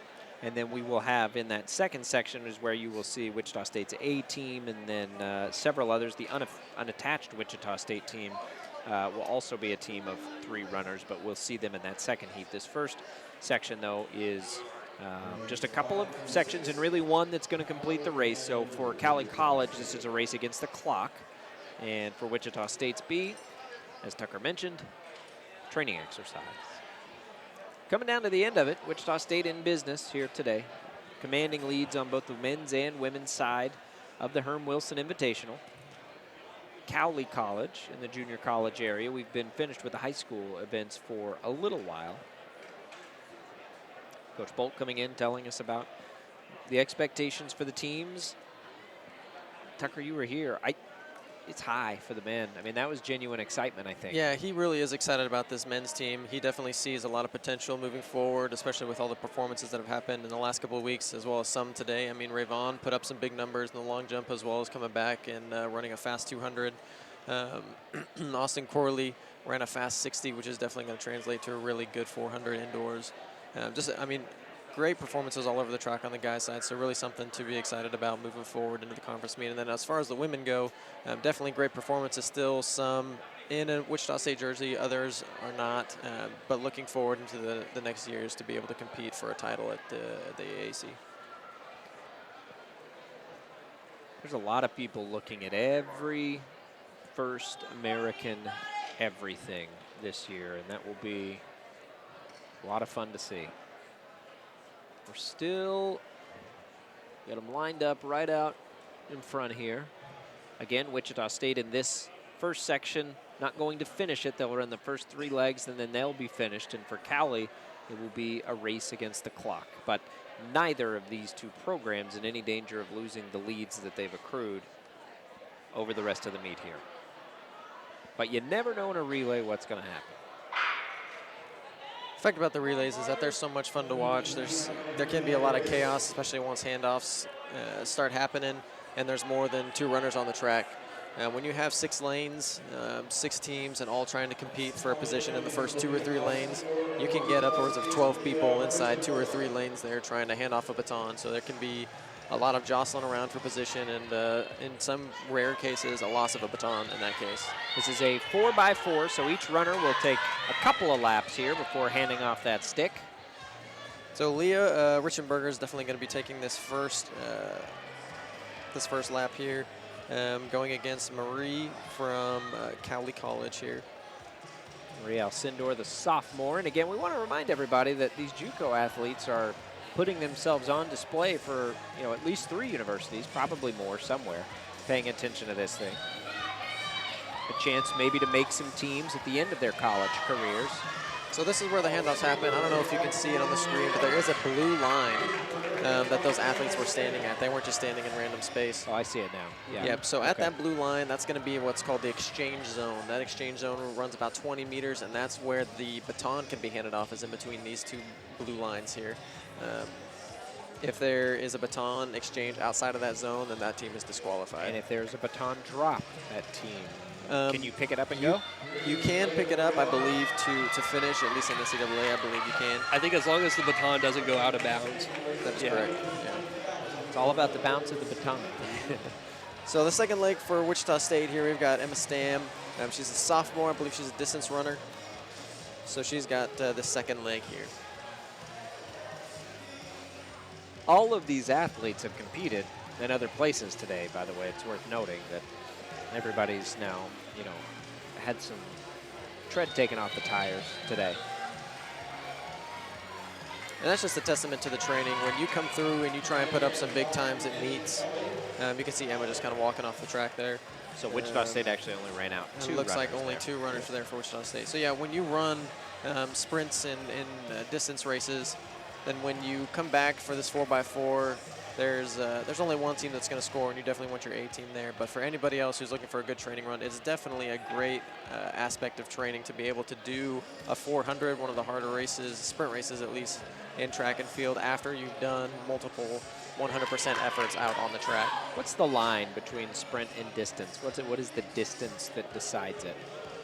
Well, they're both painful, so. It's all painful.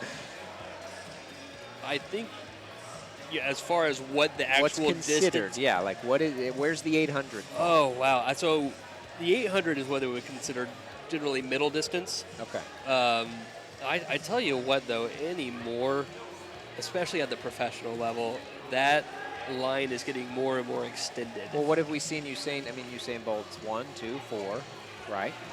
Has he run the 4? I've seen guys do it. He used to. In high school.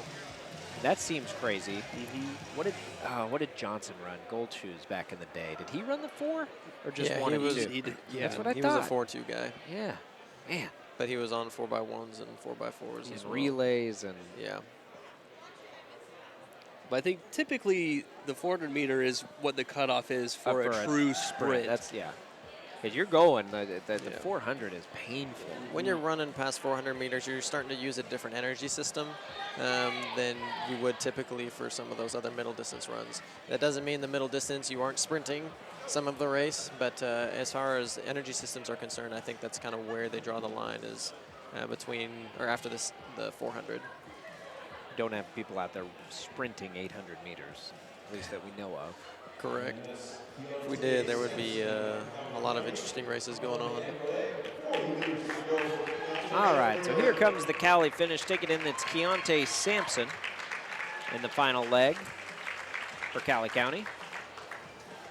There she finishes.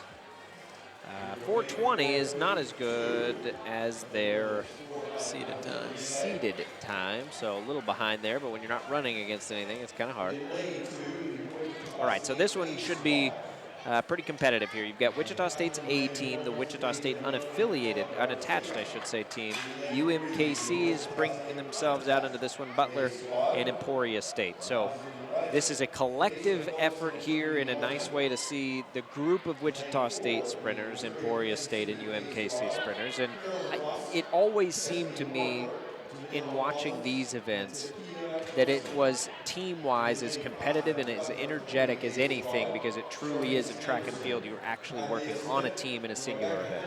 Yeah, and it's definitely nice to see that aspect of it. I mean, if anybody's ever been to a track meet, that 4x4 definitely gets hyped up, and it's for a reason. Yeah, it's the best event. When you have more than one person just running in a circle and competing against other people with the possibility of dropping batons and trying to edge people out of position, it really adds another element to the race. And there's something to, even if you go to the pool and the swimming relays, there's just something there where you've got other people relying on what you're doing in that race itself more than just the meet that makes these a lot of fun. So what I'll be interested to see is how the unattached women do against the A team's top 3 legs of this thing. It looks like the unattached women, like you said, only have 3 legs here, and so it's nice to see how the future team is going to compare with the team today, at least through the first 3 runners. For Wichita State's A team, we've got Natalie Halfman leading it off, going to Megan Holmes. She was the jumper that we had an interview with earlier. After that, we're going to hand off to Deja and then Paula Garcia. All right, and they're off. So again, 2 laps for each runner, 4 times, 4x400 on the 200-meter track here at the Herm Wilson Invitational. And we're adding a little music to the theme for this one, get everybody a little extra hype. All right, we'll see if they can stay loud. We can stay with you over the loudspeakers here. So looking like Natalie Halfman is coming across the line in first place here. with that being said, she's definitely going to hold a commanding lead going into that last little bit. Hopefully she can hang on and pass off the baton without any issues. It looks like Emporia State there in second, the Wichita State unattached in third currently. Yeah, we're going to hope to see Yasmin pull in a little bit closer here as the distance runner, handing off to Daisha Bullocks. And for Wichita State's attached team, it'll be Halfman on to Holmes, and here comes the first handoff. Clean for Wichita State, clean for the unattached, and clean for Emporia State. Wichita State 1, Emporia State 2, but very quickly gaining right now for the Wichita State unattached is Daisha Bullock. She's flying. So Megan Holmes is definitely taken out pretty fast. We're going to see if she can hang on here in the last 200. She, as a sprinter and a jumper, that first 200 is definitely not where she's going to struggle. This last 200, we're going to see if she can hang on and hand off the baton in first place. Daisha seems to be moving really, really well, and we're really excited to see what she can do here in this last 200 meters. All right, here we go. Right now, it's Megan is now we're starting to see though. And Megan's starting to tire a little bit. You can tell her stride is definitely slowing down. There's certainly a She's difference. really chugging. Uh-oh. Well, we are going to have an interesting final legs here. She's got to just hand it off to Deja Young.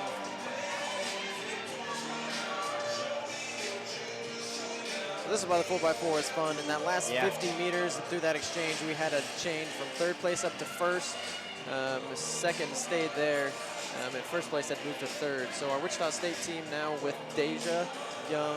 She had run the 60 and the 200, so she's definitely feeling her sprinting motion a little bit slowed here, but hopefully she can hang on and stick with these girls to give their anchor a fighting chance. There's Trudy Young for the unattached Shockers, so we'll see. That's how we'll see how they do. Again, they'll only be able to run 3 legs of this thing.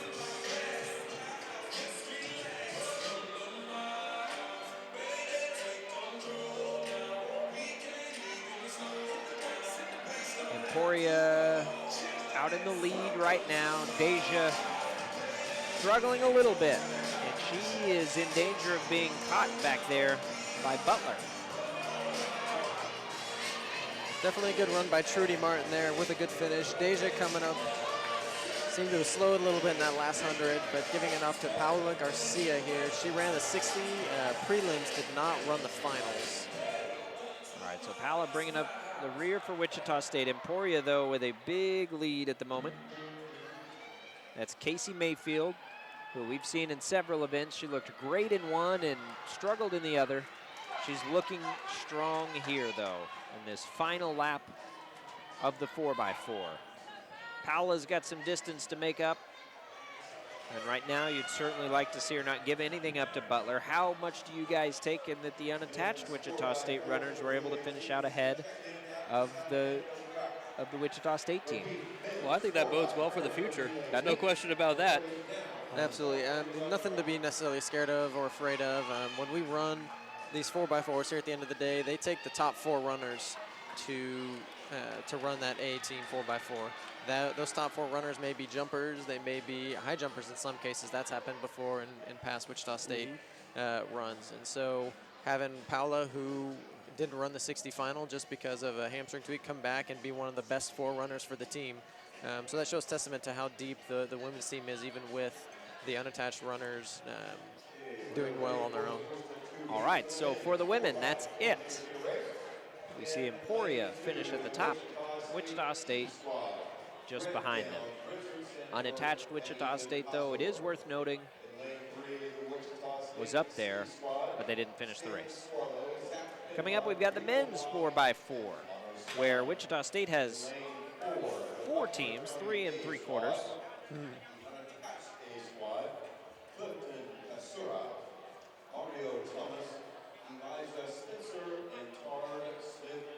What do we expect out of the men here? What do we see? And do we like the makeup of this team? As you guys mentioned, it's sort of, just built at, towards the end there. Well, having 11 guys that are capable of running a 4x4 right now is a testament to how deep this men's team is. On the D team, the one that's only running 3, we've got Grant Downs, a multi, Richard Sandifer, who ran the 60 and the 200. and then Ethan Kossover. So a couple freshmen and a sophomore there really trying to challenge the C team, which has got Stan Squarlow, Zach Penrod, Reno Law, and Connor Stein, so like a distance group there. So we're going to be interested to see how that finishes up with a distance group competing against some multis and sprints. And then in lane 5, it looks like we've got Jonathan Duvall, who's come back from an injury all of last year. Lewis Rivers, who was a hurdler. Adam Mudge, who ran that fabulous 600. And then Austin Corley, who was that 60-800 combo today. So we don't see Rayvon Allen in there, who ran a really nice 200. Yeah, Rayvon's going to be in the, he's going to be on the A team. He's on the A team, okay. Do you think that was in the plan? Well, before the day started? Like I said, it's going to be the best 4 runners at the end of the day. And so when you win the long jump and you win the 200 as a jumper, you are in talks as being one of the better athletes for that day. Did you expect to see it at the beginning of the day? I can expect a little bit of anything from Rayvon. That man is, I mean, he's an athlete. We've talked about him just competing, and he's got definitely a heart for talent. And so when he gets out there and competes, he definitely showed and proved himself today. So this first section, as they get the numbers passed out here, as we'll see it, this will include nobody's A squad. Butlers, I shouldn't say that. The unattached Butler runners. It will be their A, but I believe that's their only. So then most of the A teams will jump in on that second section.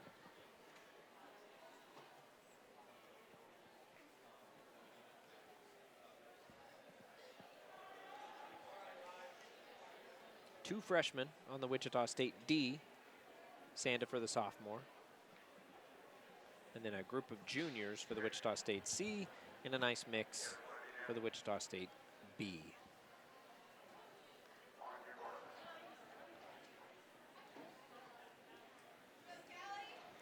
You starting to be gassed a little bit at this point for some of these guys who have competed in multiple events, or? Oh, absolutely, absolutely. Like I said, I mean, a lot of these guys are coming off of 2 different events. Some of them 800s or 1000s. The distance crew in lane 3 is definitely going to have an interesting time because they're going to try and work on their speed aspect, even though they've run distance races today. Now, do you come into the day knowing you'll likely be involved in this event at the end of the day, right? Absolutely. You want to go into every meet knowing that you're a possibility for a leg on a 4x4. And when you come in with that mentality, then you're ready to get through the meet, not only healthy, but running good times and ready to compete there at the end of the day. And how much can you put in or take off early knowing that, or can you? Can you just sort of see what's left at this point as you have to focus on what you're trying to do early? Yeah. Can you rephrase that? I'm sorry. Can you take anything? Can you afford to take anything off early? Is it worth taking anything off early, knowing this is coming, or do you just sort of give this what you've got left in the tank? Oh, I'm sorry. Absolutely not. When you compete during the day, you compete for your individual event. At the end of the day, when you save yourself, quote unquote, for a 4x4, then you're losing points in individual events, and you never want to do that. So, like I said, when we take the best 4 athletes for that race, it's the 4 athletes that are most in shape, the 4 athletes that are most ready and prepared for that moment. Not necessarily the 4 that you would traditionally think of to run the race. Yeah, the relays are going to be a combination of who has run the best during the day and who's ready for that race. They're not going to bring any individual athletes that don't run anything, any individual events to come and only run a relay. We're making our way through the first section of the men's 4x4. A couple of squads out there for Wichita State, not their top squad, at least by the expectation. So it looks like Lewis Rivers, the hurdler, is definitely holding strong here. Trying to keep that lead in front of the unattached Butler squad. Adam Mudge getting out really well. I tell you, the distance group is holding their own all right out there. Not too bad. Scott over there just, kind of quietly pulling for his guys. Yep. They're thinking, 400, when do I turn this thing on? Yeah, every now and again, Coach Hunter will throw in a handful of guys into the 4x4 at the end of the meet, in a situation like this where, they're probably not going to be on the scoring team by any chance, but it's a really good chance just to both test your strength and test your turnover. It's fun. It's fun. Yeah. Exactly. It's a good workout. right, and they come. See, it's getting loud. It's the loudest we've heard this arena today.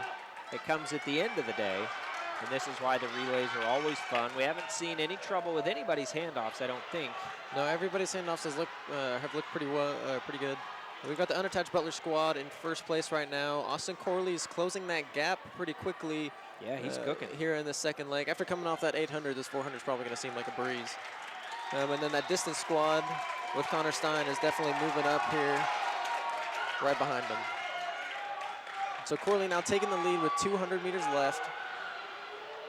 This will be an interesting finish because it looks like Butler's kind of regaining a little bit there. Yeah, he may have allowed Corley to take the lead, hoping that Corley would run out of juice here at the end. Let's see it. This is going to be good, but Corley's going to have it. Corley looks like he's going to take Yep. the That's finish. a nice, strong finish.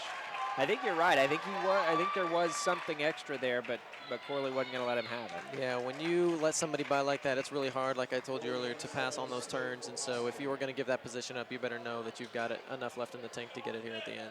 So Yeah, great run by Corley for sure. Make them go around you on a turn rather than on a straightaway. Yep. All right, so the 4x4 on the next section will be 5 teams, including the A for Wichita State. So as we look at that, what do we, it's an unconventional team to some degree in what you look at, which will be fun to watch.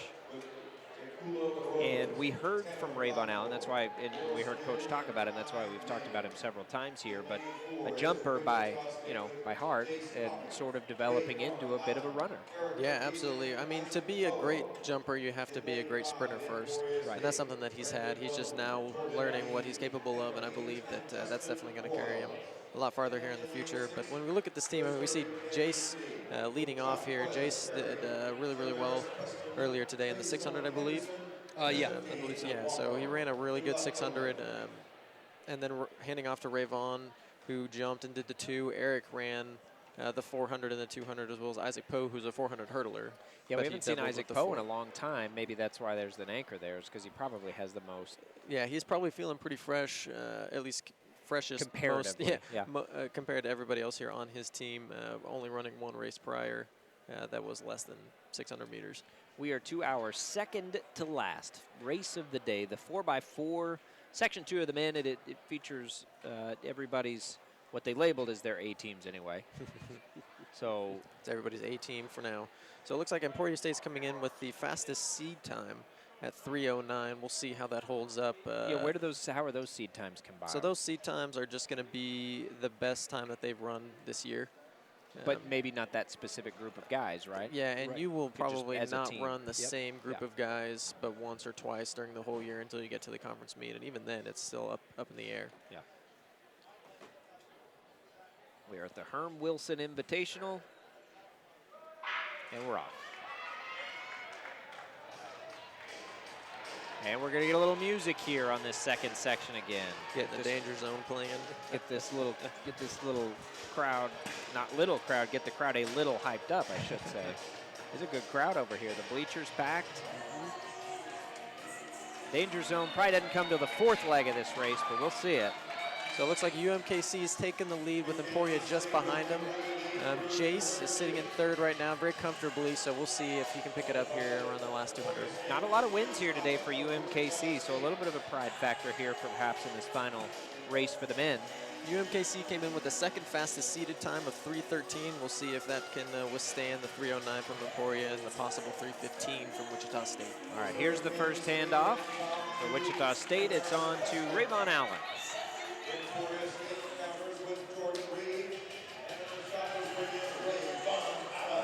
Rayvon Allen's going to slide into 2nd. Looks like he's pretty comfortable too. Try and run down Jamaris Preston from UMKC, who looks comfortable as well. Looks like he is in a zone. The boy Rayvon's running him down, isn't he? He's going to pass him.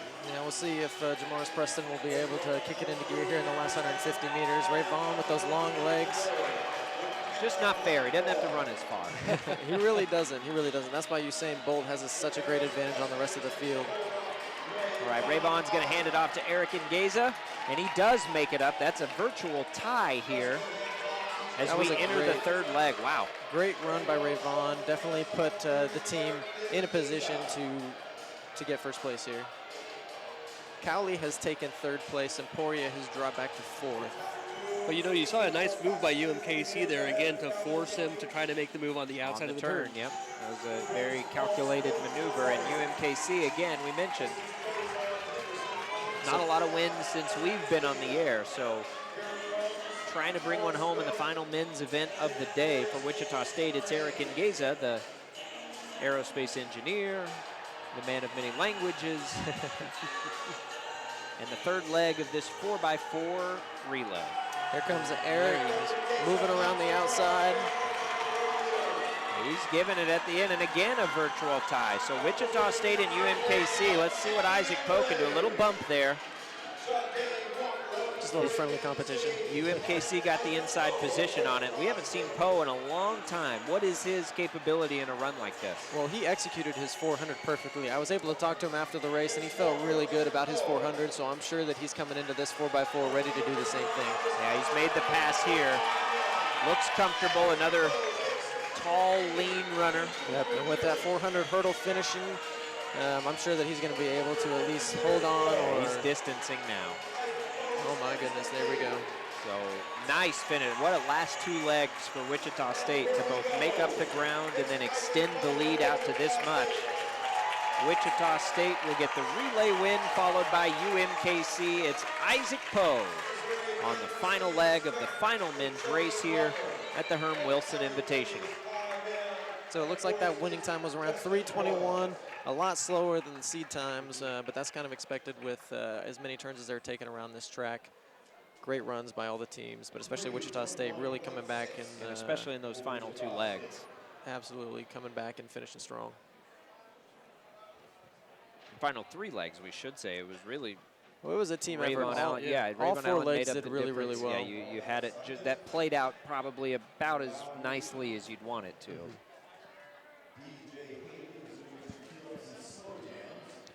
So we are coming up on our final race of the day, the women's 4x800. And that, I don't even know what you'd have, run an 800 still left. Now, we're going to see Cowley and Butler Community College run there, so none of the Wichita State competition is going to be involved in that race, but they are going to run one more. So we're finished with Wichita State's portion of the event here. Good meet, obviously. They won with a heavy distance. Handily.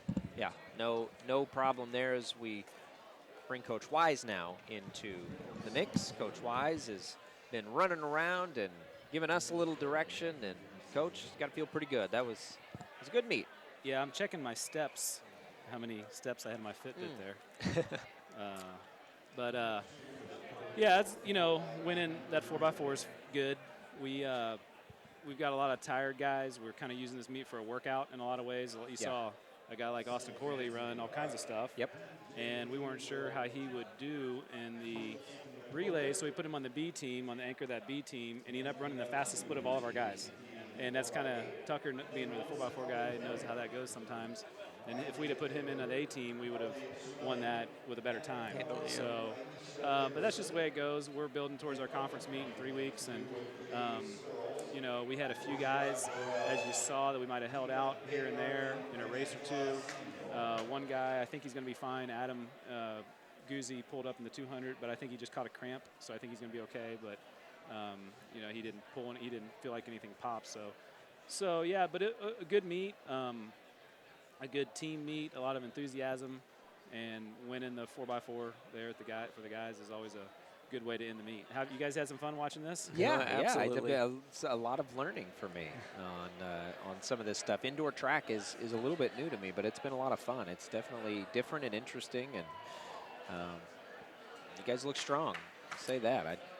Talking with a lot of different places. Yeah, talking with Coach Bold, he's really excited about our men's team moving forward. I mean, what do you have to say about our men's team going into the conference meet? Yeah, it's a powerful men's team. We have, every race, basically every event, and obviously the field events. I think you guys probably shown some highlights. Every field event, we've got good athletes. So that's our thing is as the 4x8 gets going. We're not missing too much here. There's a couple of junior colleges finishing Right. out the meet. This is the last race.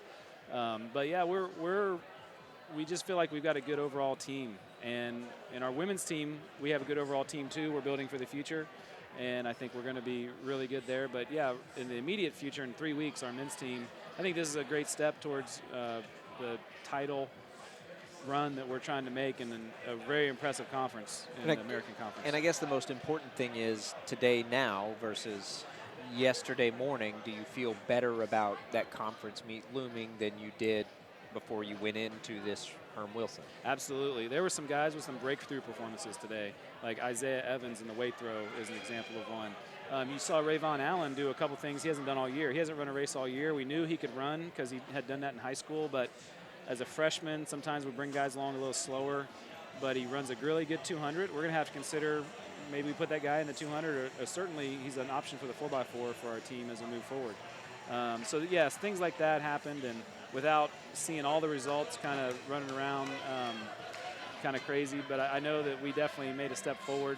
I think we had some nice runs in the hurdles. We had some long sprinters. The 200 was good. I know Coach Hunter's distance runners, he felt good about how they ran. Not only, maybe they ran a good time, but, at the conference championship and championship races, Jacob, there's a lot of tactical races instead of just kind of running time trials, and our guys raced well in a lot of ways. So, that's important as you get to those big meets. Sometimes you'll take it out a little slow, and guys will have to strategize where they're at. Same thing goes in the indoor 400. A lot of people were having them run certain legs to the 4x4 to practice that first leg of 400. And so yeah, there's a lot of really good stuff. And I'm assuming we're going to win the meet, which is always a positive. I think we're safe. You guys are pretty safely in first place here. So that's always good. UMKC won their conference meet last year in the WAC, so they're a good team. But yeah, we're definitely strong, and a lot of young women are coming along. There's the team scores as we look at them. So looking at that Division I women's team, yeah, that's good. So that'll be our first victory for our women this year, and that'll a little momentum for them heading into the conference meet. So yeah, a lot of really good stuff. It's the last race or the last competition for some of these kids in the Heskett Center ever, for some of the seniors like Eric Ngeza and Isaac Poe. Megan Holmes ran that 4x4, ran a nice leg. That's their last go around the Heskett Center, and they put a lot of blood, sweat, and tears out on this track throughout their career. So it's a fun way to end their indoor home career. Obviously, a lot more to go ahead in the next couple weeks, but yeah, it's always fun running here at the Heskett Center. Any final thoughts from you, Coach, as we get ready? I know there's a couple of meets in between now and the big one in Birmingham, but yeah, next week is a huge meet for us. We're mostly going to be at Pittsburgh State. They have a state-of-the-art 300-meter indoor facility where it's a bigger track than this. So this is a 200-meter track. They have a 300-meter track, so you can run faster times. There's really good competition there. There's a lot of different schools, big meet. So that's going to be a big meet where we'll probably run some of our best performances in terms of times all year.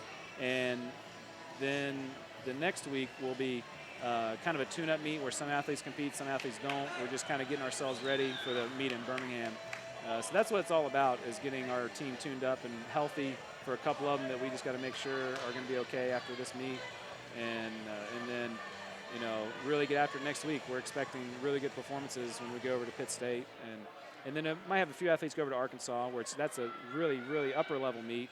And so we might take a couple of our top field event athletes over there to get some competition that they might see at like the NCAA championships. Yeah, the opportunities there, right, for them to set the mark that they need to get to the NCAAs, which we talked about a little bit a long time ago. Hunter Veith will be safe and comfortable there. But correct. Some of these other guys, maybe a little bit of room and places to grow. Right, and, we hope that at the conference championship that everyone has their best performance, and that's where they qualify to the national championships, because that's the last chance to do it.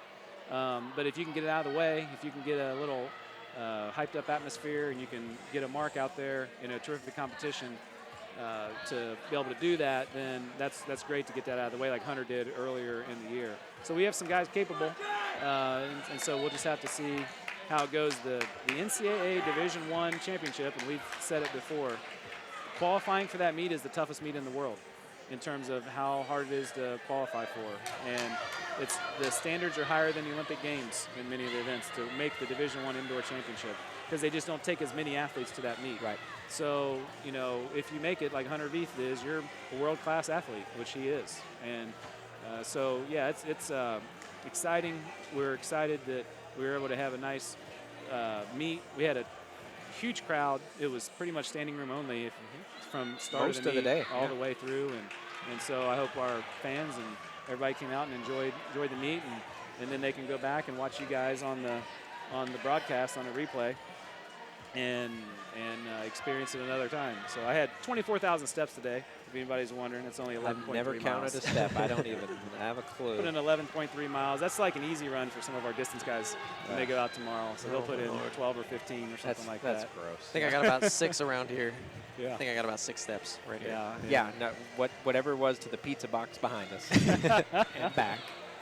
About. Yeah. Well, there's the distance guys that run 15 miles on a day like tomorrow, and then there's guys like Eric and Geza that is probably got a higher IQ than all 3 of us combined. Yeah, we talked a little bit about the engineer. We've got some incredible athletes, and you know, you see what they do out here on the track, but you know, Tucker was teammates with them. There's some really great kids in our track team in terms of you know, how hard of workers they are in balancing all the academics and athletics, and we're really proud to be coaches of them, you know, and so we like this team.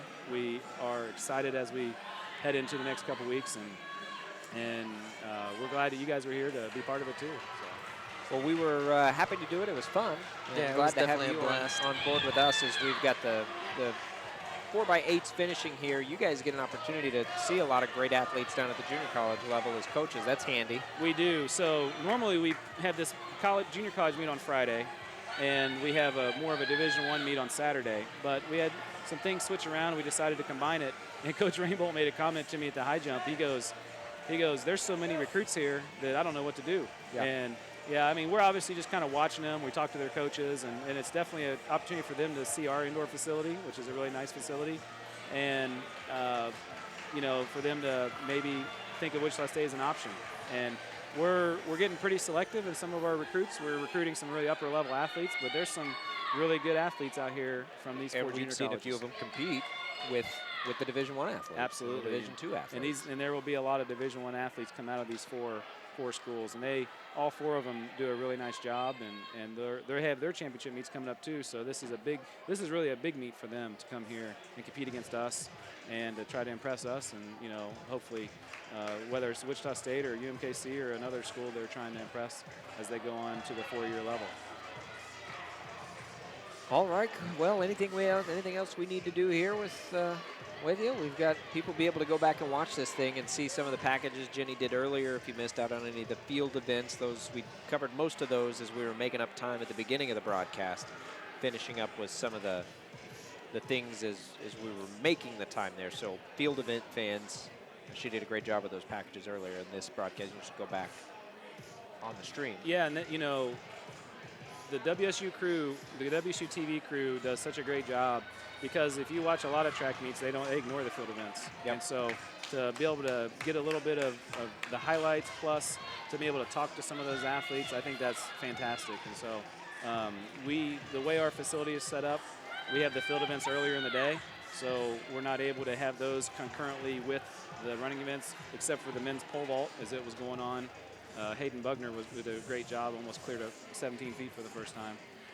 But yeah, it's a great job on you guys doing all the stuff with the field events, and then I know that the running events are always covered really well, and it's a fun thing to be able to show our athletes. And I know there's a lot of people that tune in from around the world to watch this, and they get to see our team, and we get comments from people all around the world when they've watched it, or recruits that all of a sudden we got an email from, and they say, yeah, we watched your meet from Zimbabwe or something like that, and I'd like to be part of that team. It seems like a fun team. So yeah, we appreciate everything you guys are doing.